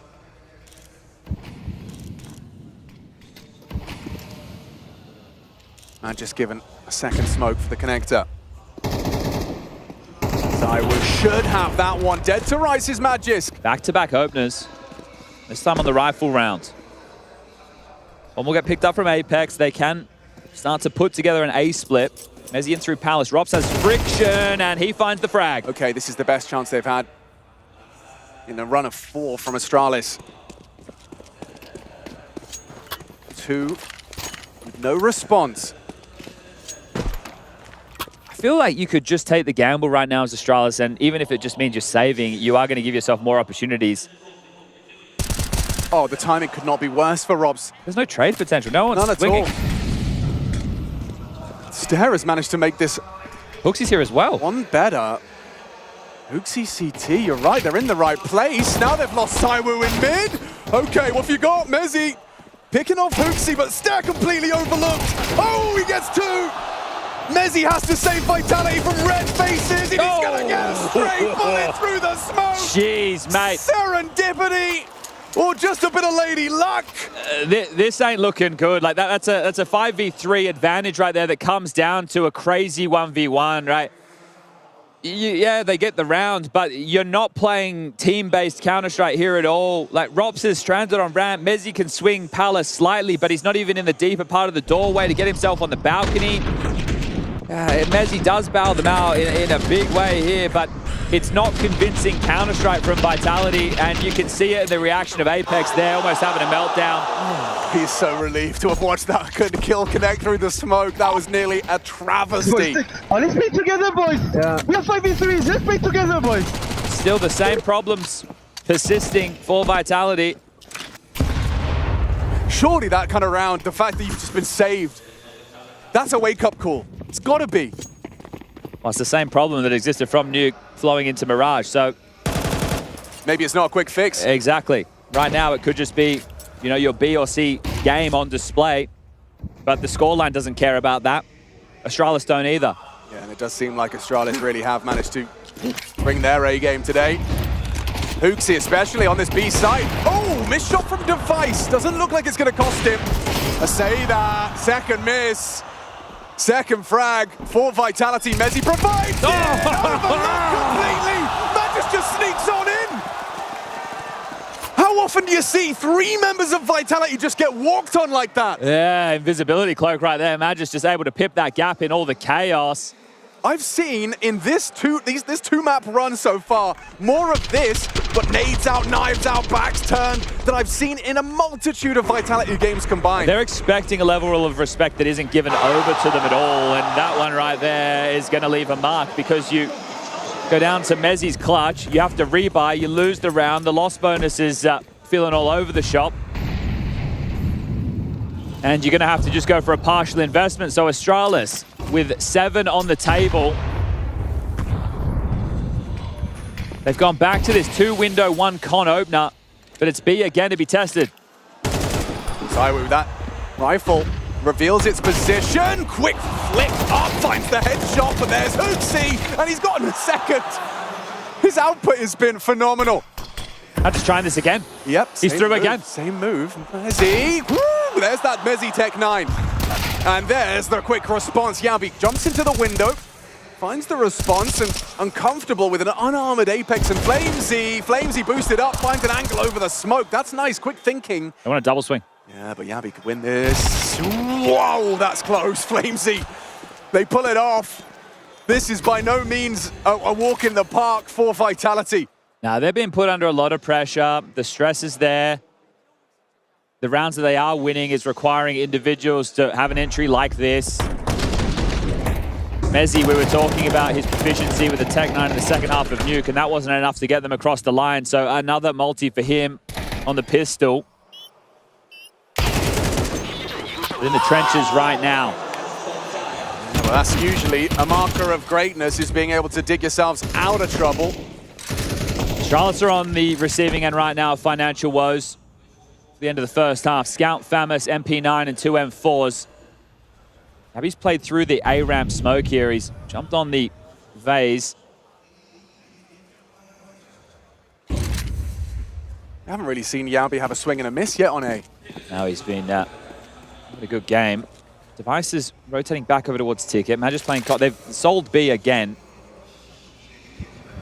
Yeah, Mezzi outside of B, not hearing any of those jump spots. Maybe that informs them, but looks like Robson Flames will be asking questions here. Be a flash here, surely. No. Nope. No. Too easy. Yabi, again, positionally sound. He's really put Robson in his pocket. Well, B is open, so they'll essentially be playing retake. Flames selling the fake. They know it's a fake. Oh, yeah, and he's going to get caught, isn't he? He's not ready for someone so close. It was a half-hearted swing, and now Stare makes it a 5v3, but as you highlighted, it will be that retake on B. There is no kit for this. It's going to be very uncomfortable. Residual util, Molly's flashes HE, so they can hold them at the door for a little bit longer. Hooksy's short, Device through market. Yabi instead to join him. I'm intrigued if Hooksy gets output from this position. They just burnt both their mollies. Did Apex catch him? Yeah, spotted him out further away from the angle, but actually doesn't find the lethality he's so desperately sought after. Zywoo in apps for that post-plant. I'm about halfway gone now. Apex is playing active. Don't forget about that 10-second defuse. Here they come. A massacre in the market. Hang on a second, Hooksy. No time for the 1v1. He can't play it how he wants to. Zywoo doesn't know he doesn't have a kit, but he knows it's going to be a 6-6 half. Vitality, sweat on the brow. Pressure is on. Astralis not rolling over and dying. Map 3 of this quarterfinal.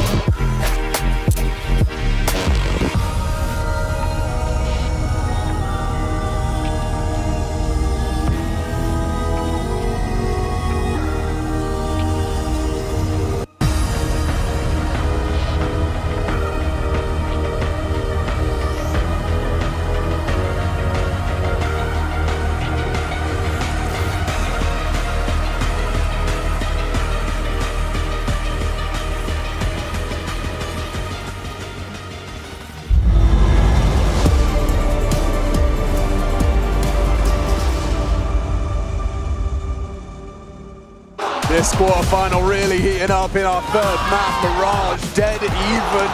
6-6. A sold-out stadium for Friday's quarterfinals, and they are getting a show. They're getting what they paid for. Most thought this would be a quick start to the day, Vitality included, but here we stand. 6-6, map 3, and frustrations. It feels like Groundhog Day. Every Vitality listening. Constantly talking about playing together. Listening to one another. This is a 5 out of 6 of the pistols for Astralis. Oh! Flamesy. Trying to get Vitality their second. Ooh, we nearly hit another one, you know. Flash for more, double dip. Oh, good tracking. Team play on display.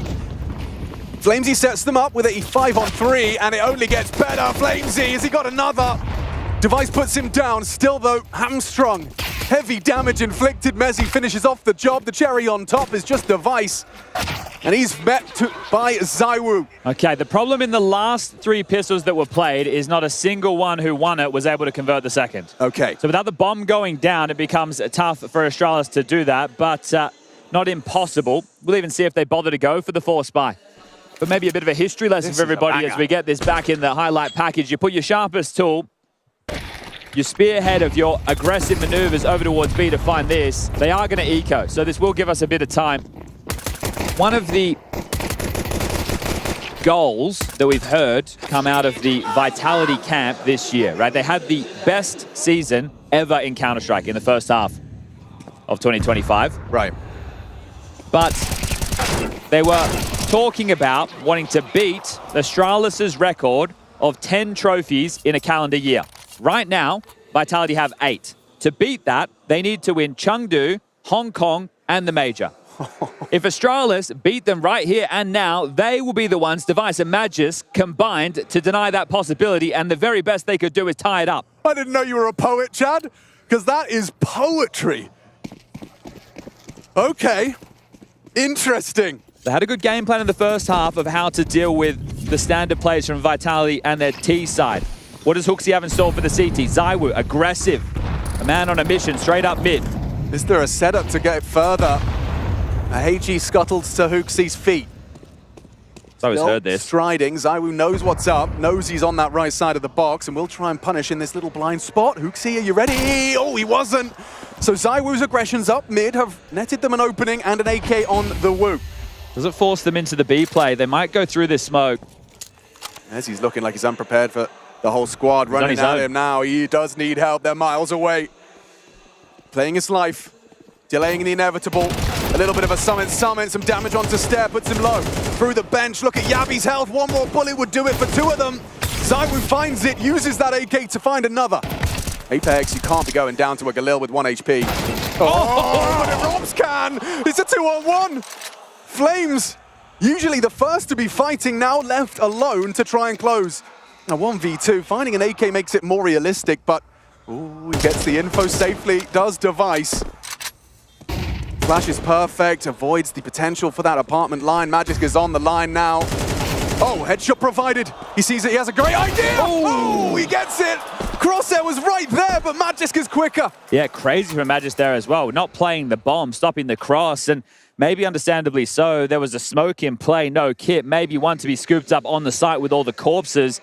But that is the rifle round, something that Astralis was struggling with on map number 1. A 13-7 scoreline. Pistols and conversions got them 6. 1 rifle round in that whole first map. They had to get a few more of those on Nuke, but it was a lot about the force buys, the light buys. Vitality. Chip in. All for Zaiwu. Famous for Mezzi. That's the highs and the lows. Zaiwu's AWP posted up aggressive B. Has a lot of space available in terms of information. Apex jungle. Flamesy aggressive in Palace on the other side. So they have taken a lot of territory on the extremities, Vitality. Which leaves that center of the map. Middle, fully occupied. Apex, you're responsible for this. Gets the info safely. He's got boatloads of that. Spots 2, spots the bomb. Mezzi, he's going to play forward of the util. Might swing on this, especially with Apex chipping in. More than that, takes 2. Bomb spotted, trade provided, but too little, too late potentially. Magisk on the ramp side, didn't finish off his meal. Flamesy looking like a laser beam as he finds the jungle player Jabby gone. And there we have it, Vitality 9, Extaz ecstatic. He knows what that one means. Another, what should be, comfortable round for Vitality imminent. Are they stabilizing in this final half of play? It has to be the eco from Astralis, so double digits, unless Yabby on a dig is able to find a life. Maybe they want to bring out the device AWP, so trying to get ahead with the Yabby dig, or he could get an AWP into the mix in the next. So yeah, he's opted to go full. And just to return to some of the conversation from the first half, Astralis coming into this third, even how unlikely it was, now they have to snap a 5-map loss streak on this very map. And the last time they've beaten that of Vitality was back in January 2024. Since then, they've lost 7 times. So Vitality have had their number. Vitality have had everybody's number.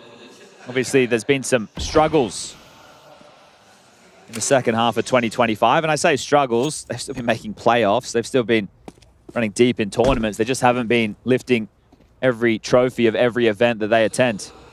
Would you say that's just a byproduct of being the #1 for such a long period, such a dominant force for so long? Is that target is on your back? Is that your demos are being scrubbed through? It's quite clear that people are starting to get a better understanding of Vitality's approach to the game. There's no doubt about it. More teams are beating them. More teams are taking maps off them. Yeah, they're not the indomitable force they once were. And Vitality themselves were saying throughout that streak that they had, they knew that eventually they would lose. They were definitely not acting like they were immortal. Yeah, under no illusion that they could just do it forever.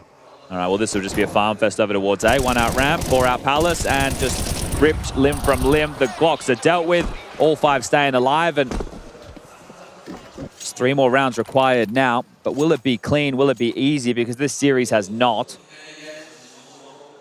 That's the story of Vitality's run at Chengdu so far. The lower bracket is where they had the most amount of ease.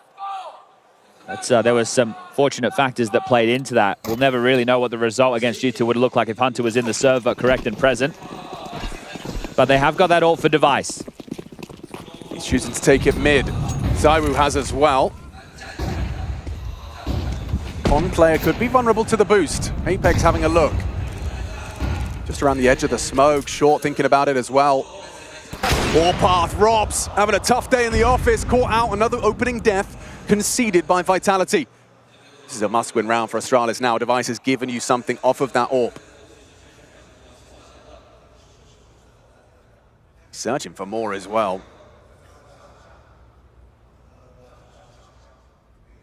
Stair progresses Con. Bomb on the back of Hooksy beside him. Oh, and nice work from Hooksy. Extends their advantage, an opportunity for an Apex multi, but good restraint. Hooksy keeps himself afloat, keeps himself alive. Zaiwu. Oh, what is going on? The man is mortal after all. Couple of uncharacteristic misses in this series. And Apex is the one to make the play, leaping through the smoke, nearly gets another. There's Zaiwu finally hitting a shot, 2-on-2. Are they going to try and stop the plant? Yeah, they might try and run him down off this. Yabby can provide the covering fire, at least the trade, and now it's Zaiwu. He cannot afford to let this go. And he won't. On the cross, takes down Yabby, just a little flash of him. Trying to cross to the bomb site, 11 gifted to them. But again, Chad, I mean, this is not a stomp. Yeah, Apex had to make a very ballsy maneuver throughout that smoke just to try and draw this back and cause some chaos. And the ones who have been thriving in that have been Astralis. So you can see Vitality have been dragged down into the mud and they understand how they have to operate now. It was 6-6 at half, which means Astralis only have 1 round in this half so far. That of 5 from Vitality's, and they know that the money is in the bin for the Danes. It'll have to be a partial investment, and this is where taking a timeout from Rugger is the perfect time. Boys, if we have a pocket strap, this is the time to pull it out. Now, the fact that I see it being Deagle heavy tells me that it's probably not going to be Poppy, right? It might be get the default smokes into Top Cat or Window and try and get some space to set these Deagles up to find fights. But this one got damn close, down to a 1v1. 2 rounds away now. They are really, really being put through their paces today.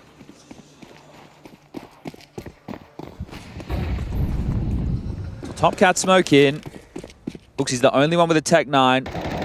So the worst type of duels that you can give her if you're Vitality are ones where you're committing to a fight at range and the Deagle just snaps off your head. You want to make it as hard for them to be able to put the bullet right between the eyes. There's fake A again, and then the mid work. They've done this a few times now. And he's going to be caught with a nade out. Apex, he's lucky to still be alive. A bullet finds his head, but his helmet does its job. Flames has got some space. Nice little maneuver. Yabi sure has jungle, the pivot point, but Rops is watching that. ZywOo burrows into the side. Very strong position for an AWP. Yeah, especially when it's very mid-centric. Stare's a vulnerability. Stare just puts himself into the crosshairs. It's easy, but so is that from Device. Nails him. Is there anything left for the Astralis hopes? If someone else oversteps the mark like this... Oh, look at the HP on that as well. You could even hit him with the wall bang if you get it right. Looks like Flames is still on Palace, though, so if Device oversteps, it will be the end of their dream of an 8th round here. Yeah, Apex playing for info. The fact he doesn't go down there... Oh, okay. They know where Flames is now. They know the setup. Even info on a 3rd. Still Flamesy finds him, though. Yabi, head removed by Flamesy. Magisk, his headshot opens up CT, but there's Robs. Quick to Device. Bomb, 20 seconds, exposed, and Mezzi, he's not slowing down. Hunts him down, and the 12th quickly secured. This is a CT run of rounds. Puts Astralis into 0 margin for error. Yeah, I'll make some assumptions of what this post-game interview might look like, but it's, if it's going to be from Apex, you're going to say he's not impressed with today's proceedings, regardless of the win. All right, talking about trying to beat Astralis' record from 2018, but there's also the major right around the corner, trying to return to form, looking for back-to-back in a calendar year. There's also the ESL Grand Slam, right? They won Dallas, they won EPL, and if they win Chengdu right now, that means they can get another $1 million in Krakow to kick off 2026. Not a bad way to start the next year. Exactly. So a lot at stake, but I'd say the focus right now is finding the necessary form to play A-grade Counter-Strike. Honestly, I think that's what Maus are playing right now. It could be an interesting semi-final if they do pick up this 13th. The mind games between those two is just something that we will never know the intricacies of, but let's go. Timeout taken, back into play Astralis. You need a miracle, or you need a Giga Chad call. Nearly lost Device before the party started. Nade off, window smoke, no info. Apex, it's gonna be set up with a flashbang. Oh, he doesn't finish off the job. Again, a dink onto Stare, but no kill. ZywOo naded down as well. Good trajectory on that, does almost half health. Device, though, swung on. We're talking about this. It's the same thing for Robs. Can't finish off Device. Damage inflicted, but a 5-on-3. Yeah, either forcing the fight or forcing them to fight.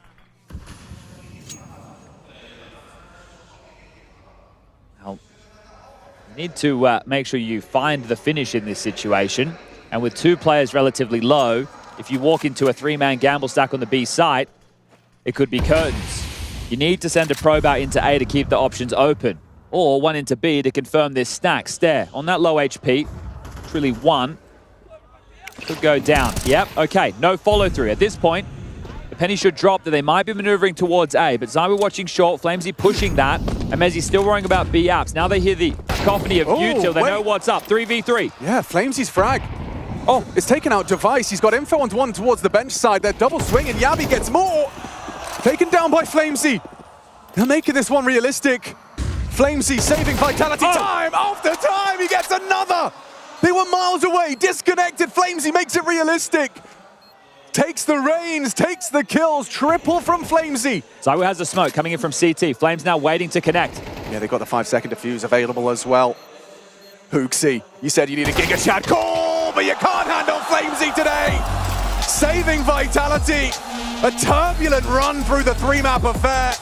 Disappointment understandable, but they continue to rack up the loss column up against Vitality. A head-to-head unfavorable, but a valiant effort in Chengdu today. And another one of those up next for Vitality. They set up their 11th head-to-head versus Maus for 2025. Looking for revenge from the group stage with the stakes at their highest. There's some crowd favorites. They take the victory right here, right now, but it wasn't their prettiest CS. They know that. There'll be a lot for review, and we heard from Apex multiple times with the listen-ins that he didn't feel that they were listening to each other. For Astralis on the other side, a promising event. Their best placing with Magisk and coming at the right time. They will not be in Hong Kong. Their next event is the major in Budapest, and that is where they will need to have this type of Counter-Strike if they want to have a deep run to close 2025. They set realistic expectations, they really did. But I think that little part of them started to believe. 让我们全场喊出他的名字，在吾。Was a beautiful match, and you in the semi-finals. How do you feel right here, right now? Feeling great. It was a great quarterfinal to play, so obviously we're feeling good to win this match. All right, maybe Australians take some trouble for you guys, and can we talk about that? I mean, yeah, of course, a lot of trouble, mostly on Nuke. I mean, we didn't play also our best, so obviously it was a tough match to play, but we recovered on Mirage, and it was good to play that. Yes， 没错，图3他们找回了状态，我们再次用热烈的掌声送给 Team Vitality。Can you feel the vibe here? Of course, I can feel them a lot. Do you want to say something to your Chinese fans or you fans? Thanks, everyone, to follow us to any tournament, and I want to say newbie. That's good, that's good. And maybe you learn more Chinese here? I will, I think. If I have a teacher, but I don't have, so, but I might learn. OK， 那么之后我来教他一些中文，好吗？这次我们就先恭喜他们进入到了半决赛的舞台。Let's go。Now that's more of the scoreline that we might have expected. If you look at the series overall, yes, a hard-fought battle. Commiserations over there to Hooksy and the Astralis that could be. However, it is Vitality sitting comfortably after that Mirage victory right there. And, I mean, Josh, for what it's worth, yeah, cool looks by Astralis, but not enough. Cool looks, but yeah, I mean, they had some opportunities. They let them kind of flounder, and Vitality just proved that there was too many pieces from their side that were working just way too well. Flamesy, ZywOo. I mean, ZywOo didn't really lock in until that final map there, but oh man, it's nice to see when Vitality is kind of like hitting their strides a little bit and looking a little bit happier than they were on Nuke. They were looking a little frustrated and flustered there, specifically Apex. And rightfully so. Josh, you've had some time inside of the server. Tell me about how to address those things in real time. I think there's definitely, like, if people aren't paying attention to what's going on and they're kind of straying away from like the normal protocols or plans that you'd normally have, it's obviously like really frustrating. Like, dude, you just kind of like let them all go here and we're not patching this and you're not communicating what like rotation needs to happen because you're going to go do this. So there's a way to address it, but it's very delicate balance, and it depends on who you have as teammates. Some people could take more direct measures, whereas other people might need to be a little bit softer around. So you might have to be a little bit kinder with how you say it. And that's because, you know, it's leadership qualities, right? It's like, how do you activate those players? How do you, get the most out of them in these clutch and very stressful moments? Yes. It could be a numerous amount of things that are taking you away from that moment. And we don't want to take you guys away from that moment. So let's also hone back in here for the side of Astralis. This is the end of the run here, but takeaways for the Astralis camp in Chengdu. I think there's a few things that they did that were kind of pretty, I mean, you look at how they got here to begin with, who they had to beat in order to make it this far. And then you kind of look at that the fact that they even took a map off Vitality is pretty impressive as it is. So, I mean, it was a good run. Sadly, it has to come to an end for them. Maybe not for Vitality fans, are a little bit more happy about that.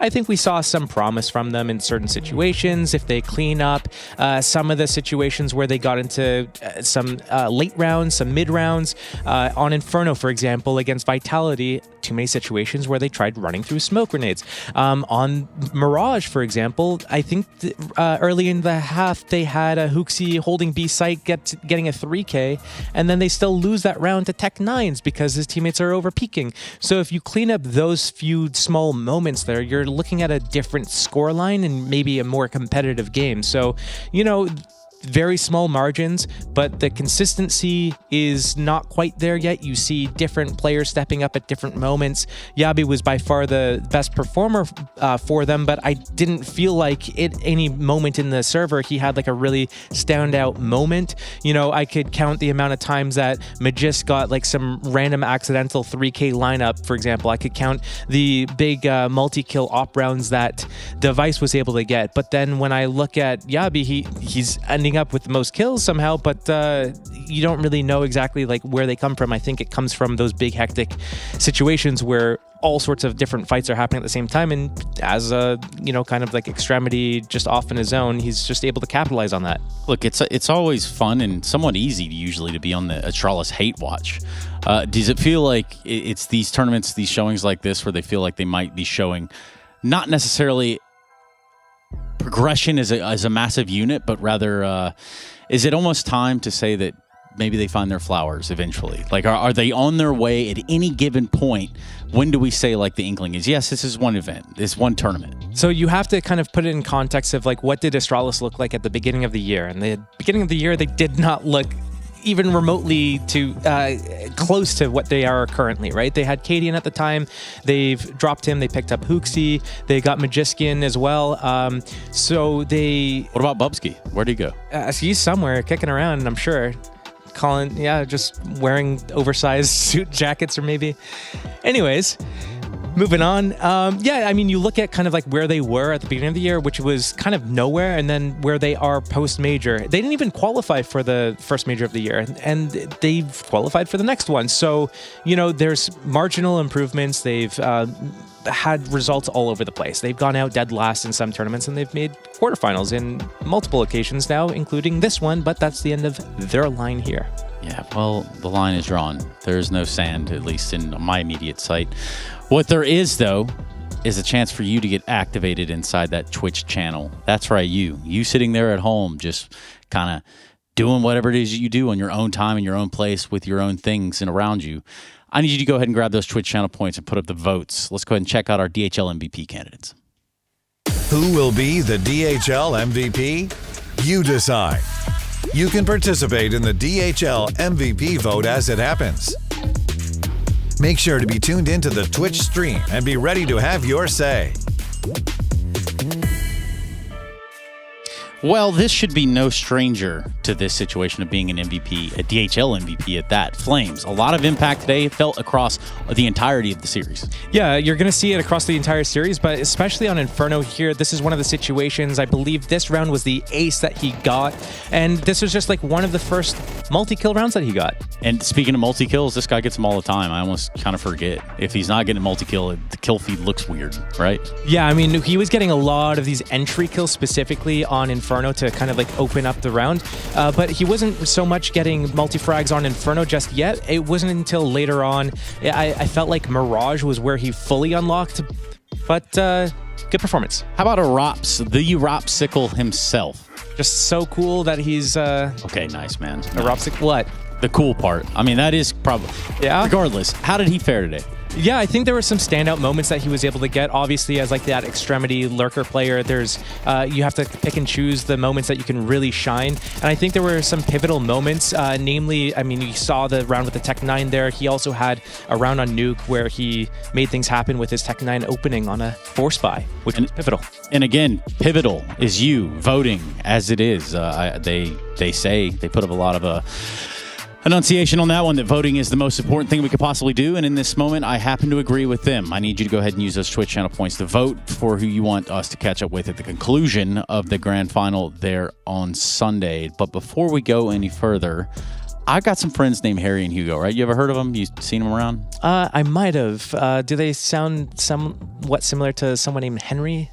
No, I mean, it's kind of base. I think that's kind of a weird take, but all right. Anyway, check it out. Let's do some Colex unboxings with Harry and Hugo. Colex Zodiac Edition here in China. Harry, I've got one question for you. Should we open it or should we keep it sealed? Oh, we gotta open it. Come on, Hugo. I'm hoping for a rare pull here. I want something good. I want something great, even. Are you ready for the big reveal? I'm ready for the big reveal. Okay, we're starting slow. Exercise. Yeah, it's gonna get better. Oh, it's not yet getting better. It will not yet getting better. It will eventually get better. Hopefully soon it gets better. Oh, it's a little bit better. That's a step in the right direction. A little Yakinda. I like that background. It's a 3-star. It's a high number. High number better. We still can go higher. Let's see. Oh, that's yo! 4-star Hold gold. on. We're trending up right now. This could be the goated pack, Hugo. I think it is. Run it back. We have one more. Okay. Hey, he's a nice guy. He's a good guy. I'm not rating them on whether they're good guys. I'm rating them on whether they're good pulls. Still, we got a 4-star, 3-star. That's 2 shinies in there, man. I'm pretty happy with this. Double shiny and get your own at colex.gg. Harry and Hugo, sprightly young lads from Brighton Beach. Pretty cool guys, wouldn't you say? Why are you doxing their location, man?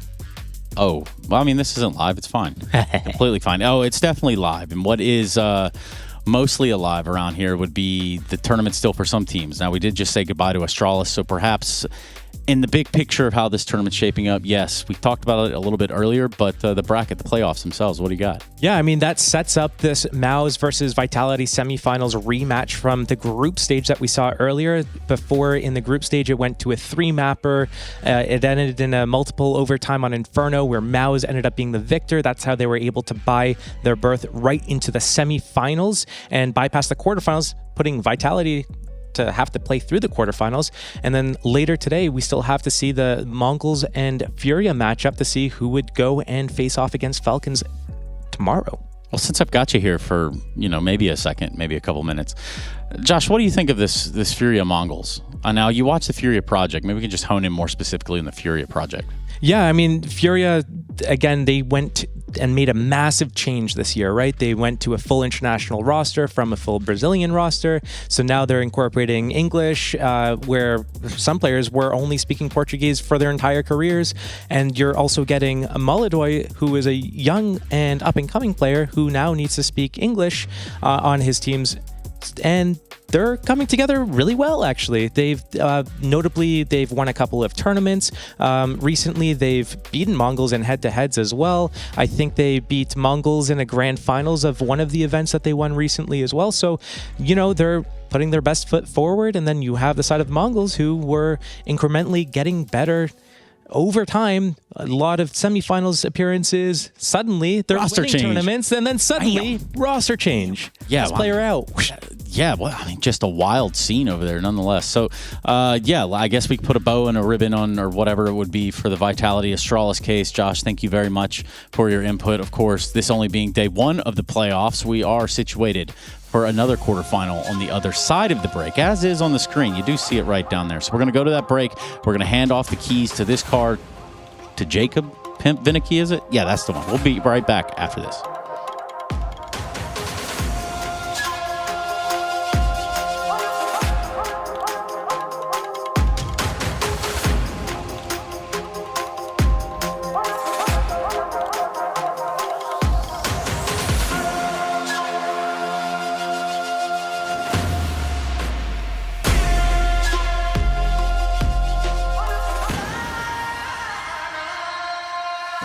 Damn, guys, we almost had this. Thank God that's over. Bored of endless matchmaking? Take your first step towards EPL, experiencing real strategies against teams of your skill. Learn more at fce.gg/EPL.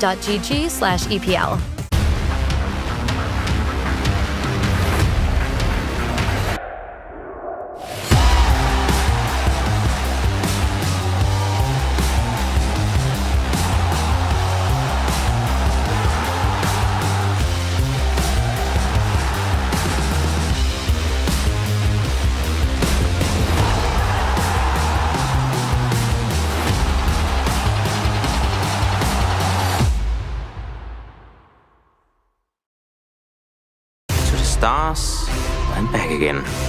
The best of all in time.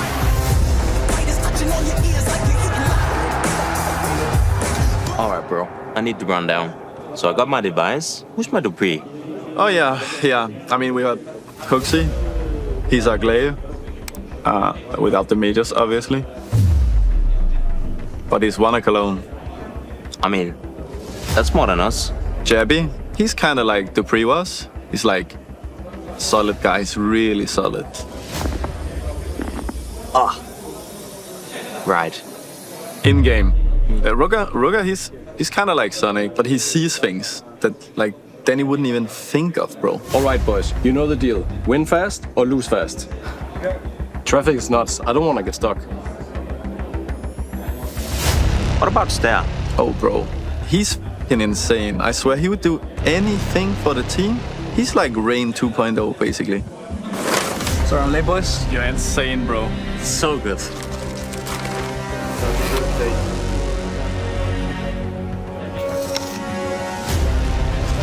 Divot.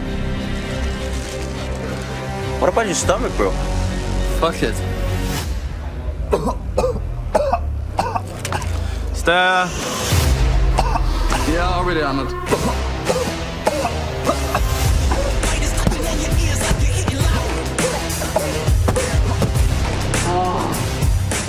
Told you, bro, like, Stare's fucking goated.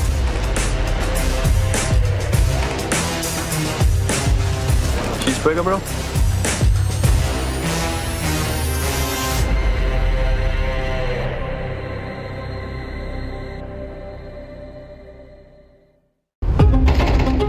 Info. One close sight, and one... Taco. One close, one ramp. Один близко, другой рампа. Ele tava rampa, ele tem perna. Boa, caralho, boa. Nice. Damn, he was 24. I should have finished him off. Pause. Ele. Galera, bora fazer aquela tática da SK, lembram? Malek, you go con, smoke left side, make sure to go short. We're gonna be going monster. We're gonna be spamming the smoke, Castratus is gonna cross it, Bolodoy has the cross. Okay, you got it? Make sure he understands. Короче, иди Б. Ele vive o jogo.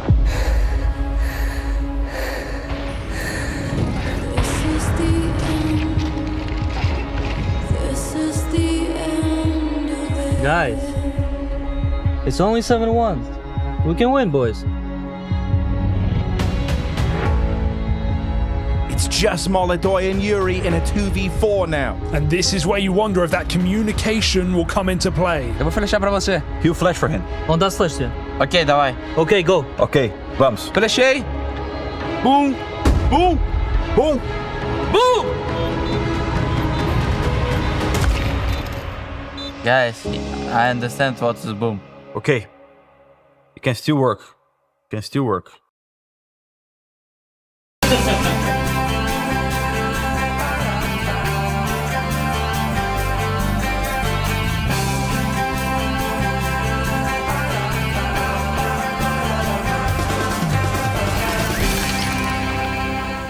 What are you doing? Nothing. I'm working. I fucked that up, man. Go again. Go again. Go again. Go again. Go again.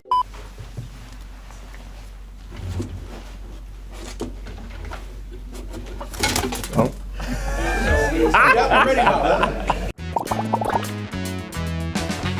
I think the oldest one should be this guy. Oldest one? Remember this? Yeah, I remember. Should be this, because the train was totally different that time. Liquid Major, when was it? This Luminosity? I don't know. 2015. This is Stockholm? Yeah, this is Stockholm. Should be this? Yeah. Rocha. The comic moment of Counter-Strike. If you've never seen this, I never seen you don't know about Counter-Strike. This is the second one, huh? I think so, yeah. Because Cologne next year will be the major. And it's been 10 years that Cologne doesn't have Bro, a I major. don't remember. Yeah, you played Counter-Strike for 10 years, but you're still young in this game. Okay. I think this. Yeah, I would say the same. And then the other one. But this one was the I Australian. don't know, I don't remember. But I think it was 18, or? Yeah. Okay, I think this one is the recent one. Is then. I think this is the, bro, the 7 for sure. the recent fumble of this year. And then it's this, no? Okay, the grandfather of Counter-Strike. He makes liquid choke. They find in 2016. Cold Zero jumping. Cold Zero jump. Phoenix clutch to Everything happened. end the overtime or the overpass. This match was crazy. This? Luminosity, then it comes Summit, and then it comes Shara. Shara is the oldest? Yeah, flip side. I know my NA. Last. No, second. Oh, yeah. We had these two. I don't remember all this. This was Okay. Boston 2018. Phase, you need 6. You need to put 6. 6? You're crazy?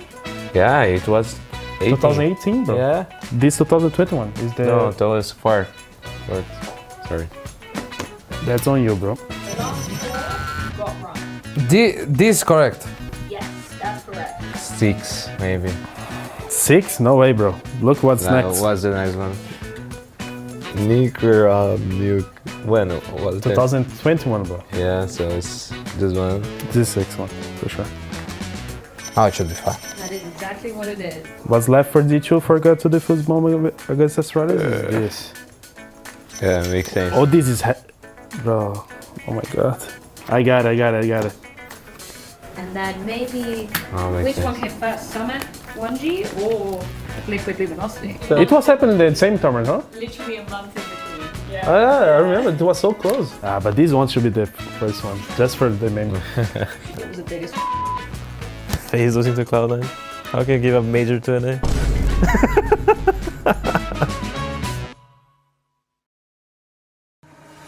16 teams have now become just 6, as things certainly got cutthroat in the group stage. The likes of 2024 Victor's FaZe, alongside both hometown heroes in Tyloo and Lin Vision, and who can forget the most recent IEM Cologne champions in Team Spirit, just some of the names sent packing from the group stage.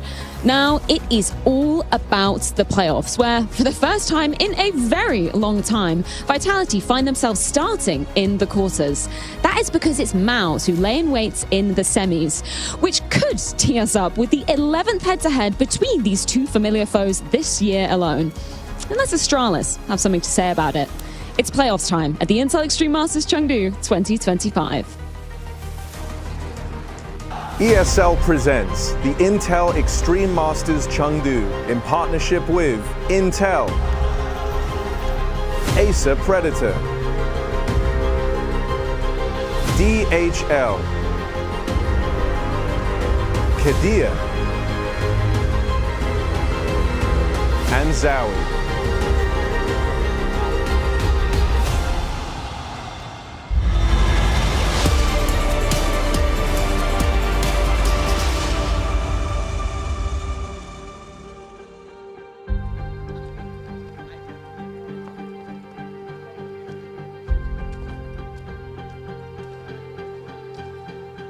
Molodoy, welcome back. I'm sorry that you had to take out your AirPods for your music. What were you listening to?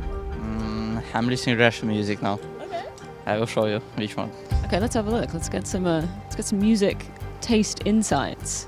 This is only Russian music, but I like English. But English I have this phone. You know, I have the phone. He's got two phones. Yeah. What are the conversations that you have in the shuttle on the way to an event? What do you say? Game Vitality Astralis, and I don't know what team talking, but I'm focused on game now. And in terms of your own career, this is only your first year in Tier 1. You've made it to so many playoffs. Do you feel any nerves when you're entering an arena like this? No. You know, when I was kid and I played football, and I think football helps me a lot, because in football you have every time game, and here I have same situation and I don't have nerves. Not feeling the pressure? That's what we love to hear. Thank you so much, Molodoy. I'll let you get on with your team.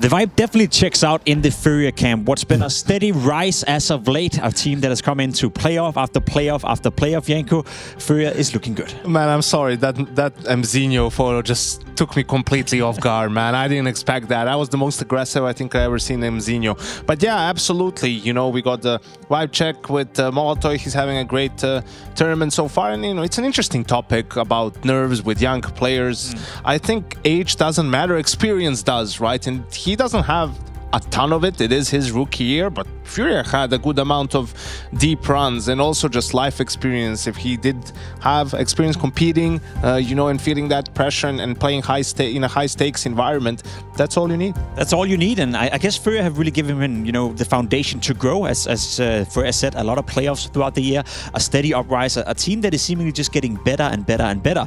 It's also fair to say, coming in against the Mongols in this quarterfinal, that they within the team camp should believe they're the favorites.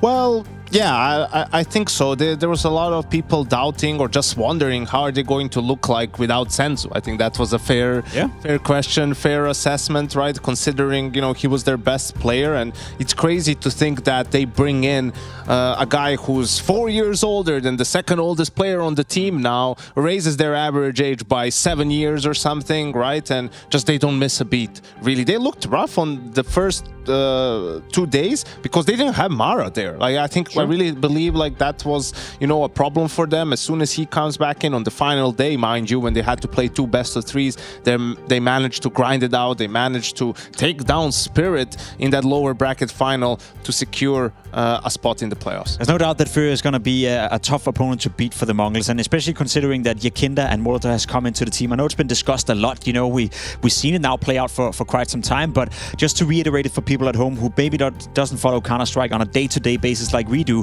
what is it that Molotov and Yakinda has brought to Furia together with Fallen as an in-game leader? I think just firepower and aggression, right? Opening kill potential, and I think also has to be lauded this move from Furia as absolutely the best roster move of the year. I can't necessarily count Vitality in with Rops because that's, first of all, too easy. Okay. A player like Rops is available, and for you to bring it in, and even some of the Falcons one with Monacy, those are sort of easy moves if you can make them. This was a high-risk move from Furia, right? You're going international, you're bringing in a rookie player who didn't even have, what did he have, 20, 30 maps on HLTV, right? You're bringing in Yakinda, whose stock has never been lower, mind you, than when Furia brought him in. They brought him in to be a friend for Molodoi and sort of have someone he can speak Russian with, right?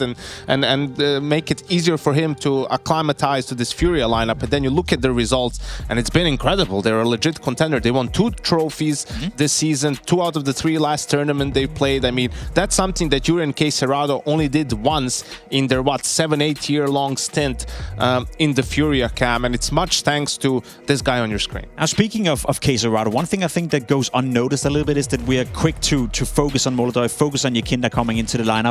Obviously, that has helped out, but Keiserado is back to his best now, playing at a high level. Fallen as an in-game leader. It does feel like everything is coming into fruition for Furia. Yeah, because, Molodoi is the yin to the Keiserato's yang, right? They are able, him and Yakinda, they create the space, they find the openings, they're the ones whose role is to be aggressive, right? And that allows Keiserato and Yuri to be in their natural habitat, right? To lurk, to be slow, to be patient, to capitalize on the mistakes of their opponents, to punish those rotations. And talking about rotations, that's what most of Fallen's calling is about and leading is about, is abusing those rotations, taking map space, understanding the the most common reactions from your opponent and being in a position to punish them, to exploit them. And we see how, when he has good pieces around him, when those pieces are executing their roles well, that style of Counter-Strike is still very potent. And you can see it right here. The stats doesn't lie. Keiserado has been playing at an incredible high level. Molotov so far in this tournament as well, within the top 5 ranked players throughout the tournament. Now, I'm looking towards that team and I'm thinking to myself, how big of a role does Fallen play in Molotov's integration into this lineup? If you know Fallen, you played with him before and you worked with him before. Is he the main guy to integrate a new talent like that? I think he definitely helps him. I think also when you watch Molotov, you see shades of Fallen, right? And that's not because he's playing with Fallen. That's just the style of an opera he is, but that combat topping, being in your face, right? The flicking, just constant moving around and being relentless and being aggressive. That's what Fallen was known for in his heyday. So I think Fallen can definitely help with young players. It's almost always about the macro, right? About them realizing the big picture. It's like his mechanics are really strong. There's not much that Fallen will contribute into, hey, this peak, that peak. Sure, to some extent, it's more about, hey, now we're in a 5v3. You don't need to go for this aggressive fight. You can just sit back, play off of your teammate, right? Or those sort of things, the timings and just understanding when you can sort of take a step back really in a round and just let your teammates do the heavy lifting. Molodoj checks out, obviously, as Rookie of the Year. Dare I say it? Is that even a competition at this point? Is he the sole leader for that title? I think he's definitely in the lead now. I mean, outside Kyosuke having some sort of a mad, these last 3 events, if he does, I don't know what, and potentially at the major, but I think Molodoj definitely the front runner because you see how much he's changed the complexity of the team, and one of the main factors definitely in these deep runs and in these tournament wins. That's sort of the notion you get from the Furia camp as well. Yuri's saying it, right? He thinks that Molodoj, since joining the team, has helped them grown up, maybe brought a bit of new inspiration.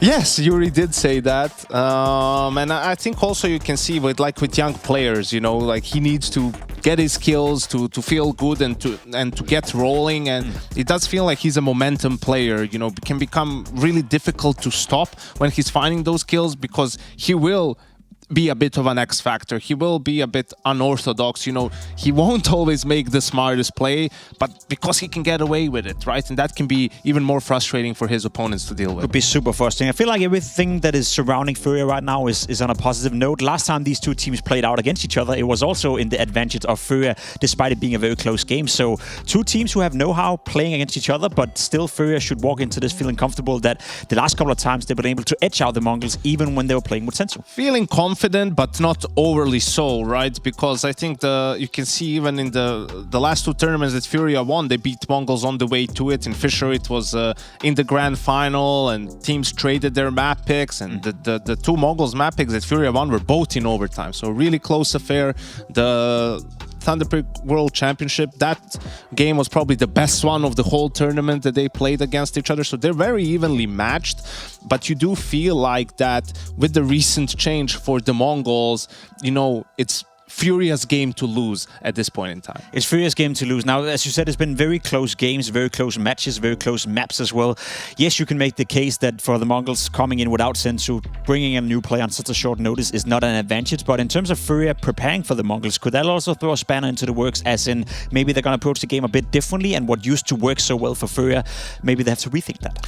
I don't think so. I think they probably just focus a little bit more on themselves, right? The Mongols, we could see nothing change significantly in their game. Controllers is slotting in for Senzu, right? Their map pool doesn't seem too different either, a bit less Mirage than maybe we would have expected so far in the tournament. But yeah, absolutely. If you're Furia, just looking at yourself, make sure you have a plan coming in, right? You're very familiar with the Mongols and how they like to play, so it just comes to executing the game plan on a good level. Something that people at home probably are not familiar with is the new guy's Controllers, and I think he's a bit of an interesting prospect. He's 28 years of age, right? He's old. He's been playing Counter-Strike for quite some time, but this is his big breakthrough, his big chance. So far in this tournament, I've been very positively surprised. Jacob, he's so old, he actually played with Mara, not for Mara, in 2017 in the Mongols, and had a couple of brief stints with the team during COVID as well, right? But, we didn't know pretty much anything about the guy when he was coming in. It was limited what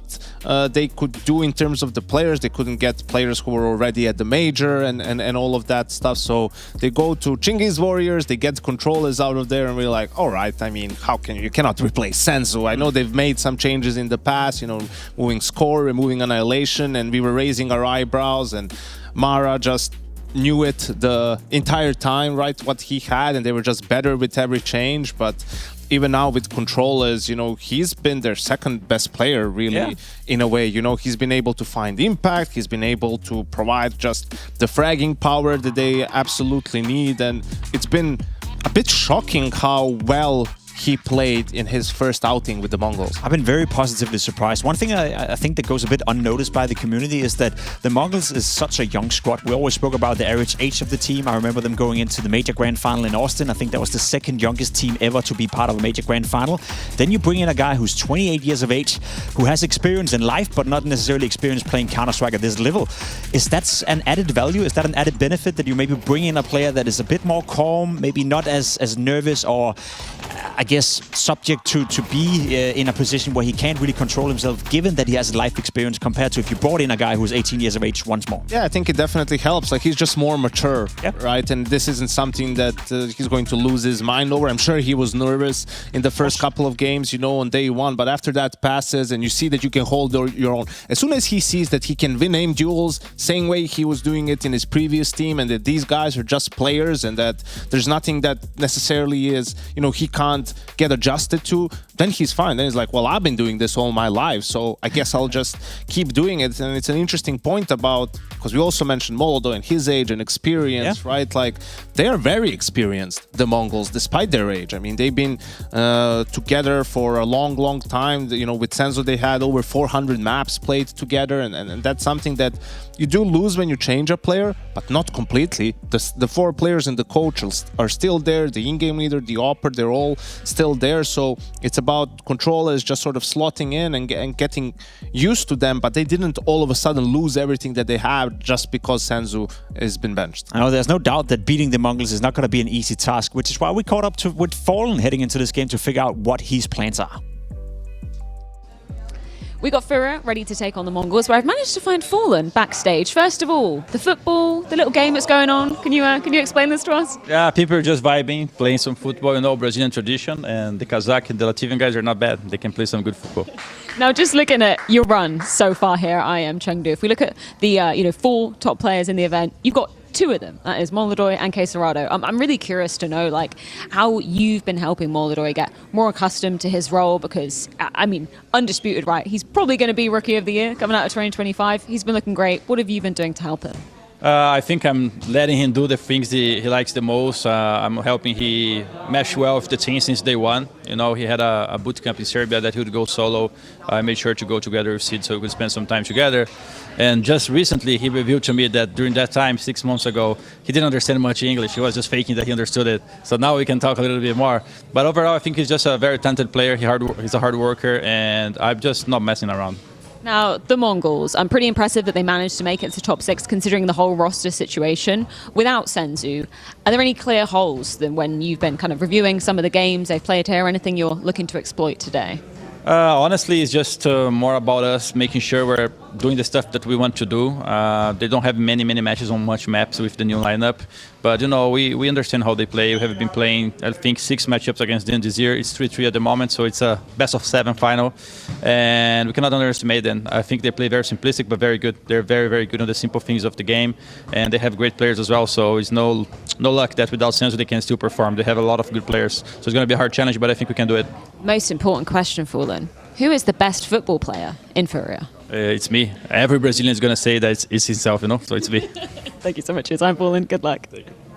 Everyone in Brazil is good at football. We know that. And when it comes to the video, though, Janko, what are we looking at? Dust 2, Mirage, Inferno has been 3 staples when these 2 teams have faced off. You expecting the same? Yeah, we talked about Mirage for the Mongols and how they haven't really picked it when it was available. Usually they do that every single time. They're back to it here. Why? Because they had that 13-6, I believe it was, affair against Donk and Team Spirit, right? Furia goes for the punish with Overpass. They're on a 9-map win streak there, so that's not a huge surprise. And still, Inferno has that decider good pull for Furia. Alrighty, we're just about ready to get the teams on stage, so let's go.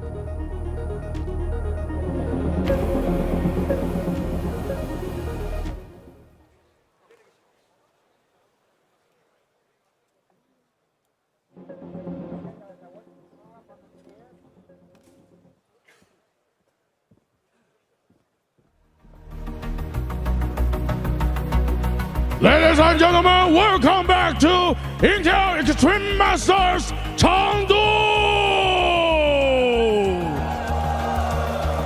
亲爱的现场以及荧幕前的各位观众朋友们，欢迎回来！刚刚我们见证了 Team Vitality 的晋级，而接下来这场对局，可能2支战队有1支要被淘汰，而另1支他们会进入到半决赛当中。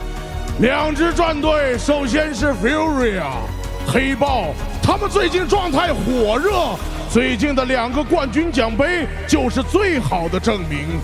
有些人说，巴西 CS 正在崛起，而我想说，热情的巴西 CS 它回来了。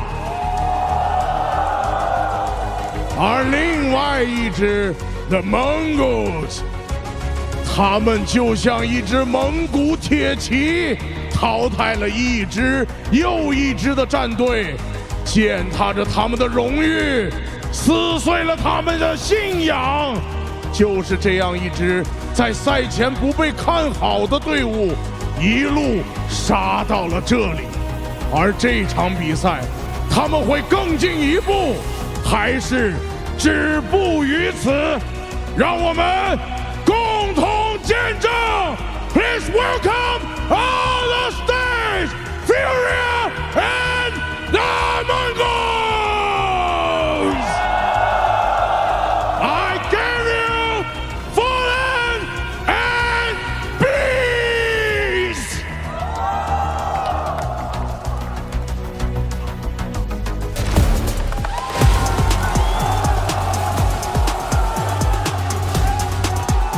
Maladoy and Nighten!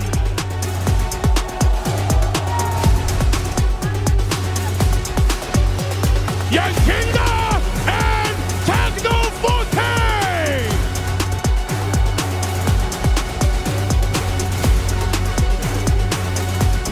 Kismoto and Mazinho!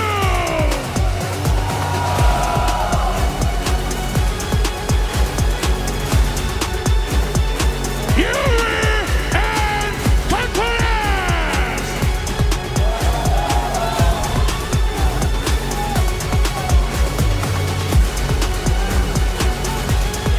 10位选手已经来到舞台之上，那么你们支持的会是亚洲之光 The Mongols 吗？也许是热情巴西 CS Furia！ 再让我感受一遍，这一次获胜的会是 Furia 吗？也许是 The Mongols! Let's go, baby!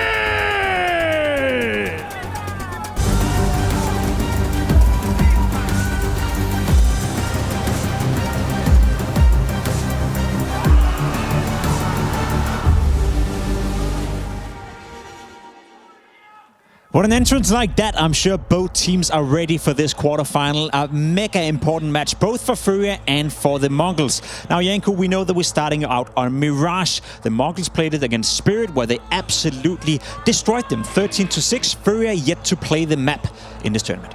Yeah, absolutely. And I think a little bit different for these two teams, right? The Mongols, I wonder what their expectations are. I'm not sure they're really, you know, realistically expected to battle for the trophy, having made the roster change so early on. I think they're just trying to gain experience with controllers. They're obviously aiming to peak at the major, but we'll see if everything can click for them. They have to win Mirage, I think, to have a chance in the series. Furia, on the other side of things, they're in win now mode. The experience is there. They've done it 2 times over the last 3 tournaments. The one thing that's left to really solidify them as a contender team is to beat the top 5 teams in the world, right? On this stage. They've beat the Mongols last 2 times they faced them. They cannot afford to lose to them here in Chengdu. Especially considering that winner of this matchup will move on into the semi-final and face Falcons, a team that Furia have already beaten, a team that I think Furia is looking forward to have a good chance against. Now, you said it yourself, you alerted to it right here. Who is it most important for? Is it most important for Furia to finally book their spot up and punch upwards once more, or for the Mongols to get even more stage experience with controllers? I think it would be a lot more disappointing for Furia to lose here than it would be for the Mongols, right? Considering the circumstances and everything. And I think also for Furia, the map pool is on their side, right? Mirage, sure, there's the advantage towards the side of the Mongols, but Furia beat them both times, you know, the last 2 times that they played Mirage. So we'll see if they can do it for a 3rd time. And then Overpass is such a huge lead for them. As I said, they're on a 9-map win streak on this map, is where you feel like the Mongols if they cannot find a way to win Mirage, I don't think they can win this series. Now, it almost goes without saying, as you said, without Mirage, it looks very, very dire for the Mongols. However, Janko, do you think the Mongols have what it takes, considering what you saw against Spirit, to win Mirage? I think they do. I would never count them out, right? Controllers seem to be holding his own. 9-10 has been absolutely incredible. He is the win condition for the Mongols at the moment. There's no doubt that 9-10 versus Molodoi is going to be a duel to look out for. Having Furia take on the Mongols in a quarterfinal is a banger of a game, and we're just about ready to get it started down there in Chengdu.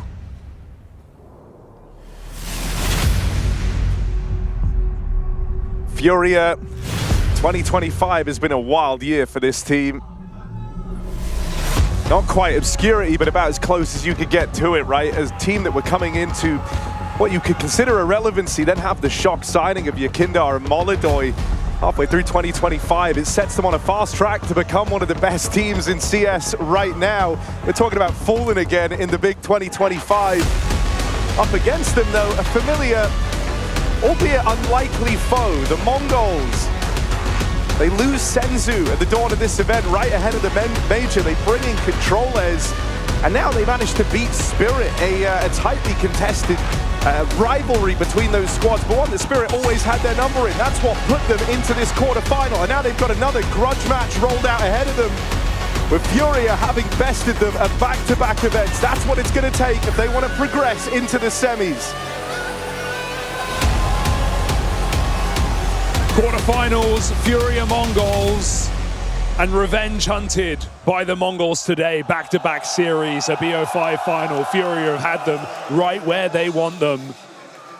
But the pressure is on for Furia, as the deaths say, looking to take down some of those top teams in the world. You would keep Mongols in that conversation, but this new roster under question. Mongols have already over-delivered on their promise here in China, but they've got more to do.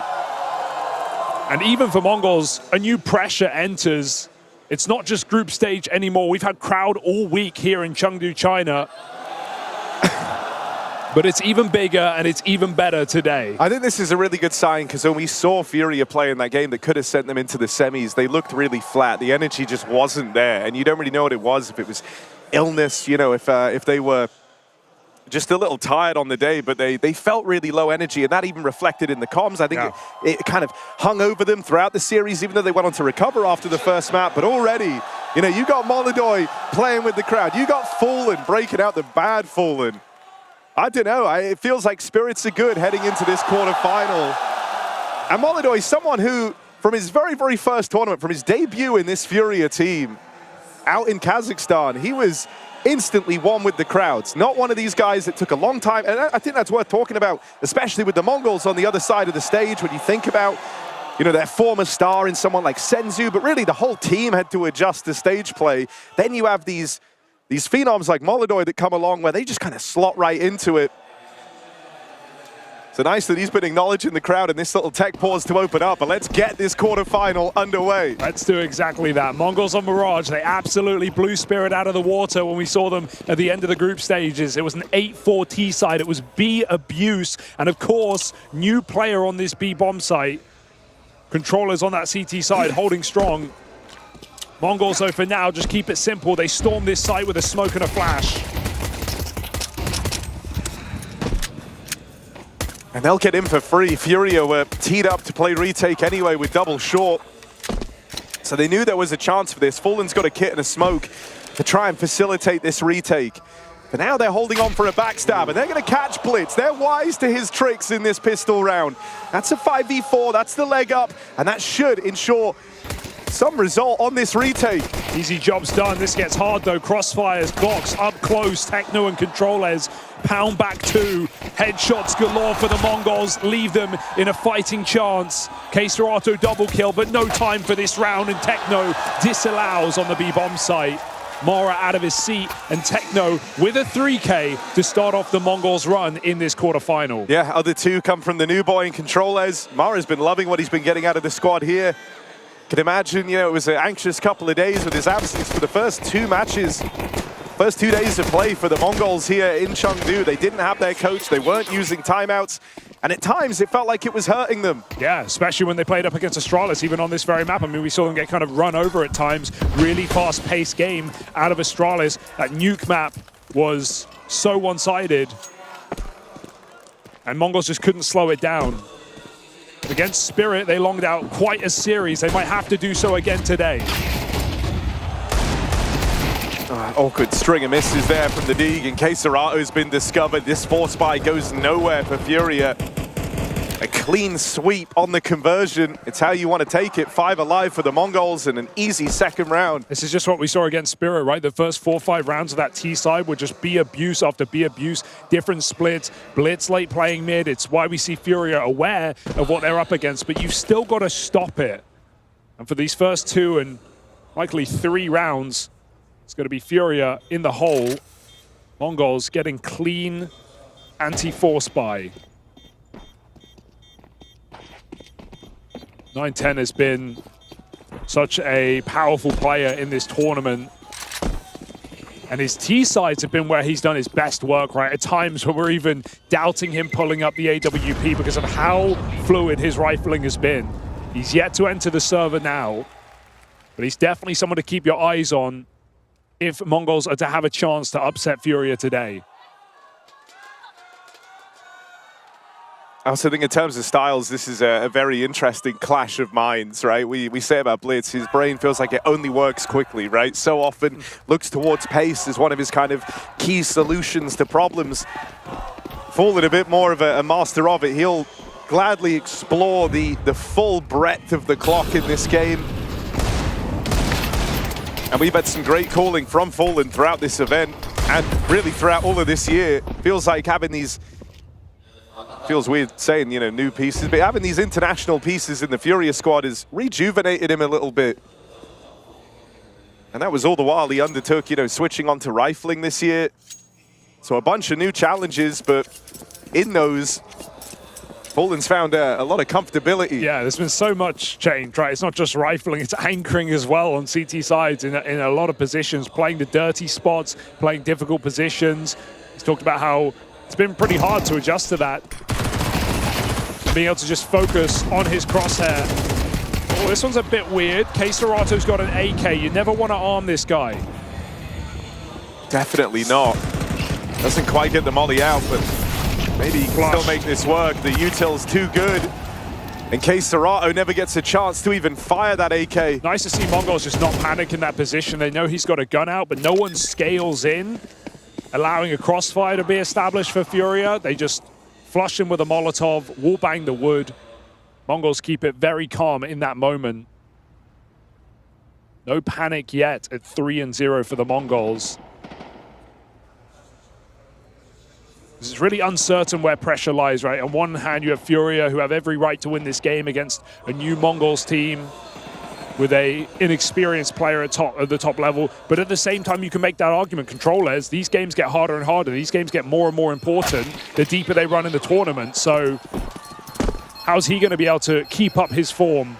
He's had highs, he's had lows in this event so far. Right now, 4-1. Looking to feel natural in this Mongols team, as we've been saying all week. Slotting right in. Even AWPing at times. Mongols 3-0. This is where the game begins for Furia. Yeah, gone this whole time, not even really mentioning Molodoy, but he's going to don that AWP right away in this first rifle round, as is 910. They both get theirs. You know, in the early stages throughout the groups to kind of get into these playoffs, 910 was instrumental, especially during Mara's absence. It felt like in those games, it really wouldn't be too uncommon to see 910 the only guy hitting. And many times over, he was the difference maker. And so an undeniable reason as to why they've even made it to this position. A slight distraction from Keisarato might have just saved Fallen's life. Techno's spam damage puts him low. Techno's 6-0, even hit a one-tap at the end of last round.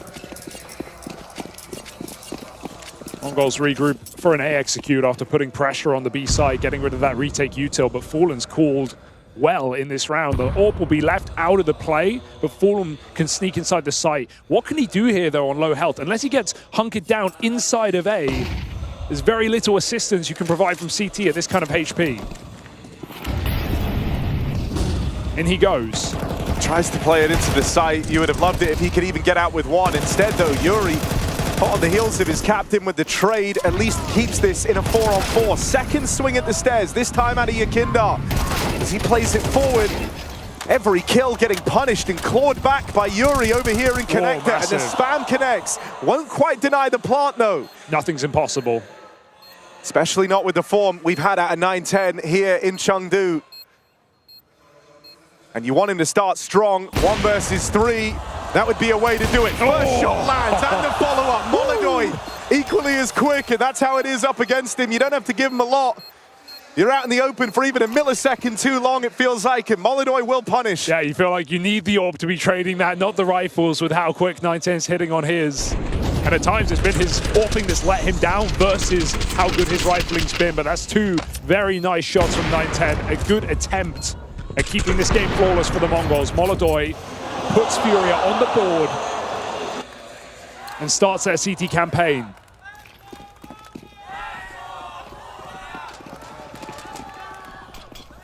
Liking the eye test from Techno right now, though. He's looking ferocious. Getting really stuck in. Whoa. AWPers almost clash. A perfect nade from Yakindar puts Blitz down to 40. Trollers doesn't panic as he gets blinded. Mongols full mid control. Furia just itching to get involved. 4 players waiting, ready to pounce on middle. They find a gap. They might go together. Kinder chomping at the bit. The reins pull back for Furia as Mongols set towards B. One more of these B splits for the Mongols and Molodoy in position to deal with it. Oh, that's a problem. You lose almost all of this split, part of the split, right? And it doesn't look too great for Blitz as he rounds the corner. So now it's just a 3-man apps pop. Molodoy with a swing and a miss there as they try to move in, but the rest of his team have padded out this site. Gonna go a long way to mitigate any Molodoy misses, and yeah, there's Fallen and Yakindar keeping it on lock. Convincing looking round there from Furia. Yeah, they get out with 5 alive, and they stop that short split in its tracks. Yeah, I think they know what they're up against, right? You've done any homework in this game. You know Mongols are going to be looking to abuse B. You know they're always going to be finding Blitz, putting late mid pressure on. Great spam from Yakindar, shooting holes in the smoke, and able to find the first man up Cat. Molodoy turns that split into hit. Fallen's so reliable, it feels like, in these anchor positions, so safe. Rarely overstepping. And that can't be said, you know, in the first couple of games we saw him, first couple of events in these roles, but he's definitely found his comfort on this CT side. Often able to see him live long enough to tether with a rotate player. These grenades are proving to be a problem. Blitz last time, Techno now, and Yakindar always eager. Mongols have lost some serious health. Saw that. Easy.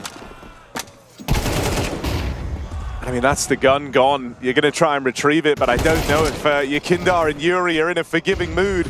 They don't look keen on handing that rifle back over. It's just swing upon swing over in middle, and another flawless round for Furia. That's 2 in a row now. Money starting to build up on this CT side. Really annoying round for the Mongols, who got given so much room in middle last time when they put their util down, but they don't have it this time, and Furia just keep re-peeking, poking, prodding. Mongols never get to make their move and make their play. They call out a timeout here, going into the next buy round. 9-10 on the AWP, Techno, only Tech 9.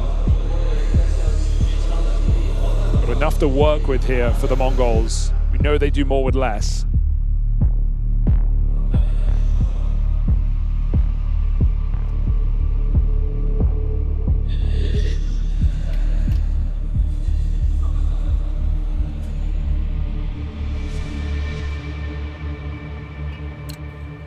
Blitz, not the kind of captain to always be setting up his stars and dropping them guns, right? He is very self-assured in his ability. We'll see him rage by AWPs on eco rounds. We'll see him play hero rifles. And so, despite the strong early start from Techno, it is still Blitz on that AK, believing in his own ability. No, you know, it's one of the things I think that can make him so exciting as a captain. He does have a lot of faith in himself, and in some of these games, it's very, very justified. It's not a good smoke. I even remember actually back at TWC recently, an event where Mongols faced a bit of a shocker of a result. In an interview, they asked him, you know, who would you want alive in clutches? He said, oh, myself. And, you know, it was so easy for him. Here's the B-pop. Let's see what they can do. Running on through. 910 holds the line with the AWP. Fallen needs to offer up some resistance here with Molidoy dead straight away, and a follow-up from Blitz on that rifle. Queserato plays it forward. Will deny the bomb plant, but with so much time left, it's really nothing for Furia to go off of. And Yuri might have looked good to open, but this is a 1v4 as it begins. AWP also in the sight and entrenched. 910 on the line, does not miss those. A small detail, but it felt like it wrecked around there. Fallen's smoke bounces so strangely. It didn't even look like he aimed in the wrong place. It just like clipped off, bounced back towards him, and that meant Fallen had to suddenly start playing passive. He had to pick a new position. He fell off of apartments, went towards short, didn't get given a fight until Blitz just pokes his head off. And Fallen the whole time waiting. He sees the barrel of the AWP, but he's not given enough to take the kill. So really ugly behold for Furia. Not the time to lose that round. No. Mongols in the hole and 5-3 lead. I mean, Mongols love it, right? You can't look at opportunity like that the wrong way. They follow through on Fallen's mistake, and we always say he's a real maestro with the util. He's kind of elevated this team's util game through the roof. So yeah, a rarity that Fallen's going to be the one messing up nades. Yeah, it felt like a clipping issue more than anything, right? Just a smoke that bounced back towards him. Molidoy has been very active on the CT side, moving around with the AWP. Not going for the window picks, maybe no spawns yet. But back to peek the B apartments. Mongols send their regards with nades of their own onto the window player. This time it's Queserato. There is a response from Yakindar. Boost would not be a bad move here for the Mongols. Especially not with Fallen pushed back, it gives room. Queserato has got to be ready for this. Oh, Yakindar catches them on the con push, and he farms. And that's round secure. Yakindar guarantees it. Up close and personal, that's where he does his best. That's where he feels most comfortable. Hey, it feels unnecessarily chaotic for the Mongols just to run 3 players through the smoke, but that's the Mongols, man. First time. Perfect position for Yakindar with backs turned and the AWP through third. Mongols don't even get a foot in the door. Window player shuts down the last 2. It's a full house from the firepower of Furia.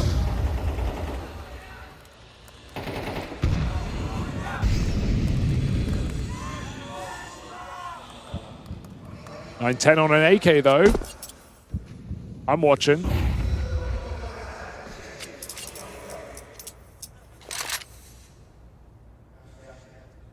It was his rifling that was so electric in those groups.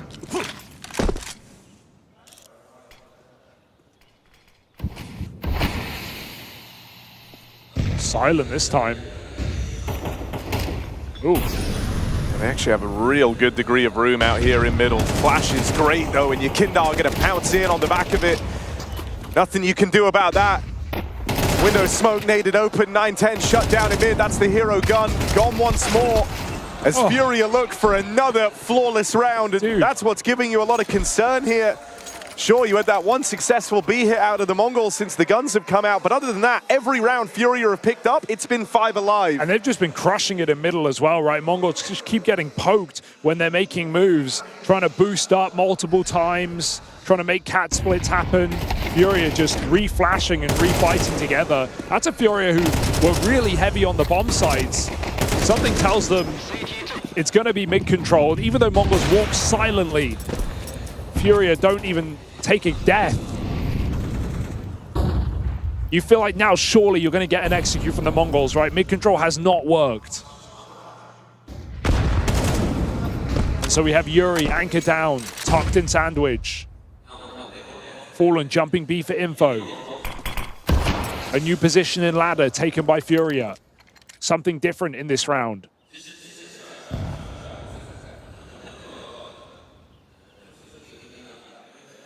Mongols are very quiet.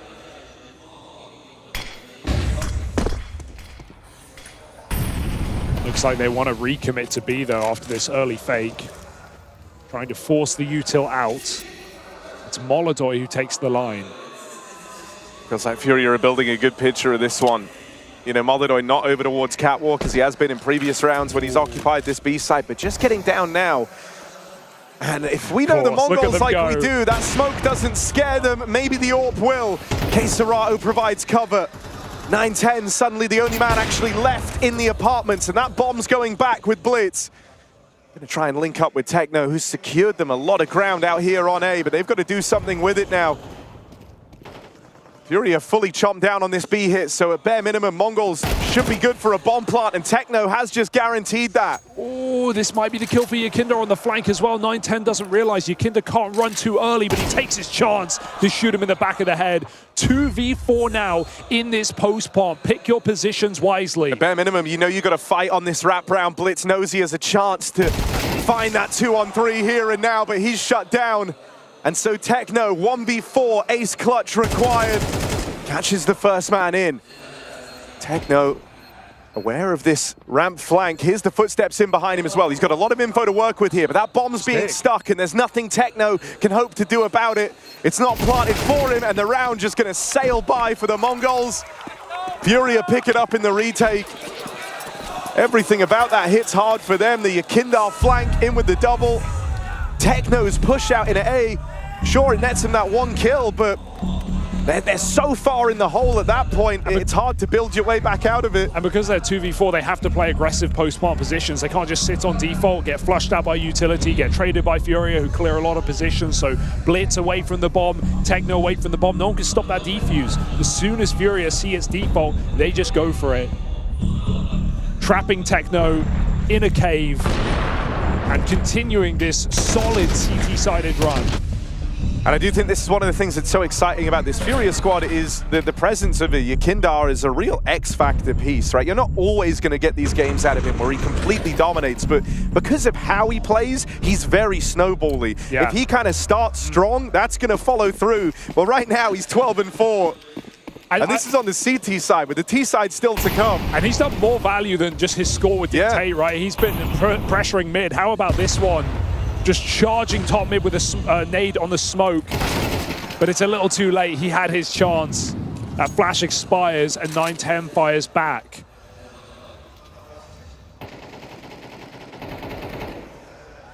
Waiting.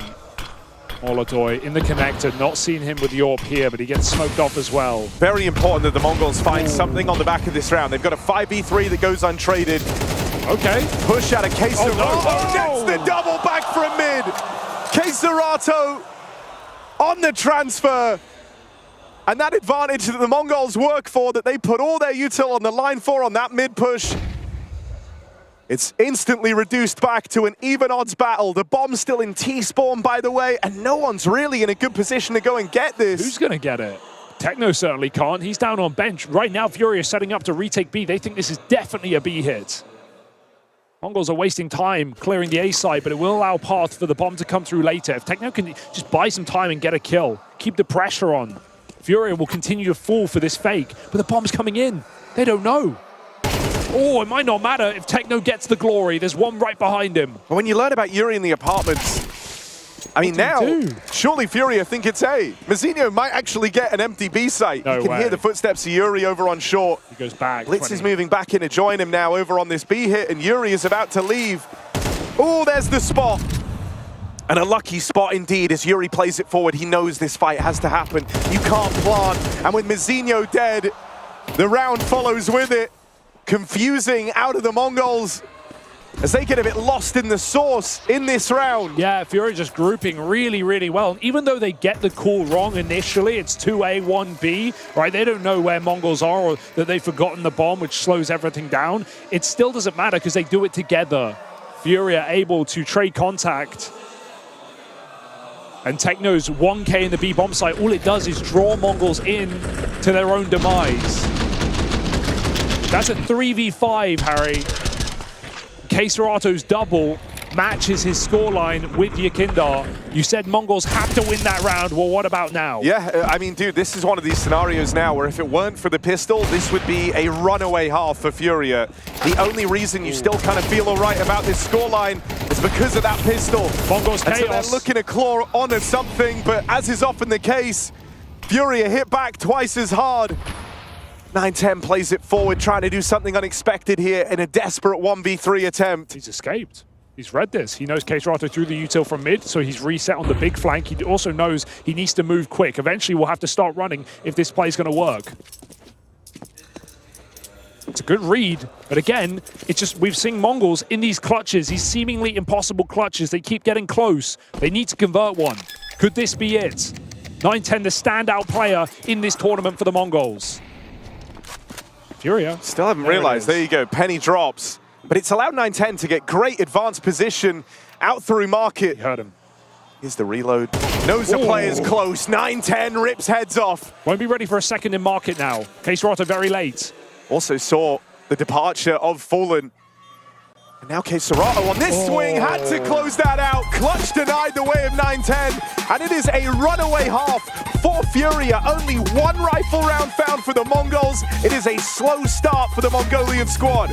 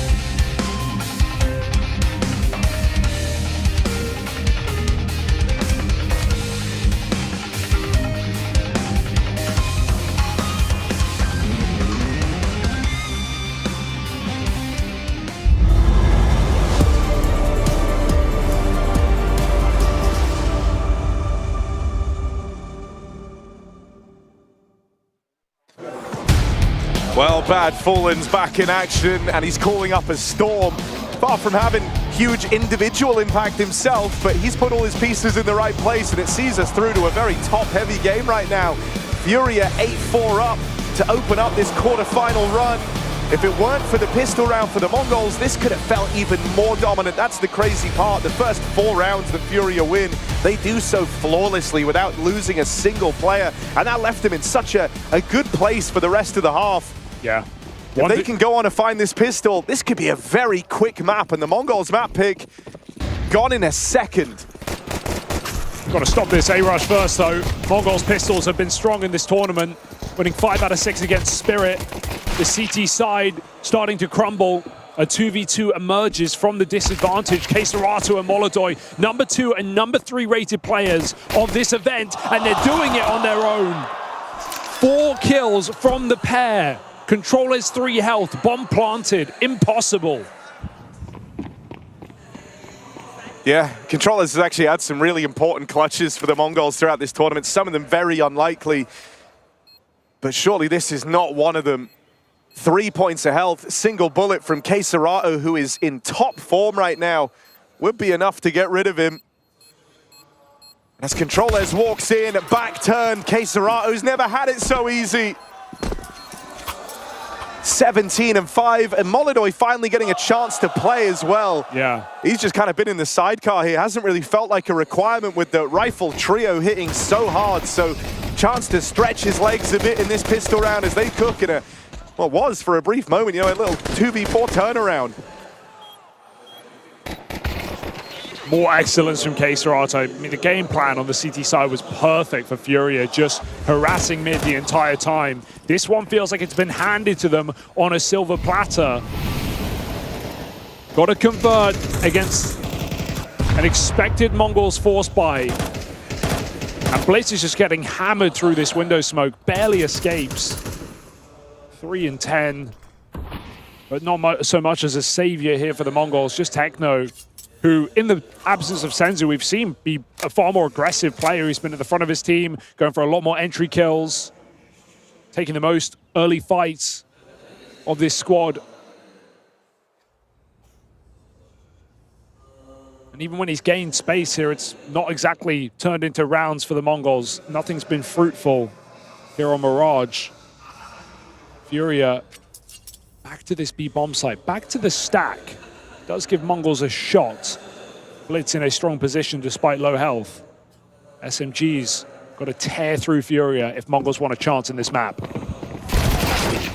There's the opening out of Yakindar. Fallen also takes up position over here on short. Will fall down. Oh dear. And the boost of Blitz nets them another. It's Keisarato again on these transfers, trying to claw it back. Molodoi left up in the clutch. 1v2. Player wrapping around on short, arms themselves with the Galil. Mazinho could be threatening here as Molodoi tries to play in, and they're waiting to pincer him. You just can't have 9-10 go too soon. Mazinho holding on for a cross, fires off early, but Molodoi will make it into the site up close. Deals with 9-10. He's got 10 seconds to try and line this one up. Whoa! And that's Molodoi for you. In the blink of an eye, it's all ripped away. Chance to upset early, denied by the rookie sensation in Furia. Yeah, the student learns, delivers a lesson of his own. 1v2 clutch with seconds to spare against the Mongols, and that's to avoid a devastating force buy win. Molodoi makes it look easy. And a frustrating game, I'm sure, for the Mongols, who almost feel like destined to force in this third round. They get 4 kills.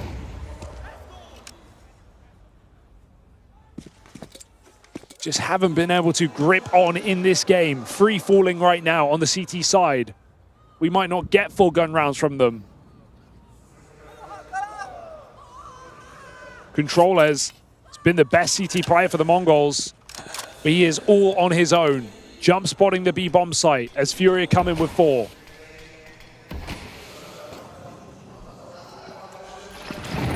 Oh, and he's got a lot to answer for in this round, doesn't he? Team flash.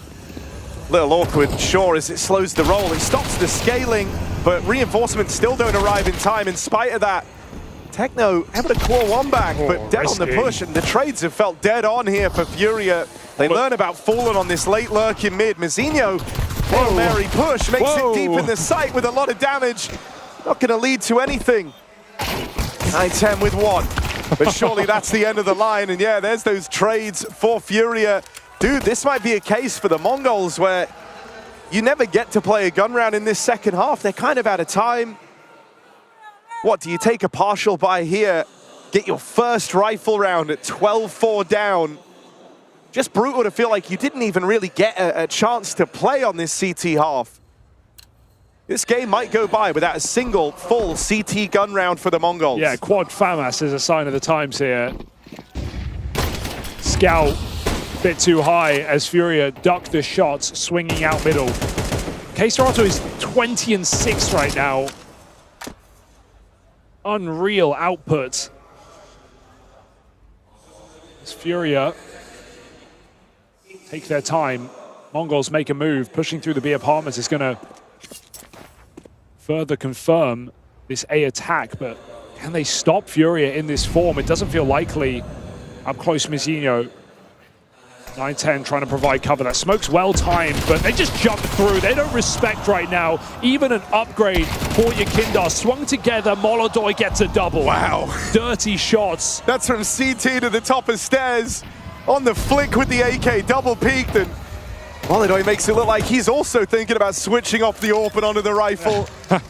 Fallen will welcome it. Doing the dirty job right now, planting that bomb. And if one thing's been clear in this game, it's that Furia have a great idea of what they're up against. It's something that you always have to tip your hat to this team on. Their prep work, their knowledge of their opponents, and knowing how to kind of change their style and what they're bringing to the table to try and exploit that, right? You're expecting aggression, you're expecting force buys. You can never take your eyes off of a smoke. Think about how many smoke pushes they denied just through kind of stubbornness, the idea that they will come. You know, they will not respect this. Yakindar got that sick little 3K earlier in the game. And I think even with how often you ended up in those weird rounds in the first half where the Mongols had a bomb site, didn't have the bomb, they actually sometimes had both bomb sites at the same time. Furia just kept it so mobile to try and stay ahead of, you know, one of the most mobile teams in Counter-Strike in this Mongols roster. Yeah, and while this was such a one-sided series for the Mongols on their rise across 2024 and the first season of 25, as soon as Furia made this change, we started to see better games from them, closer series at Astana, and now just domination in this head-to-head. This will be the third win on Mirage in a row for Furia. It sets such a trend that other Brazilian teams are trying to copy them. MIBR with the budget Furia moves. Yeah. But you know, it kind of was eye-opening for a region that so often kind of don't look outside of their own. And it's nice that Furia, as the biggest Brazilian organization, were the ones to kind of set that precedent. I mean, it's Yanko said on the desk, it's the riskiest move. It's the roster move of the year, bringing in these two, not just because Molodoi had almost no experience and certainly none at Tier 1, but also because Yakindar was in the lowest stock of his career so far. Oh dear, you just don't want to face K-Serato right now. Techno delivers a double at this B bomb site. It may make this round winnable, but Furia have done it from so many disadvantages. It's Fallen and Yakindar as well, left up in this 2-on-3.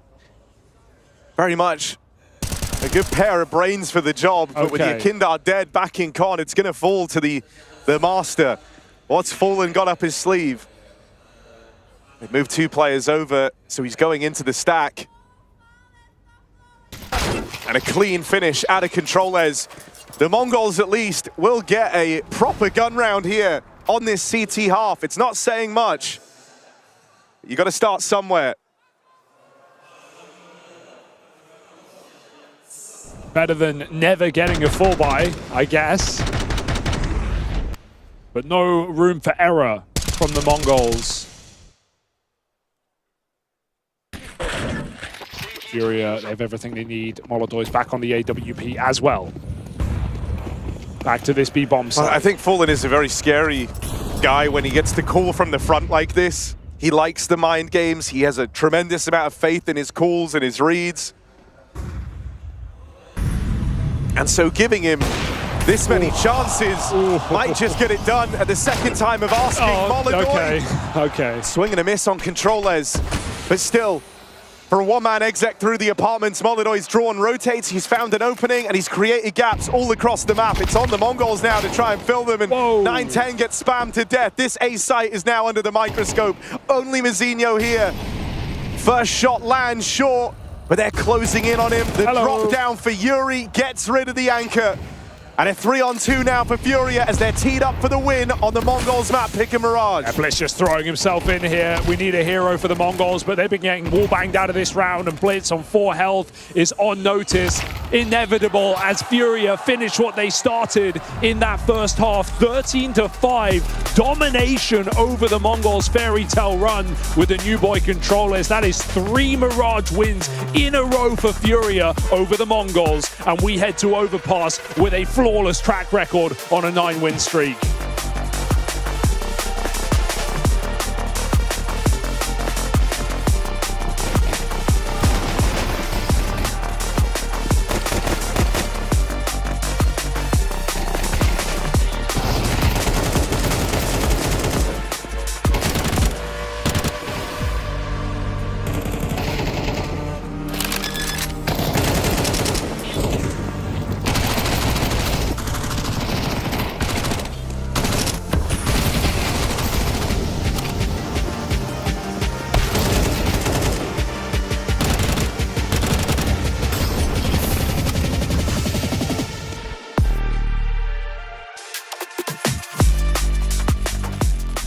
Come a 30 I'm one short, I'm one short.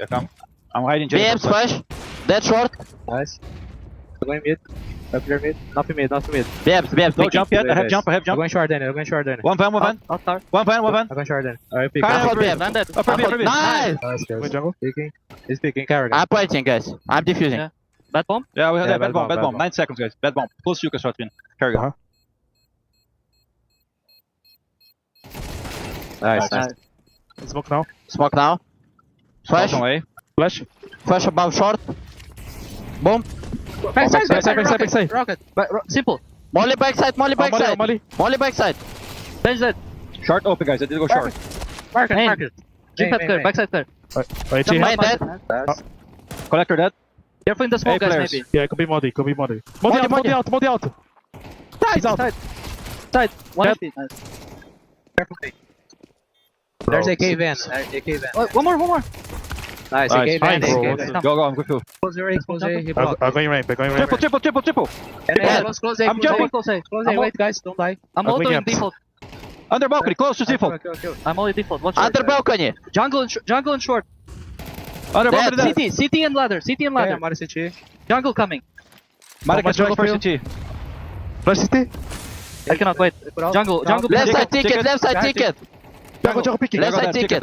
Wait, I'm flashing. Flash CT. 2v1. Chill, guys. Boom. Nice.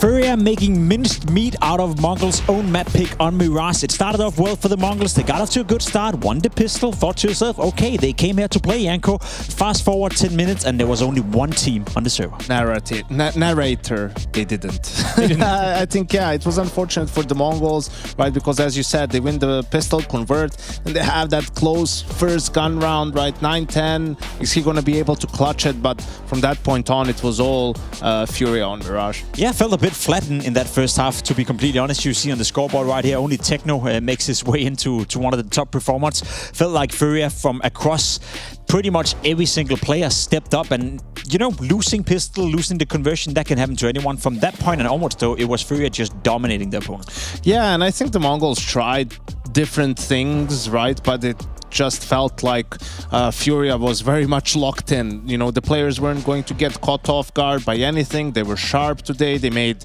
you know, good rotations. They were hitting their shots. It was different guys stepping up at different times. You know, Molodoi, a couple of good rotations over to the B-bomb site late.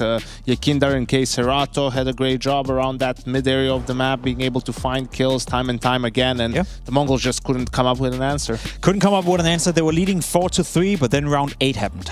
Yeah, this is the reset round, right? So I think this is the one that kind of looks silly, the way it ends, but there is thought process behind the madness, right? And Mongols, they do open up, you know, in a default position spread out around the map. Mzinho, the A player, he's over towards the A bomb side. You can see two players underpass, two top mid, standard smokes. Molodoi holding Ram for Yuri. He's going to make this push early, right? So it's 1:30 left on the clock, and he already has so much real estate. Mzinho being in apps, he doesn't know about this. So this is really going to enable Keiserato and Yikinder to play a lot closer to mid than they usually would have been able to, which is going to become a factor in a little bit. Molodoi goes over towards the B bomb site with that op. You can see the slow default from the Mongols, right? They're going to throw the second wave of smokes now.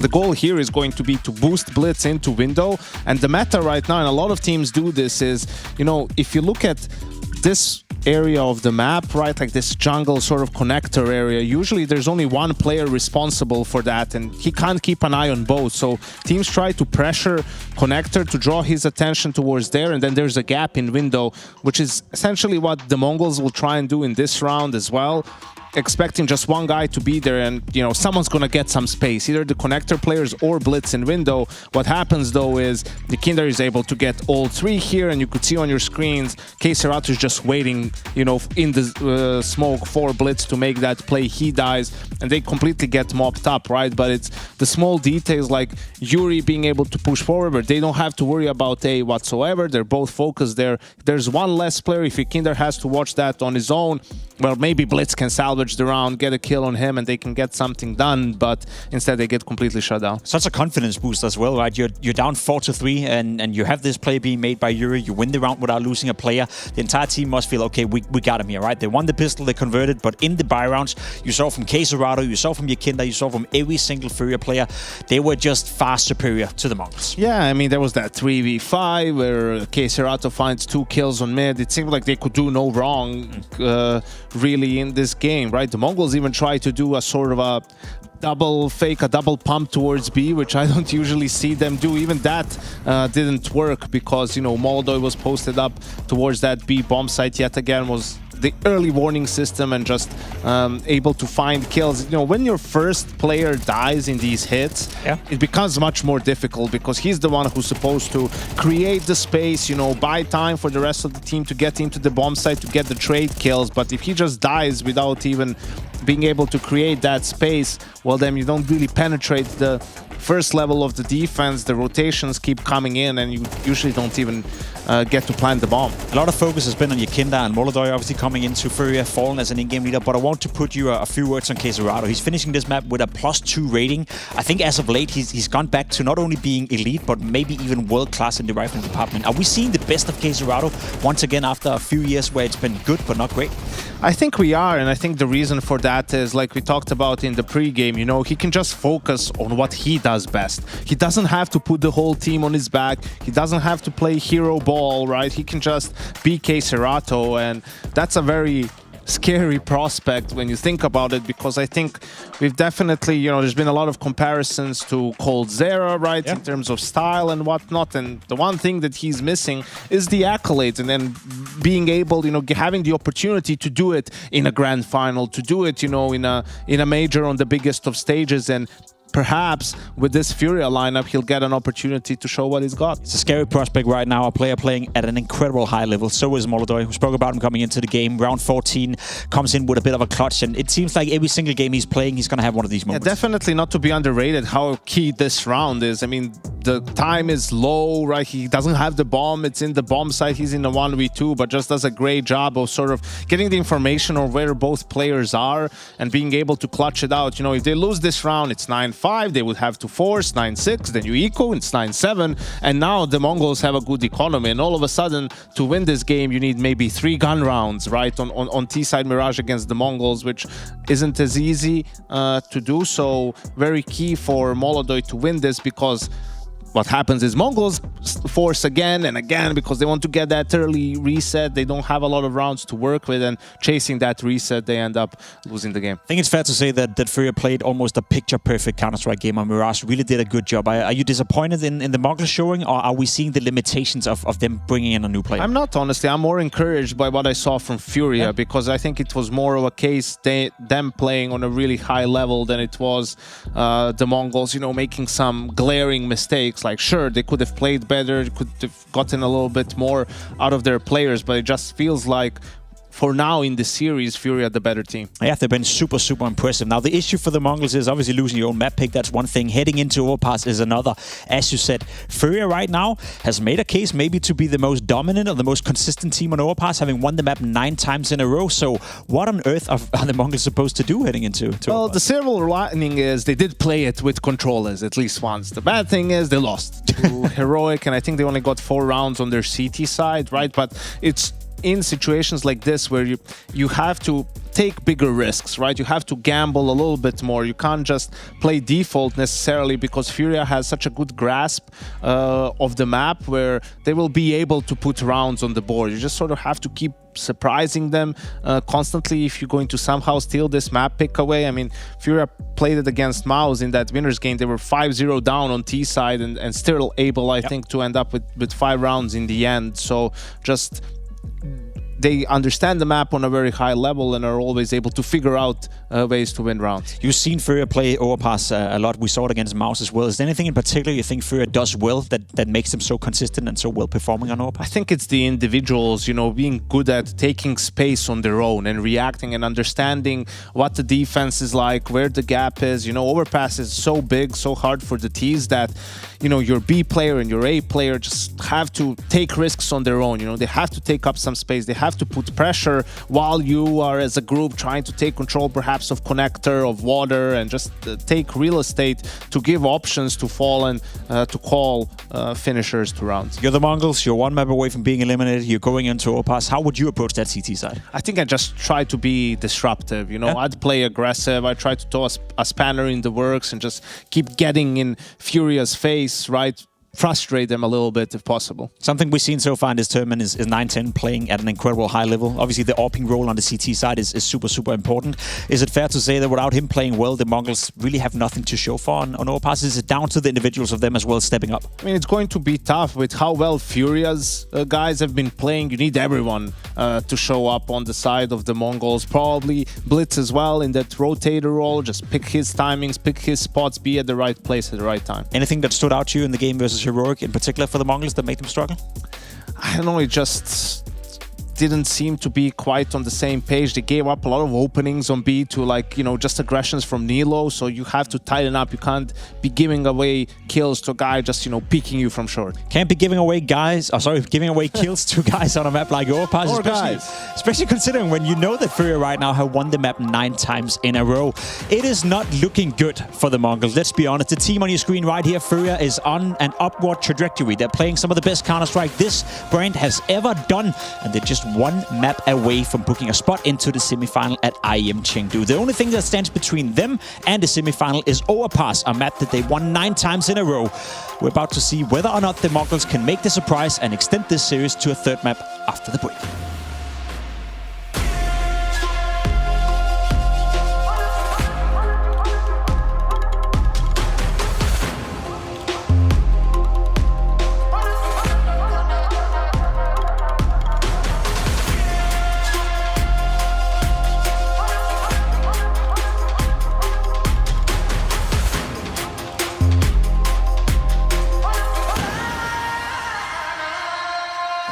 Damn, guys, we almost had this. Thank God that's over. Bored of endless matchmaking? Take your first step towards EPL, experiencing real strategies against teams of your skill. Learn more at fce.gg/EPL.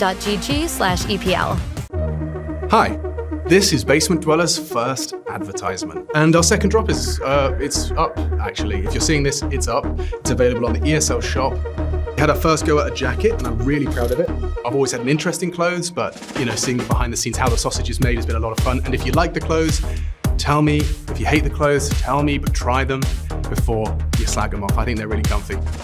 So yeah, that's my advert. I'm going to try again. I'm going to record another one.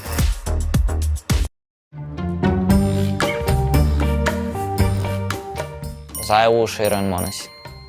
I wanna put top upper Shiro, second Zaiwu, and third Monesi. Why Shiro top one? Because I think Zaiwu and Monesi, they more hybrid players. They like both AKs or something like that. And Shiro is most useful player with op right now. I think it's just my opinion. This year it has to be number one Zaiwu. I think last year Monesi won. I definitely think that Monesi maybe is more of a capable upper at times than Zaiwu, but I think this year Zaiwu has proven that he is still better. Number two, I would then put Shiro. I think he's playing incredibly, really consistent. I think definitely a top 5 player in my eyes at least. So for number 3, it's Monesi. I think that he picked up the pace lately. I think he's been playing really well, but still I feel like those two are a bit above him.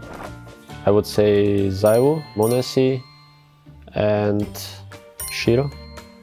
Upper Zaiwu first, definitely this year. I would put Shiro as second and Monesi as third, but Monesi will finish second by the end of the year.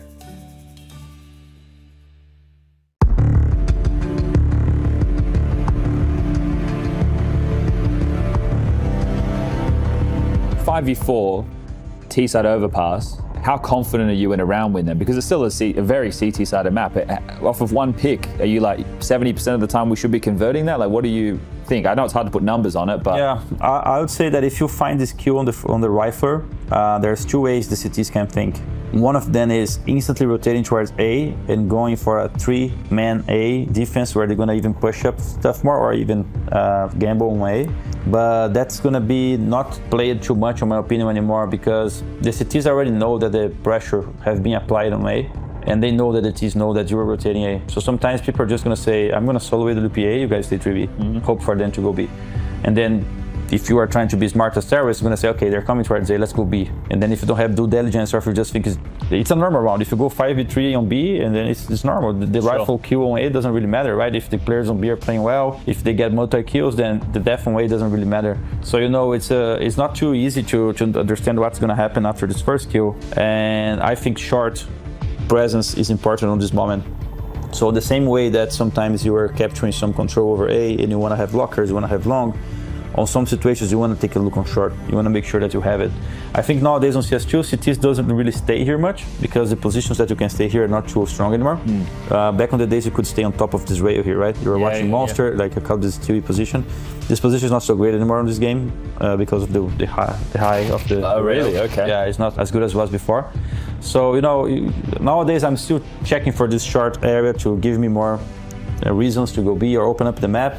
But I feel like it's already giving up to you anyway. But still, I think it's crucial for UST. Okay, I got a Q on A, I open up short again, so they have to be scared of B, and then you can think of end game. And then it's pretty much like all the other maps and all these gambling decisions that the cities can take. But yeah, overpass. You can't really do much of fakes as well. I don't feel like this map is too great to be faking, go back faking. It's hard to play like that too.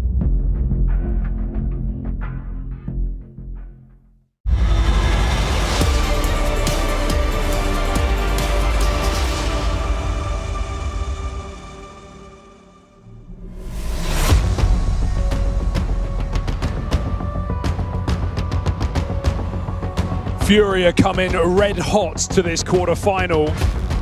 K-Staratu and Molodoi, number 2 and 3 of the event, red hot runaway. Mongols backs against the wall as this fairy tale run with New Boy controllers might be coming to a close at the dawn of the playoffs. A head-to-head that Furia have gotten better and better in every single time. And now a map they haven't lost in months. Over past 9 win streak, Mongols uncomfortable. Is this the end of the Mongols in China?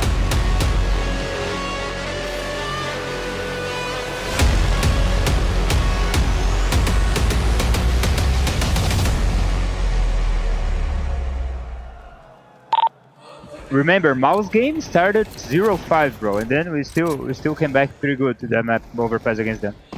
So we're gonna find the answers. Don't worry, it's overpass. We're gonna find the answers. Let them be stressed. Let them be 10%. Let them be stressed. That was 5-0 down on the T side for Furia. They pulled it all the way back. They got a 5-round T half. It's something to be said, right? When you have the kind of track record that Furia do, you are always a long way away from feeling truly uncomfortable. And like they say, they'll find the answers. And with how that last map went, just how dominant it was, I'm not even that worried about Furia coming in cold. Fallen and Queserato with the util as they set their sights on an A play here. On flash to make it happen. 2 smokes for the choke points. Molly in there as well to burn out one of these defenders. The Mongols might have a triple stack here, but that util is going to make life hard. Holodoy and Yakinda cracking open this bomb site. P250 fires off. It's the Glock that falls first. 3-man hold should be enough, and the rotator flurrying in. Mongols have the manpower. Can they find the round? Controllers takes 2 before all is said and done, and Yakinda can't get space. Every Glock cut down, just the Latvian in the clutch. Look, he's at least not getting flanked here, right? All 3 fights rolled out in front of him. Now they might just peek on first contact, try and triple swing him. If someone goes too soon, it can get weird. No, they count it down, they go together. And so the Mongols, good stuff again in the pistol rounds. That was where kind of all their work was done back on Mirage. So they've at least got that in their back pocket to open up overpass. This is to be the start of a rebuild. Something I will say for the Mongols is, you know, in some of these group stage games, it really wasn't uncommon to see a bunch of players go missing all at once. We talked about how 9-10 was instrumental and hands down the reason that they made it this far, kind of keeping the team alive until Mara arrived. And so it was quiet from almost everyone. Techno is really the only guy putting anything on the board for the Mongols. If you can get a bit of a reactivation from the rest of the gang, you will suddenly feel like a very different team. Yeah, you have expectations of 9-10 just because he's the AWPer and we're on the best AWP map. Controllers was the guy on CT side inside of the group stage. Highest rated Mongols player on defense. 1.17. With a 2K in the pistol round, following up here, it's at least a strong start for Controllers. He will be put down though. Yakinda, winning this should be impossible. 3 players, 6 health. They don't know who's here, but Techno holds on to short, and so Mongols will convert. It's not a map the Mongols play frequently. They felt heroic in the group stages here. Sure, they have beaten Furia on it before. Since that point, Furia have just been running away, forging a 9-win streak on this map.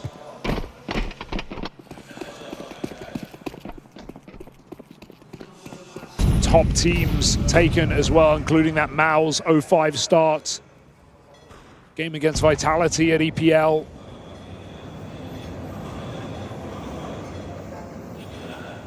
No sleepers to overpass our Furia, so required early rounds here for the Mongols to relieve some pressure. Yeah, you really want to get off to a good start because you referenced that win that they had. That was back at, you know, the Fisher Playground final in the BO5, a fantastic final, sure, one that went the distance. And when Mongols won that, it was on the back of it. Real nice looking CT lead. They squeak out of it with 8-4. And then in that second half, able to kind of keep things competitive on the back of the pistol, coming through with, you know, 4-spy win and whatnot. And then that just meant Furia essentially ran out of gas by the end of the map. They didn't have the mileage, the money needed to keep themselves in that game. It already felt too far gone. And so you really want to put your best foot forward here. Finding the pistol is already a nice place to be. But this first rifle round, that would be the cherry on top. Especially when, you know, coming into this, all and aware that there's a chance that Mongols get off to a hot start. Yeah. He tried to lay that on thick, that they can pull this back no matter the scoreline. I like that acknowledgement, right? Like, it may start strong, it may start weak, but it will end strong. We know we can find the answers. Maybe they come sooner than we expect. Yakinda pushes the mid-smoke to 1-for-1, but the MP9 trading for Yakinda's life is worth for the Mongols. Controllers, is he going to commit here on the fade? He needs to watch the smoke. Fallen, crosshair in the right place, puts him down. And 9-10 went back, maybe scared a connector. unable to assist or trade his teammate. And if he looks to make a move, 3 Furia players are patient in middle. So he just has to hold the long position.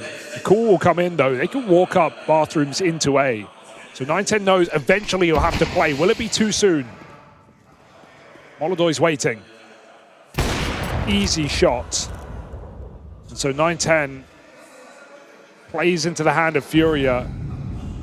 And you feel like the round has been gifted at this point. Well, I think it's another good example of Furia being very aware of what they're up against, right? That the Mongols will be likely to try and bring fights to you, that if you maintain a default here, you kind of hold your ground early on, you have that chance of picking up openers for it, and they've really sweetened the deal here, denying that triple mid-take. Now, playing into B, they're anticipating Mongols have rotated away from this one, but they stayed stubborn in this B defense, keeping both players here. So, round still on here. Mazzino and Blitz. There's the opener for Blitz. Oh! Bit more back, and suddenly it's fallen apart. They never moved a muscle, and Furia end up coming to them. 2v4 in just seconds for the Mongols, and no real flashes to talk about. One is thrown in deep, but Furia, they feel like manpower is enough to just break into that bomb site. It really is not. Mongols able to trade contacts so well. Both getting 2. And yeah, Furia, there again, they acknowledge it can start slow, but that is the worst way for it to start. 4v2, you've done the work. Mongols would have saved if you walked into A.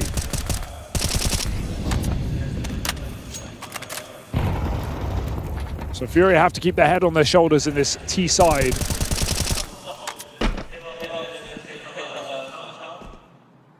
Explosion to B right now. Team that love to use a nade stacks on the pillar and pop out the monster. Yeah, still it's into this 3-man hold. Could get tricky. There's the support from Blitz. He's dead, toppled. And so another chance at a round here for Furia. It would go a long way to making up for the last one. Coming into this with next to nothing, getting out with a bomb plant. It's not bad, but let's see if you can make it better. Techno dead on the push. At 9-10 over in heaven, smoked off, blocked on that AWP.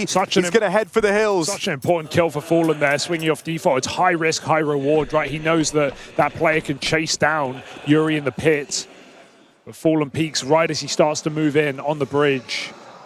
And Molodoy, he wants his AWP back. Gonna look to take it. There it is. So no save for the Mongols. They still can buy their own AWP, but Furia get one for free. Explosion on the B bomb site from a bunch of Tech 9s and some really nice shots. Yakinda onto heaven. And Molodoy.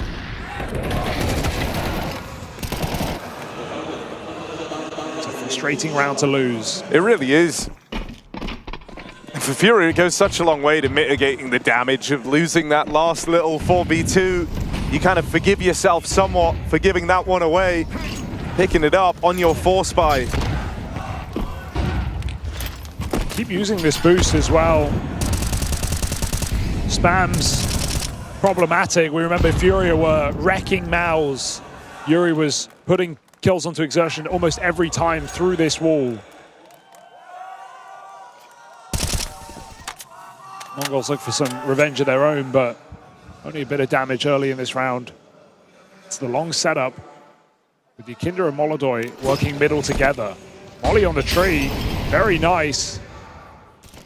Oh, but you see you're going into a double hold. Yeah. That's info, at least. You know there's likely a gap over here towards the toilets, and so Fallen and Co going to try and move into that now. Hell of a pickup for Yuri. They know. They're ready for this fallback. 9-10, that's an awkward miss. Will it be unforgivable, or can he make amends? Second shot lands, but they've already closed in. And Yuri waits. They know about a second player. They know that Techno was also out on long. And that smoke feels like it's just given it away. Yuri with the catch. 3 versus 2 now. Another advantage for Furia, and one they can't afford to give away. Nice move from Molodoy. Don't put on the bomb. We got Yuri in the site, 3 kills deep, and Molodoy can cover the flank on the AWP. One player from CT alone right now. Controllers, dink, nothing more. Needed a single bullet to start that clutch off as Mazzino is saving down on B. That was a very scary round, to be honest. As soon as 910 gets back to the bomb site with the AWP, you feel like he can bail them out. Fallen swings before his smoke blooms. But there were too many missed shots for 910 on that AWP. He had a couple of chances, both eluded by Furia. And so second round on this T side. Need 910 to be connecting those kills. Yeah, 100%. You know, he, in a way, he kind of hit the harder one of the three that he tries to take. You don't want to feel like it's the easy shots, so what's letting you down. And already, you're in a very rough spot on this CT side. You got to acknowledge it. Sure. It's only 2-4 on the board, but it really should be about to get better here for Furia as they've broken the money of the Mongols. As is often the case, you can never be sure whether or not they're going to throw an investment in. So I think in a lot of these rounds, you have to play it like you're up against rifles. What with the Mongols being kind of one of the most aggressive purchasing teams we have at the top level of CS. Maybe the most aggressive.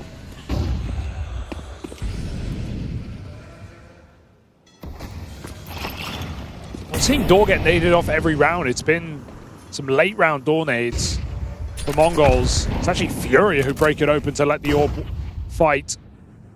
As you know, with one of the two M4s swings down connector, but Yuri's patient. And Mongols did walk into water, so you got to watch out. Blitz on a headshot angle, finds that orb.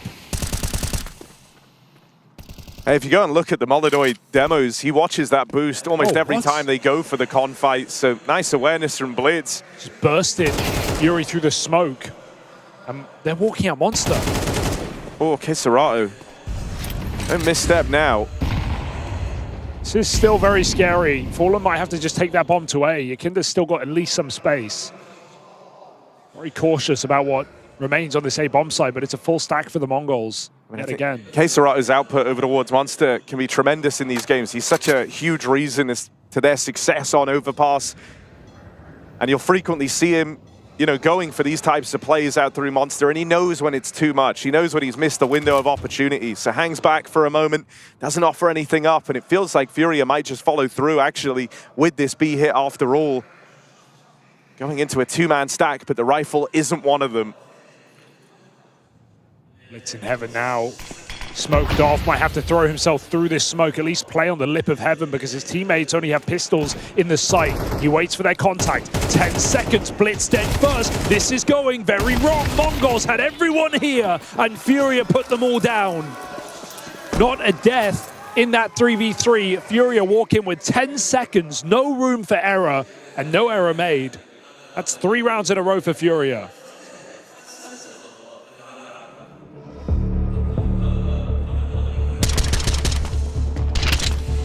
Look at this one. Blitz just set them up perfectly. I mean, I do think that's something that's a lot more promising here on Overpass, is the good start from Blitz. He's not one of the captains that can really afford to go quiet, what with how he likes to play, with the positions he likes to find himself in. You kind of need output from the Mongols captain. Yeah. And so whenever he does have these games where he just is a non-starter, it always feels like they're missing a hell of a lot.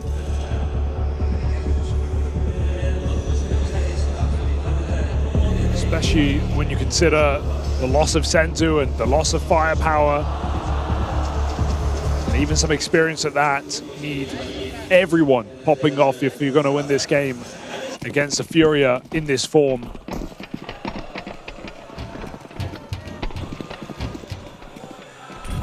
I mean, this round is going to be worth a great deal in shaping up this match. Mongols, they're all in. They took a bit of a half investment in the round prior around that saved gun. They have mostly everything they need here, but they are all in. And if you come up short, suddenly this T side really starts to pick up steam. Really good Monster flash being lined up by Molodoi, but Mazzino's going to pull away from Monster at the right time. He's tucked in on the barrels. Meanwhile, Mongols are focusing on taking water control, and so Mazzino's nade, high damage, but he can't follow up. Furia, red carpet into this B bomb site. So they move in. Dueling players on the rotate down at CT. Blitz able to claim one back. There's a lineup. Molodoi and Yuri chip away at this defense. And even though 910 here in time, he's left in a 1-on-3. Last to arrive for the Mongols. And he might just have to bow out of this one. Unless... But no, Fallen's tucked in. Great Molotov there. Mongols wanted to throw themselves into that bomb site to help out what was a weak hold. They were throwing short water util. But it's disallowed, and this save may be the same. Molodoi, every time he's come hunting for this AWP. 910's learned his lesson though. Can survive back in the bank here. Doesn't need to be running for this one. Molodoi creeps in, and 910 will survive with his orb. So that's something here for the Mongols into a low economy round. You know Mongols deep down want to buy, getting again 4 kills. But everyone on 3400, you wouldn't be wielding M4s. It's just not worth it. And so lead available. Furia again, from a slow start, look to recover their T side. Oh, great grenade as well. All right, not a bad way to open. 910. You would have loved for that to have been the kill. Yeah, he's committing. Got to run away. Yeah, stubborn on this. I mean, he knows, you know, they desperately need to get out of this position they're in with their backs against the wall. Oh, he didn't shoot! Oh, you're in trouble. And they close in on 910. Another chance to be the fire starter, be the guy to get the round going for the Mongols, and it's another swing and a miss. First couple they of didn't shots even swing. Missed. Yeah, first couple of shots were missed by Molodoi. He could have just taken him. Orb is handed over to Yakinda. How does he orb with how close he sits to his screen? He already is open on the AK. Good wallbang as well. This is not guaranteed round though for Furia, despite the lesser weaponry. The flank isn't playing, it's waiting for the commitment. Right now Furia are being forced into A. Yeah, and that's nice from Techno, right? Just playing insurance policy, making sure they can't rotate down con and look for that B site. It allows this triple stack to be maintained and still be effective. Mizzinho up close, that's the bomb drop now. Flank but now. He's lost his teammates. Flank gets activated, it's Fallen with the turn. Mizzinho can't do it. Fallen puts him in a casket. 2 off of him, a 180 onto that flanking player. And an important trade to stop Mizzinho. That's all the while he's low on HP. Fallen Rifleman still got it. 180, first bullet headshot when he's dinked immediately. This is a thing of beauty. And even the second kill feels like a requirement with how far his teammate is and how low the clock comes. Fallen saves the day. And head in hands for the whole of Mongols, because that was a near eco win. Furia keep up this streak. Not a bad time to bring out a gimmick like this. Little boost to pepper damage down through connector. And I mean, look at how low all the Furia are in the first, not even 30 seconds of the round. Yikes. Fallen at 1 HP, Yakindar on 2. Yuri also a shot away from death. You only have Keisarato and Molodoi in a position to get away with much if you're Furia.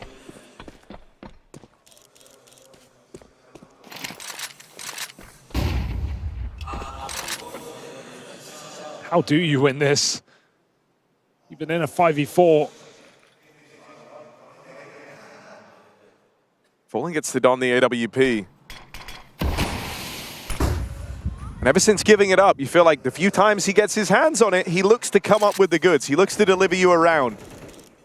But at 1 point of health, even the wind blowing in the wrong direction would be enough to get rid of Fallen here. It's crazy. Fallen. Keisarato runs out Monster. Another player on low health. Fallen follows up as they panic rotate. Fallen's waiting with the AWP, and no one needs health here apparently. Furia do more with less. Keisarato spotting Blitz in heaven. The bomb's running in. How are Furia winning these positions as cleanly as they are? Keisarato, he risks all the health of the team on a monster smoke push.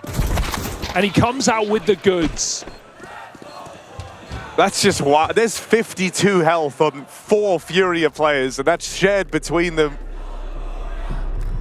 And they go on to close the round with 5 alive. You feel like Mongols are crumbling right now, right? It's not just the look on their faces, it's just the rounds they're losing in this game must really hurt. Mara's using 2 timeouts already in the first 10 rounds. And Mongols haven't made their classic, overforce mistakes. They've been playing it by the book, but other than that one crazy 2v4 early in the game, they've had nothing. And just the idea that, this streak, this lead, this really strong position is found for Furia on their T side of all halves. Even that gets you nervous, right? Touched upon it last time. The last team to beat Furia on Overpass was the Mongols. Since then, they've gotten better. They've grown stronger, 9 in a row on the map. So much frustration in this game. I really can't blame the Mongols for feeling that way. Yakinda does not respect this mid-smoke. He does not wait. And 9-10 again, dead early. They run right past Con, but they go back and check it out. Yakinda, the tip of the spear. No way! Give them a break! You just feel like everything's against you right now if you're the Mongols. Bomb hangs around over here in mid on the back of Molidoy. I'm not even worried. Why would you clear this? You're not going to live long enough to.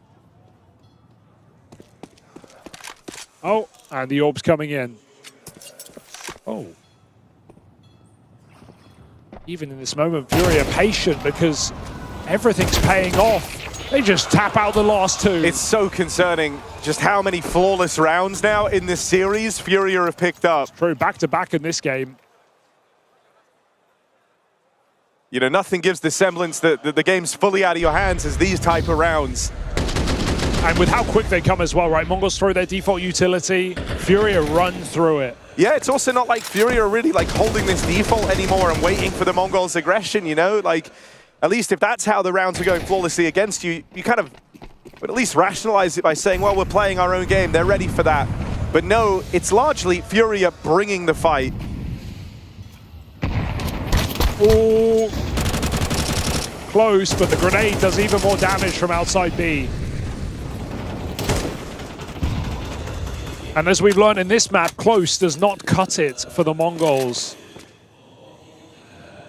They need something to celebrate at the end of this half. Well, this is going to be an 8 rounds in a row T-side finish for Furia. The Mongols break that momentum. Is that task obtainable? You just can't stomach the 2 8-4 halves. This one even more forgivable than the last. Again, feeling like the pistol was the only time you could do anything. Yakinda has come into these playoffs like a man possessed. 2 fantastic maps now, and just constantly, out aggroing the Mongols. He's had a point to prove on these T sides. And another seemingly unlikely round for the Mongols. 3-on-5, Bomb moving in. Blitz may have the element of surprise, but not for long as that smoke fades. This one is looking done. All right, Mazinho picks up a freebie. You have to entertain the idea here. It's a 2-on-3, albeit an unlikely one. Furia haven't exactly had a lot of time to get super comfortable here. They're still trapped in around the dice box, but Serato and Yuri, the fangs of Furia, see them through to an excellent T-side. 8-4, Furia are knocking on the door of the semis.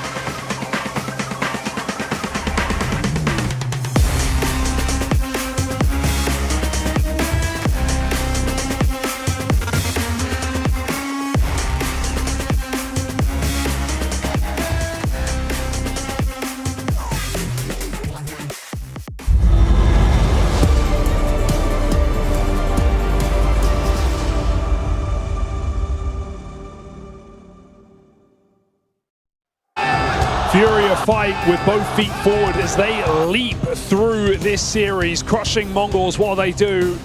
2 dominant maps, 2 8-4 first halves, and the Mongols that may be done in China on this fairy tale run. Falcons wait in the semi-finals. Furia setting up a date with them right now as they move over to the CT side of Overpass. Yeah, and you just don't have a lot of room to breathe here if you're the Mongols. Exact same situation as back on Mirage, where all eyes are on this pistol round. If you don't pick it up, well, you already saw what happens. You're left feeling like you don't even get a chance to play.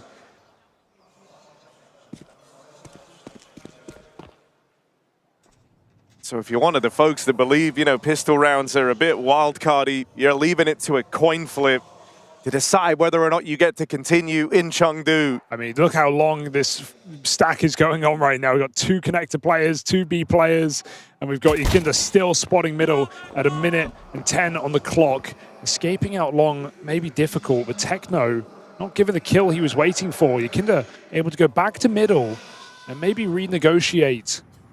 Very late in connector here are the Mongols, but Furia have not wavered in their setup. Yikinda hears the flash up toilets. They're going to come for him. Bomb here. Blitz needs help. There's no one to stop Yikinda, but down in connector, a kill does come through. Molodoi overwhelmed as well. Yikinda, he's got to spin like a Beyblade. They're coming from all sides. He's done a really good job of dodging contact, but he can't run away forever. Finally, his time is up, and they flush out a very slippery Yikinda from the toilets.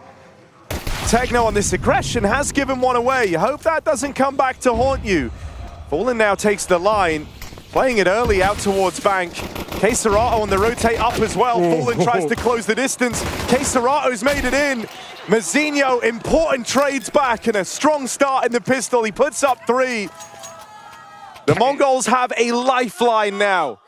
Yeah, but not much room to wiggle here in this T side.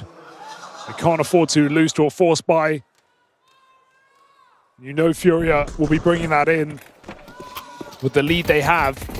Chaotic communication, I'm sure, in that round for the Mongols as they have to go back and forth multiple times over to flush out Yikinda and the players in con, but Mongols get it done. Can they make something of this match? Didn't even get started in that second half of Mirage.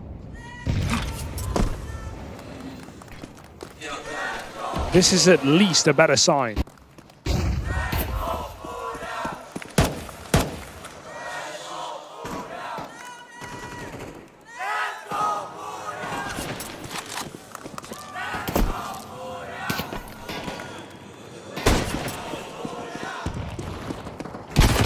Never get too much time to rest. This force. Some aggro moves to open up out of Yikinda, but it will get punished. He hung around out there in mid. And isn't given a fair fight. Bombs here. On its own with Blitz over in con. Right move to back up for sure. This is the timing, but they know about these con players, so Blitz gives it another check after giving the bomb to his team. Backstab, what? No one's watching. Blitz made me feel like he had the timing on that cross. He did not. K-Serato gets up and gets out. It's him going back to drop the bomb, a move he had to do if he wanted to maintain con that created that gap. K-Serato finds it and gets out with this 4-on-4. And so now for the Mongols, you're aware of an extra player, an extra pair of hands over here at the A site, but you just don't have time to consider any other options. You have to follow through. And now Fallen's just blocked you with less than 20 seconds left on this A play. Gotta go. You're gonna have to push through the smoke. It's a Mongol specialty. They burn out Molodoi. They'll clear Fallen. K-Serato can't resist. And so the Mongols put in a tight spot, still get through.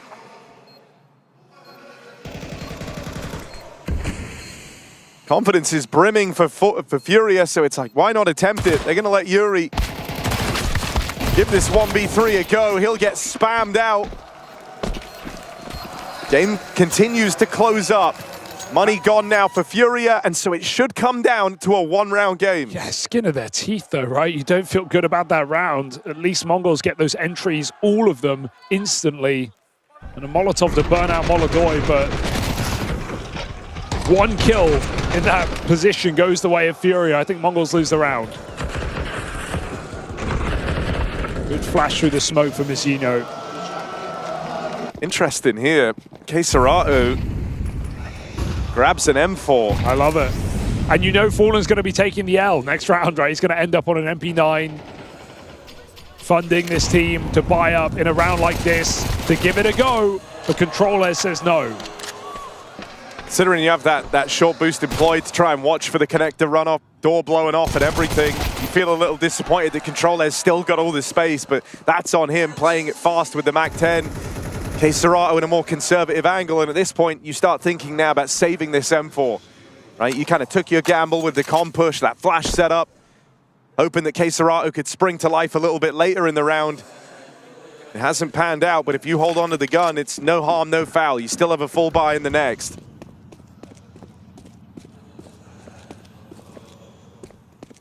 So all right, clean finish here for the Mongols. Yeah, save's probably not realistic here unless Keserato battles out of here though, because they're holding B from both sides.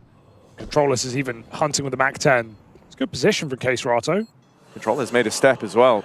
Oh, there's the clear. Now they know about the M4 in play, and it should be your top priority really to try and get this off of him. That's a nade. That could have worked. That could have worked. If it didn't hit the girder, well, either way, Blitz will finish it off. But nice idea for the Mongols there, who now have reason to believe the dawn of this T side coming into the first full buy. And as said, Fallen takes the MP9, allowing his stars to rifle. Molodoi, AWP2. Furia, who went down 0-4 at the start of the half, still won it out with 8 rounds. Now faced with a similar prospect. Yeah, neither AWP really yet to dominate here, but it felt like 9-10 had the larger degree of missed opportunities in that first half. So want him to start strong. Flash down in the connector. Controllers has decided over this T side that he wants to do battle with Yakindar. He's down to play at that same aggressive pace. He's down to challenge him. And once more, he's secured an opening for the Mongols. Even further damage to Keserato. Some aggression out short is tamed by Controllers. He's a little boxed in right now, but his team can still make headway on the A site. Up long goes the bomb. Controllers mollied out, has to smoke it quick. 3 health the difference as he tries to survive. No guarantees here. Fallen, one more bullet will do it. Faking footsteps, Controllers will not move a muscle. Fallen. Mazinho might come in and help out. He could. Instead, he's holding for the scale. Just heard the reload closer. Mazinho could drop down. Controllers is a dead man walking. Fallen knew it. And there's an upgrade available here. If they get this spot on long, smoke's available. Molodoi puts it down. Forcing Mongols perhaps into a very late round yet again, and Furia make that gamble happen. Trusting in Fallen's cool. 3 on this top side. The Mazinho only commits to that clearing con now. Like, he's had multiple chances to have been involved in this round. Instead, he might just be left as a passenger. Going to be far away with only 20 seconds left. And so it comes down to 3 players in this A exec. That's the bomb loose over on long. It can't go B. You tell Pepper in the site, you've got to get a move on Mongols. Pace is not normally a problem for this team. The full rotator Furia has already arrived, and it's not even needed. Keserato gets it done on his lonesome. And so this round goes nowhere. It stalls out awkwardly around that connector fight. And with Molodoi holding on to long, you were never that worried. Yeah. Final timeout as well. In a high-pressure game, they used so many in that first half. This is Mara's last chance to have a say. Yeah, I feel like Mongols really overcomplicate that with the Fallen's faking them pretty hard, right? He's making footsteps, he's reloading, he's running around like there's more players there. That's perhaps why Mazinho doesn't drop down, but he needed to. He had to bail Controllers out, who is never going to survive in that position. And clearing con so late in the round after Controllers got a kill, he got a lot of damage. It's Fallen who makes the perfect call in the calm that there's no way they're coming B. With me in this position here, I've got all the info, there's not a lot of time on the clock. They would have to full reset Monster, make that gamble happen. Molodoi drops the bomb, that all but confirms it for Furia. Maybe see some of that lack of synergy on the new player with his team. In a chaotic round for the Mongols, it might get worse. Yakindar re-swings. Hey, that's the Yakindar way. but it will let him down again, fall into controllers once more in this head-to-head. Could have gone out with one there. Yeah, considering how problematic Yakindar has been for the Mongols across this series, it's great that Controllers is able to rival him. Great that he's able to match up. That's your but top it's player more dead. than just one man in this Furia squad. Everyone is having their rounds, having their moments. And so sure, you're able to beat Yakindar, but then you go running into this kid, Molodoy, 2 quick kills out of the connector. And what can you do? Mizinho knew he had to take that fight. They had him trapped in con. There was nowhere to go. Molodoy lightning fast. 4v2 is even in the A site in time. Now they have walked past Keserato. But he takes one more before all is said and done. Molodoy with the cover. Molotov pushes him back, pushes him wide, but he gets one more shot in this round. Pre-fire does not connect, and Molodoy goes on with another multi-kill on the AWP. I think this just felt great about watching the development of Molodoy. Was this idea, you know, in the early few events, thinking back to Astana and what followed. Sure, he made a big splash, but there's always the worry with new AWPers. Firstly, are they going to get counted? Are they going to have that strong opening? Because everyone's a bit unfamiliar with them, and then they start to figure you out. Doesn't feel like that's happened with Molodoy at all. I think he's really worked on taking shots that count, right? It's no longer about throwing 3, 4 AWP shots downrange and converting on 2 of them. This guy has very true aim, and usually when he fires, it's rarely a swing and a miss. Yeah, the best part about that is in 2 of those 3 fights, Mongols know what they're peeking into, they know who they're fighting, and they still can't stop him. He is so quick. Yakindar sniping them. What is he doing? Through his own Molotov. Finally put down, humbled, trying to stop them picking up that AK. But that's so oppressive from Yakindar. Fearless gameplay out of Furia right now. Rubbing salt in the wound, and the Mongols, it stings. Got to dig themselves out again in a 2v4.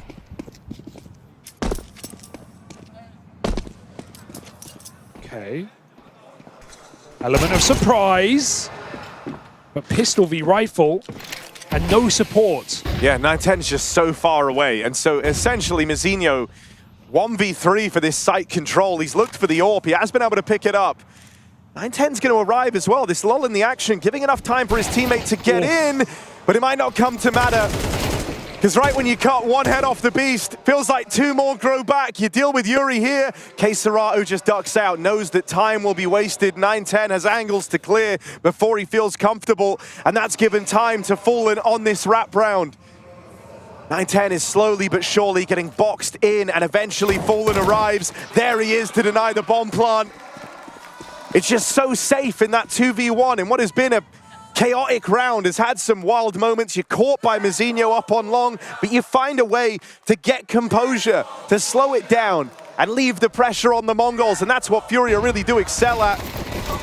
That's what Fallen is a master at, and it translates across to the rest of the team so nicely. And at no point have Mongols really felt in this game, and I think part of the reasons is these rifle rounds, right? It's again a 4-round lead at the start of their CT side and a 3-round at the start of their T side. Since that point, 0 rounds. Once we hit 4-buys for Furia, Mongols hit the wall. They got that 1-2v4 at the start of the game. Nothing else in rifle rounds since. When Furia are armed, they are impossible to get through right now. And Yakindar, he can buy a rifle, he just doesn't want one. Putting them down with the MP9, Controllers alone. Blitz at the back of connector with the bomb. He cannot scale here. He cannot scale on his own.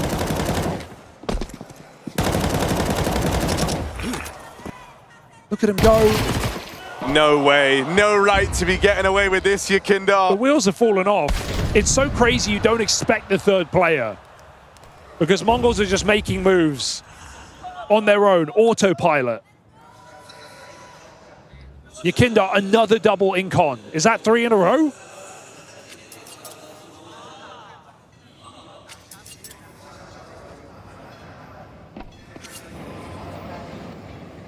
They're going to group, look for some solace over here towards B.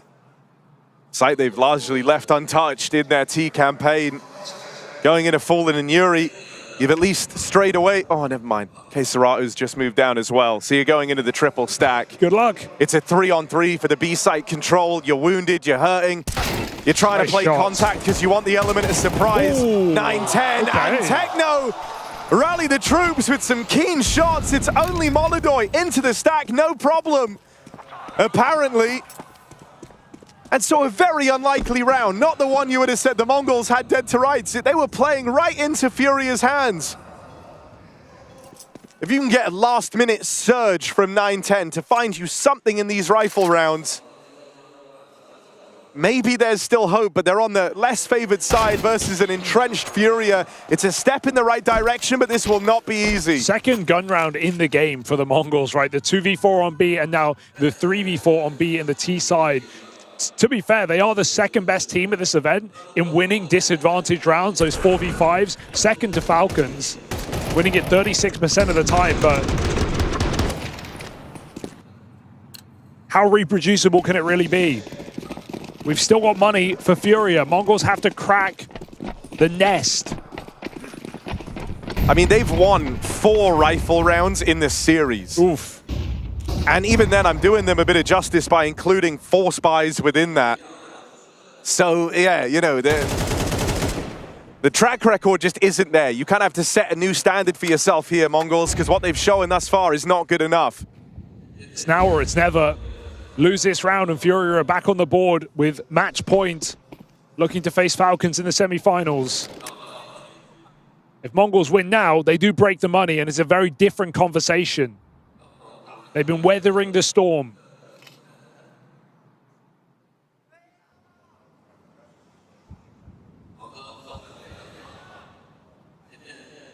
Can they find the light? Yukinda, a man who only deals in multis, might have to do it again. Yeah, and his hard counter controllers isn't here. Techno will rise up to do it. 2 targets on screen, overwhelms Yukinda. Smoke to try and nullify Molodoi. You know this AWP's output, you know what he's capable of, and you hope that that smoke constantly applies pressure over on upper. In a 5-on-3, Furia can't spare players, can't spare resources, and they kind of have to respect this smoke. So that leaves just Yuri at the B site. One man would have to go above and beyond, and Yuri stalls, tries to play late. That molly stops him. Keisarato on the drop down gets denied, and Molodoi's save is far from guaranteed. 1 versus 5, and they forced him down towards lower. There's aggression here. And he hears them coming his way. That's a nice shot on a control-ez. Could have been the collateral. But they will find Molodoi. That AWP removed from play and money broken for Furia this late in the game. Okay. The Mongols will get to have a say on overpass. And despite how unlikely it felt, right, even Furia, it was going perfectly for most of the map. 1 timeout now used, their first one in this entire game. Because everything has felt perfect, but Mongols have broken the money deep in the map. And a map that has only been close because of the pistols and conversions the Mongols have found. They now get the chance to capitalize with rifle rounds. This is going to be a full eco, and even the following buy will not be pretty for Furia. Safe to say, Mongols have bought themselves away in this game.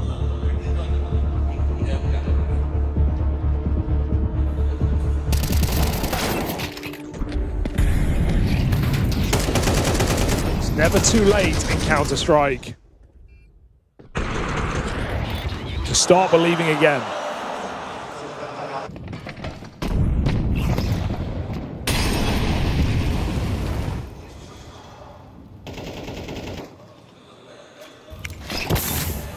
Yeah, last time caught yourself unable to stop believing, ended up with your mind blown on overpass. So let's see, little push down through the connector on pistols, and things do get weird, things do get wild. This is often the case with Yukinda down here in Con. Why not? Get out with 2 guns here. Got to speed these rotates though. I think Mongols look like they just want to hurry into this A-bomb site, knowing both players are trapped behind the Molotov. No, you have the gap, no, you have the room. Yuri going to try and beat them to it, but the Mongols still have this timing. Good smoke, it might provide a bit of cover for Yuri to get out. Thinking about a save here. Yeah, I like the save actually, because Furia know their next buy, as I said, will be weak. It's only 2,400, so you may as well keep your guns. You get better buys, you get more util, you get kits.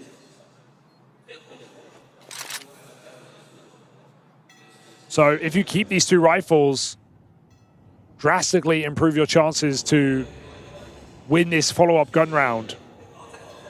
A gun round that would allow Mongols to level the score out. But they've got to fight for them.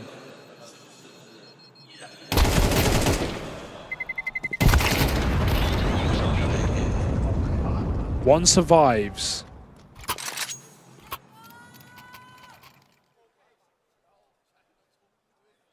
Fallen buys an orb for Molodoi, omitting armor as he does, dropped an MP9. If that doesn't show Fallen's dedication to his role and knowledge of how important this young AWP star is, I don't know what will.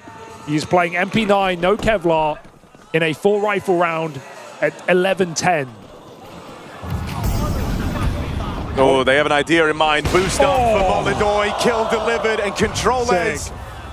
He's not even sure where he just died from. That AWP on the boost. A little gimmick at a critical juncture in this game to try and stop the Mongols' comeback. Thank you, Fallen. Thank you very much. Boosted.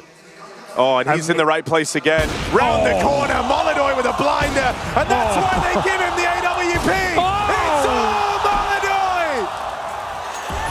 It's all they needed! The key to unlock victory for Furia. The AWP in the hands of their young Kazakh star.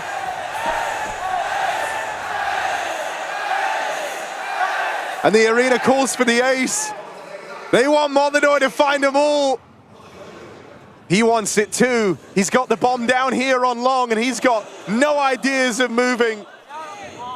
Mazinho, how are you supposed to succeed where 4 others have failed?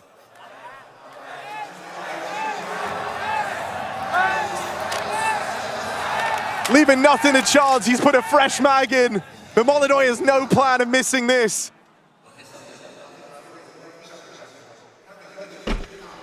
Mazinho made noise, and Yakindar would have heard that. They've directed him. Yakindar says, Molodoi, come get it. This is your moment to remember. Molodoi with all 5 to find match point for Furia, putting them on that path to the semis. And that's why Fallen trusts this guy like no one else. Rookie of the year, pickup of the year, risk of the year for Furia. They plucked this guy out of absolutely nowhere, and he looks to put them in the semi-finals. Mongols' momentum stamped out,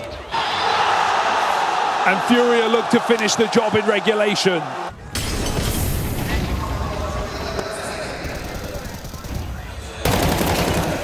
Oh, and you spend so much time celebrating Molodoi and his addition, you forget about the guys that have always been putting up numbers. K Serato, throughout this series, a force to be reckoned with, opens up this final round with a 5v4 for Furia.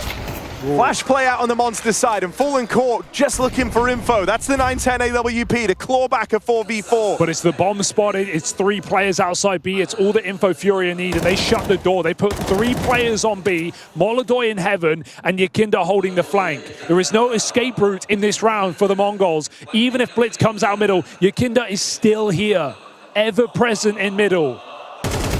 Another kill, another step closer. Those semi-finals call for Furia. And it's all decided on this B push into the stack, as once more Yakindar and Fallen have cobbled together a fantastic read. They have the info. They know where Mongols are ending up. Not yet feeling the pressure, even if with that 1 kill coming in. K Serato still waits as a diamond in the rough down in the B site. Nails controllers, follow up from 910. And so it might have to be all Molodoi and Yakindar to carry this one through.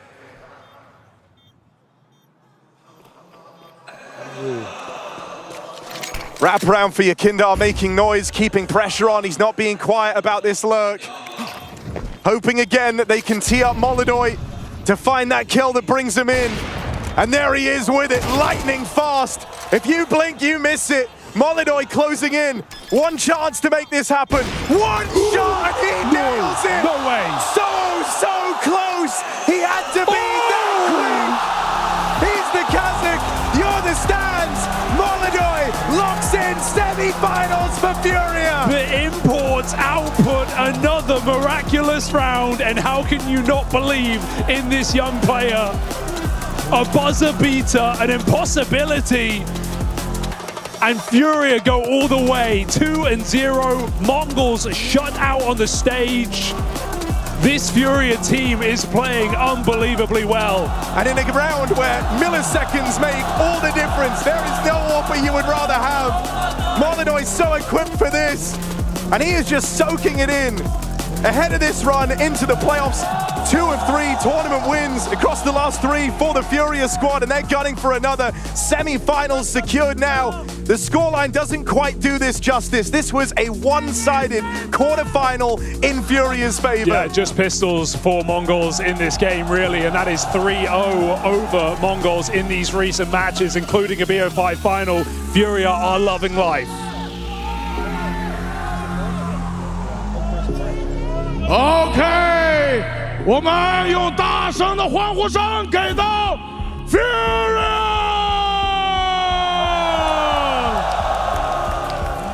然后我们邀请到了巴西教父 Fallen 来到我的身边。大家都知道他的中文很好。Can you use Chinese? Say the audience. Hello everyone. 我们很高兴在这里。我们爱你。There you go. This one, next class I have more. 哦，巴西教父这场表现的怎么样？太棒了，以及Molodoi对吗？ Let's talk about the 5Q with Molodoi. That's amazing. Molodoi, insane guys, insane. 11-11, I have money for AWP, that's it. No more Kevlar, no smoke. Take AWP, Molodoi. He aces. Yes, that's insane. And so congratulations in the semifinals. And your next opponent is Team Falcons. They are so strong, but last time in FPG, you 2-0 win them. So this time, maybe you 2-0 again? Falcons is going to be a super great match. They have been playing well again, but they were playing well in the last tournament as well. They always going to play well. They have great players. And if we play our best game, it's going to be a great game. So I hope you guys come and watch the show. So next question, what is the point? What is the key point to your victory? I think we had very good communication today. All my teammates were playing super well, hitting shots hard, and then we're working together as a good unit. So very happy with the team play and communication that we displayed. So maybe score 1 to 10 to your teammates. What your score? The 1 to 10. 1 to 10 score? I think we play like a 9 to 10 game. That's very good. No. Maybe this time it's 10. 再一次的掌声给到本场的胜者，以及进入半决赛的 Furia and Fallen。 Furia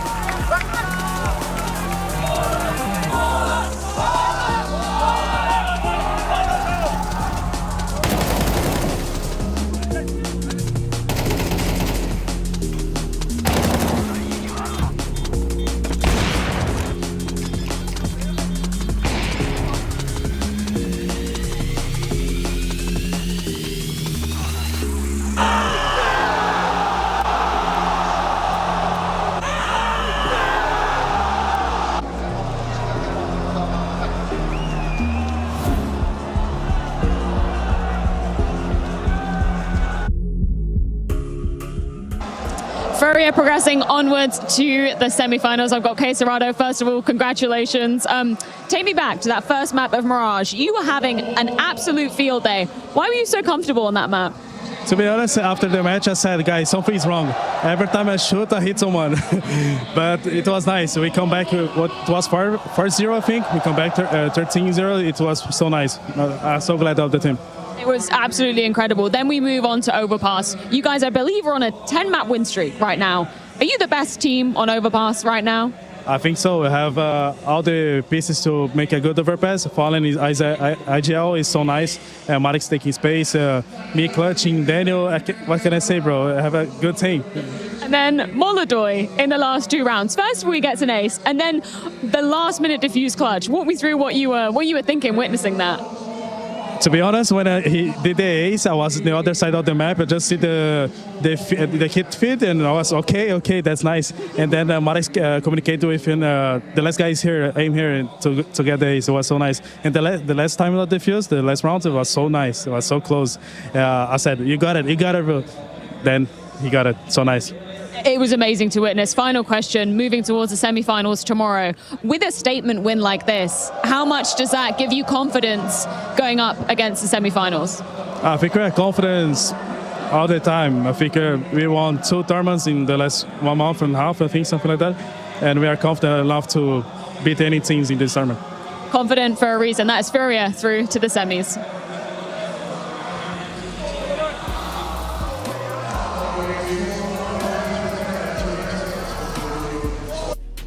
There's absolutely no reason for Furia not to be confident heading into that semi-final after their display today, Yanko. Another strong showing from Furia, making mincemeat out of the Mongols and not really leaving any doubt they were the better team. Yeah, definitely. And you could even hear it from Fallen. Rarely do the players admit that they were on their A game, right? The elusive A game. But that's what we felt like we got today from Furia, you know, individuals across the board. I mean, their trio of Molodoi, Yekindar, Quesarado, what did they end up? 36, 38, 39.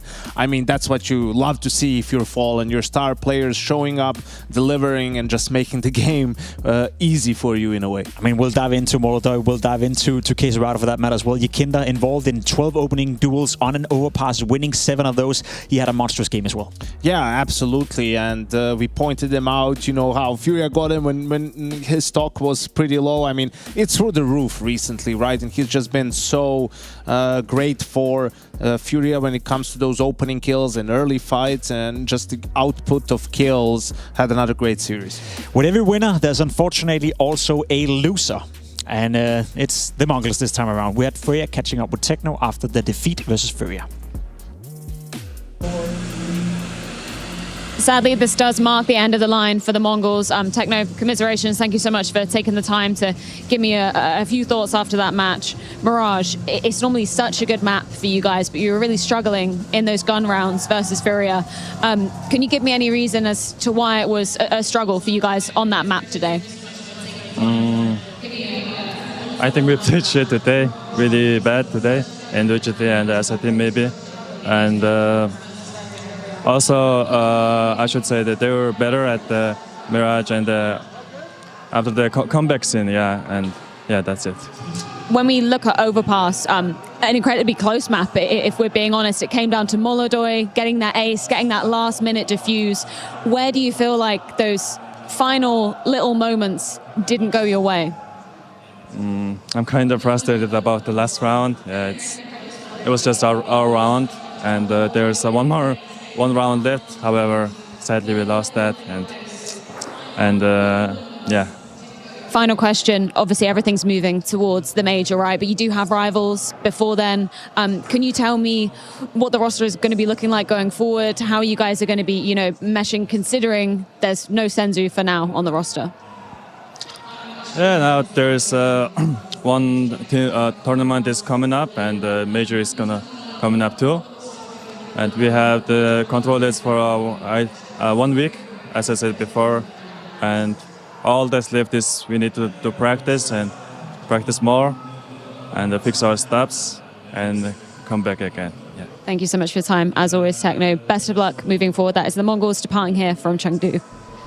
Now, staying on the Mongols, Janko, I think he raises a fair point. They just had 1 week of practice with controllers, yet they still made the playoff. They still made Overpass competitive. And overall, if you look in isolation at this tournament for the Mongols, I think they've delivered more than many people would have expected. Yeah, absolutely. And I think there's going to be a lot of dealing with frustration for the Mongols in the near future, right? Because once you played 400 maps with the same lineup, I mean, there's so much stuff that just happens almost without even communicating, you know? Like, there's so much that's just instinctive, the movements, the rotations, the team play. You've just done it so many times. You had so many repetitions.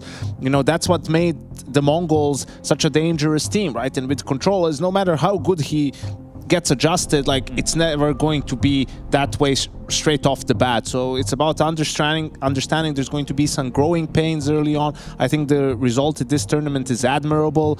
If they can get, you know, a win or two at Rivals as well, get more reps with controllers, get him more accustomed to playing Tier 1 Counter-Strike and playing with the rest of the Mongols, right? I think we can still see them be a dark horse come major time. I don't know how you feel about that, but I feel like the time frame of getting ready to the major is the big issue, right? I know he said he had one more tournament, obviously Hong Kong coming up, and then the major, but I do feel that for the Mongols, it's such a short time where they can get controlled, I guess, fully drilled into the team. So the Mongols being in the major final in Austin, the Mongols having won tournaments this year, is it fair to say that we can't really expect them to be in the top 2, top 3 conversation already by a week's time, you know, heading into the next tournament? I think so, right? I put them in that dark horse category. Yep. Or if everything clicks for them, you know, they might be able to have a run. They will still be a dangerous team. It becomes maybe a matter of matchup now, you know? If they can get Mirage and Ancient in the pool, they're in a good situation. But if they have to play maps like Overpass and so on, you know, that's where you feel like they just won't have the depth with controllers to make it happen. Speaking of being dangerous, we have to talk about it. We have to address it. Molodoi in this matchup, in particular on the second map, Overpass, when it got close, it's so cool to see a new player, a young guy coming in and stepping up in the fashion he did. At 11-10, I thought to myself, this smells like overtime. This smells like a comeback. And look at Fallen, MP9 no armor. Why? Because he dropped the op to Molodoi. He had just enough money for it. He finds that opening from heaven, right? And then on long. I mean, this is just shooting fish in a barrel, how easy he makes it look, right? There's even an op on the Mongols, but you know, I guess they just weren't expecting him to keep re-peeking, and that's just so accurate from Molodoi, right? So quick, so accurate, and really felt like, okay, the Mongols were done after that round. It's the fast rotation from heaven, the boost in heaven straight into A-long. It takes him, what, 10-15 seconds to get all the kill in succession. We spoke about him, Rookie of the Year, potentially a new superstar in the making. So let's open that conversation. How far are we away from putting Molodoi in the conversation up with m0NESY, with Saivu, with the old likes of Simple, Shiro, you name it, all these top-tier AWP players? Is he entering that conversation already by now, or do we need a little more? I think he is, because you look at the impact he has in Furious games. I mean, it's tremendous, right? Like, he's more akin to m0NESY in terms of style than he is to Shiro, right? And I think it's the same like for the rest of Furia. It's just about doing it in the, you know, biggest of stages against the best teams in the world. That's the only thing that's left. And I don't even have a doubt that Molodoi, once given the opportunity, will be able to prove himself in that sort of an environment too. That's exactly what you're talking about as we look at the playoff bracket right here. If you're Furia, you want to get deep into these tournaments, so you give your players and yourself an opportunity to shine at the highest level. Taking on Falcons tomorrow in the semi-final.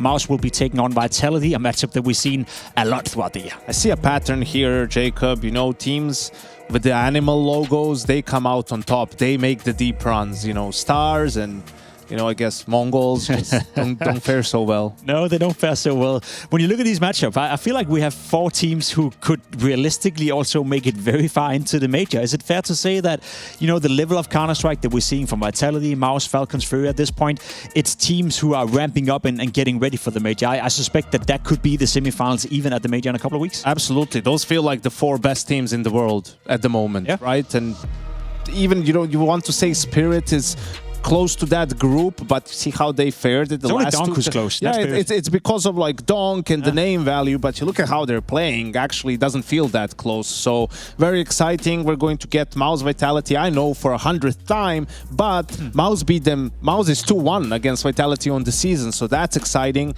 And on the other side, Falcons versus Furia, we talked about it, faced off against each other 2 times this season, and it's 2-0 for Furia in that department. But honestly, Falcons are the strongest looking team at the moment in China, so we'll have to see if they're able to continue that form in the semi-final tomorrow. It's going to be exciting in the semi-finals, there's no doubt about it. Another thing that's exciting is the DHL MVPs. We have some candidates for you that we would love you guys to take part in at home. Use your Twitch points, use your channel points in order to vote for who you think has been the DHL MVP of the day. Who will be the DHL MVP? You decide. You can participate in the DHL MVP vote as it happens. Make sure to be tuned into the Twitch stream and be ready to have your say.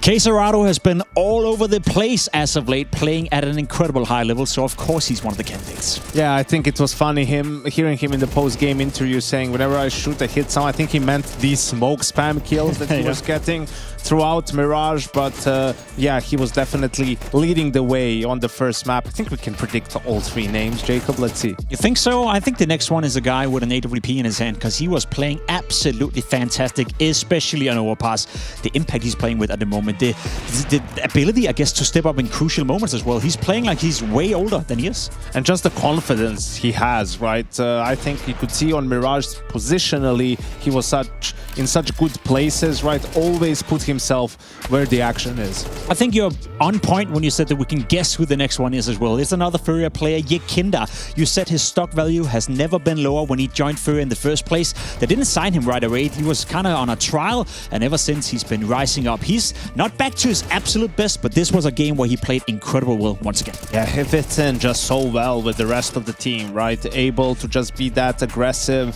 space taker, you know, a bit of a secondary caller, can help Fallen with some ideas at times, and it just freed up so much space for the rest of the guys. It's not often that I ask the Twitch chat for help, but be honest with me now. Go to your profile, use your channel points, go for a vote, and decide who you think has been the MVP of the day. The DHL MVP, that is. I can't really pick between the 3. I think all 3 had fantastic moments. If anything, recency bias. Molodoi, maybe? Yeah, I guess just from the highlight factor, right? I mean, the ace and then into that last second defuse to clinch the map, you know, we can give it to him. All right, Janko. So where does this leave Furia for that semifinal tomorrow? You already picked the point that they are 2-0 versus Falcons. Falcons so far in this tournament is yet to lose a map. It's a best-of-3 game. It's a semifinal. Do you think Falcons are coming in with a bit of revenge? And in that case, is Furia good enough to handle that? I think yes to both questions, right? I think we're just in for a banger. They won't get their best maps, right? Ancient for Falcons, permaban of Furia, Overpass. They're on a 10-map win streak now. Permaban for the side of the Falcons. It might come down to, you know, have Falcons improved on their Inferno. You think maybe Furia is going to target that one more time, and interested to just see how this one pans out, because both teams are on a rise at the moment. Both teams are on a rise. You're looking at the other semi-final as well, Vitality versus Mouse. As we spoke about it, we've seen them play so many times throughout the year. But ever since the summer break, ever since Cologne, it does feel like Mouse is slowly but surely getting the upper hand in that, let's call it, domestic matchup. It's true, but you know, it's hard to beat the same team in the same tournament twice. Well, unless it's Vitality against Mouse, right, in the first half of the year. But it's just been such a problem for Mouse throughout the year that you fear for them a little bit, because, okay, you've done it a couple times this season. Can you do it 2 times in the same tournament? And just with so many opportunities throughout the year, even when Vitality would get eliminated by someone else, Mouse just couldn't go all the way, right? And I'll keep going against them until they prove me wrong. So I feel like Vitality might be in for another grand final after tomorrow. Could be the case. It's going to be interesting tomorrow for the semifinals, no doubt. Another question I want to throw your way, Janko. Obviously, with winners, we also have losers. Astralis earlier in the day put up a decent fight versus Vitality. I think that's a team trending upwards for the first time in, forever. Yeah, I think it's a very difficult one to talk about, right? Because you can definitely see the potential of that Astralis team and that Astralis lineup, but you can also tell something is off. And Huxi gave an interview with HLTV talking about the uncertainty in the team, and long-term not sure what the roster is going to look like and how difficult it is to play with no stability. And I think that's the problem right now. You know, they don't seem like a team from the outside, more just 5 guys showing up to work and doing their best, but it's that sort of unity that you need to be able to close out some of these games, especially we're talking about Vitality. They still managed to take a map off of them, so you're hoping that either things will get settled in their camp or they will somehow find a way to unite a bit more and push through the issues. And where does that leave Astralis for the major? Because I can't help to share your sentiment. I feel like it's a team that on a good day is showing the potential, on a good day could maybe sneak into the playoff, but I don't really want to set that expectation for them because it's so inconsistent. Yeah, I think they'll need the luck of the draw too, right? Yeah. Like the major is always a wild one because you have best of ones, you have the Swiss system, all that stuff coming into it. So they could do it, but they need the luck of the draw on their side. Already touched a bit on Mongols, but just to close out that chapter as well, is it different for them? Do you have more stake, I guess, in the Mongols making the playoff than Astralis? I think for them, matchup dependent, right? Because I feel they will lack the depth when it comes to the major, but you should never count them out, right? I mean, they have experience at this point in time, and also they have firepower. And something that's been characteristic for Mongols lately is they don't choke. That doesn't feel like the pressure necessarily gets to them. And in an environment like the major, I mean, that's just such an advantage to have in games. Still a few weeks until we get to the major. For now, though, we have to round off the day so we can get ready for the semi-finals tomorrow at IEM Chengdu. Mouse versus Vitality, Falcons versus Furia. We have 4, if not the 4 best teams in the world taking on each other tomorrow in this semi-finals. We'll leave it to you guys to get some rest, get some sleep, and then we'll see you on the stream tomorrow. That all wraps up here in Chengdu as the top 4 are now cemented. Tomorrow, Mouse and Falcons will once again be descending upon this arena. The former facing Vitality for the 11th time this year. The latter going to have to be taking on what seems to be a very confident Furia. Question is, who is going to be clawing their way ever closer to that trophy? We'll find out same place, same time tomorrow at the Intel Extreme Masters Chengdu.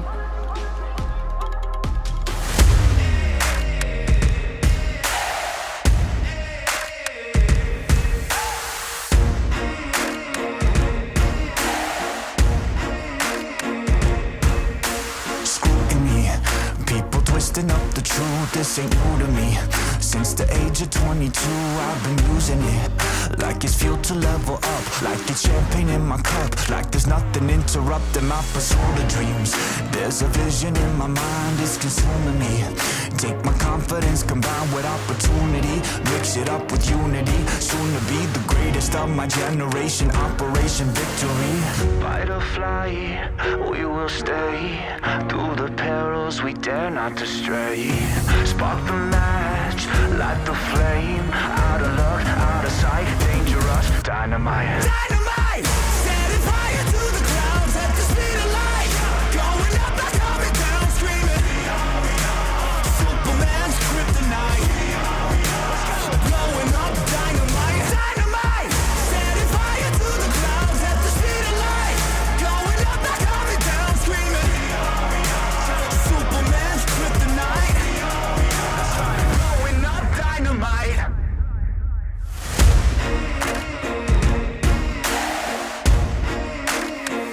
Check it. Troubled days, lonely nights, lot of tears, lot of fights. Big dreams met with bigger lies. It ain't what it seems from the outside. On my downfall they pray. Will I surrender or will I betray? Given the trauma that lives in my brain, or use it to fuel up the fire in my veins. I never complain, I boss up and do it. If there's a battle, I fight my way through it. If the wind blows, I thank God that he blew it. Cause what is a blessing depends how you view it. The fruits of my labor are in abundance. Indispensable, I'm not redundant. Incomprehensible the way I've done it. When the struggle pushes me, I don't shove it. I rise above it.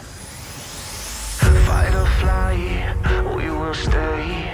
Through the perils we dare not to stray.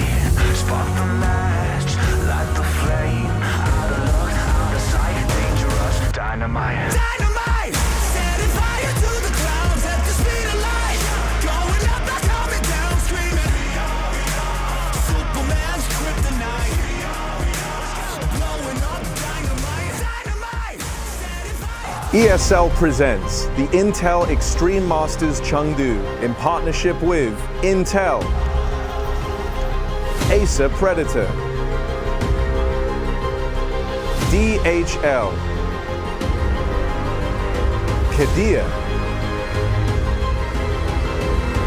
and Zowie.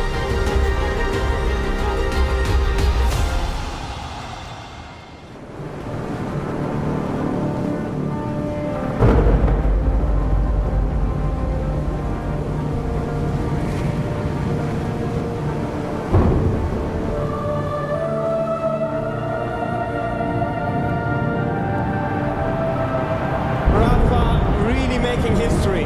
Absolutely phenomenal. And Ace is the champion of the Intel Extreme Masters World Finals. Storm still not quite done. MC is going to take this fight, though. 3 seconds left. Last 2 rounds of match, it's got to start it well for ESC. And this is a massive move for Zest, but he's not content with just a Nexus kill. He wants to win. And it's all done. And Trollocs winning. Unbelievable Rogue with a 4-0 victory over Classic. And they did it again in the Grand Finals. It's Goldie! Give it up for your Intel Extreme Masters World Champion!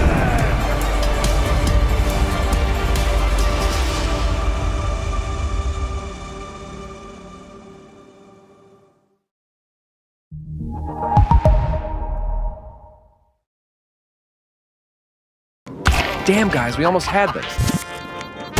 Thank God that's over. Bored of endless matchmaking? Take your first step towards EPL. Experiencing real strategies against teams of your skill. Learn more at fce.gg/EPL.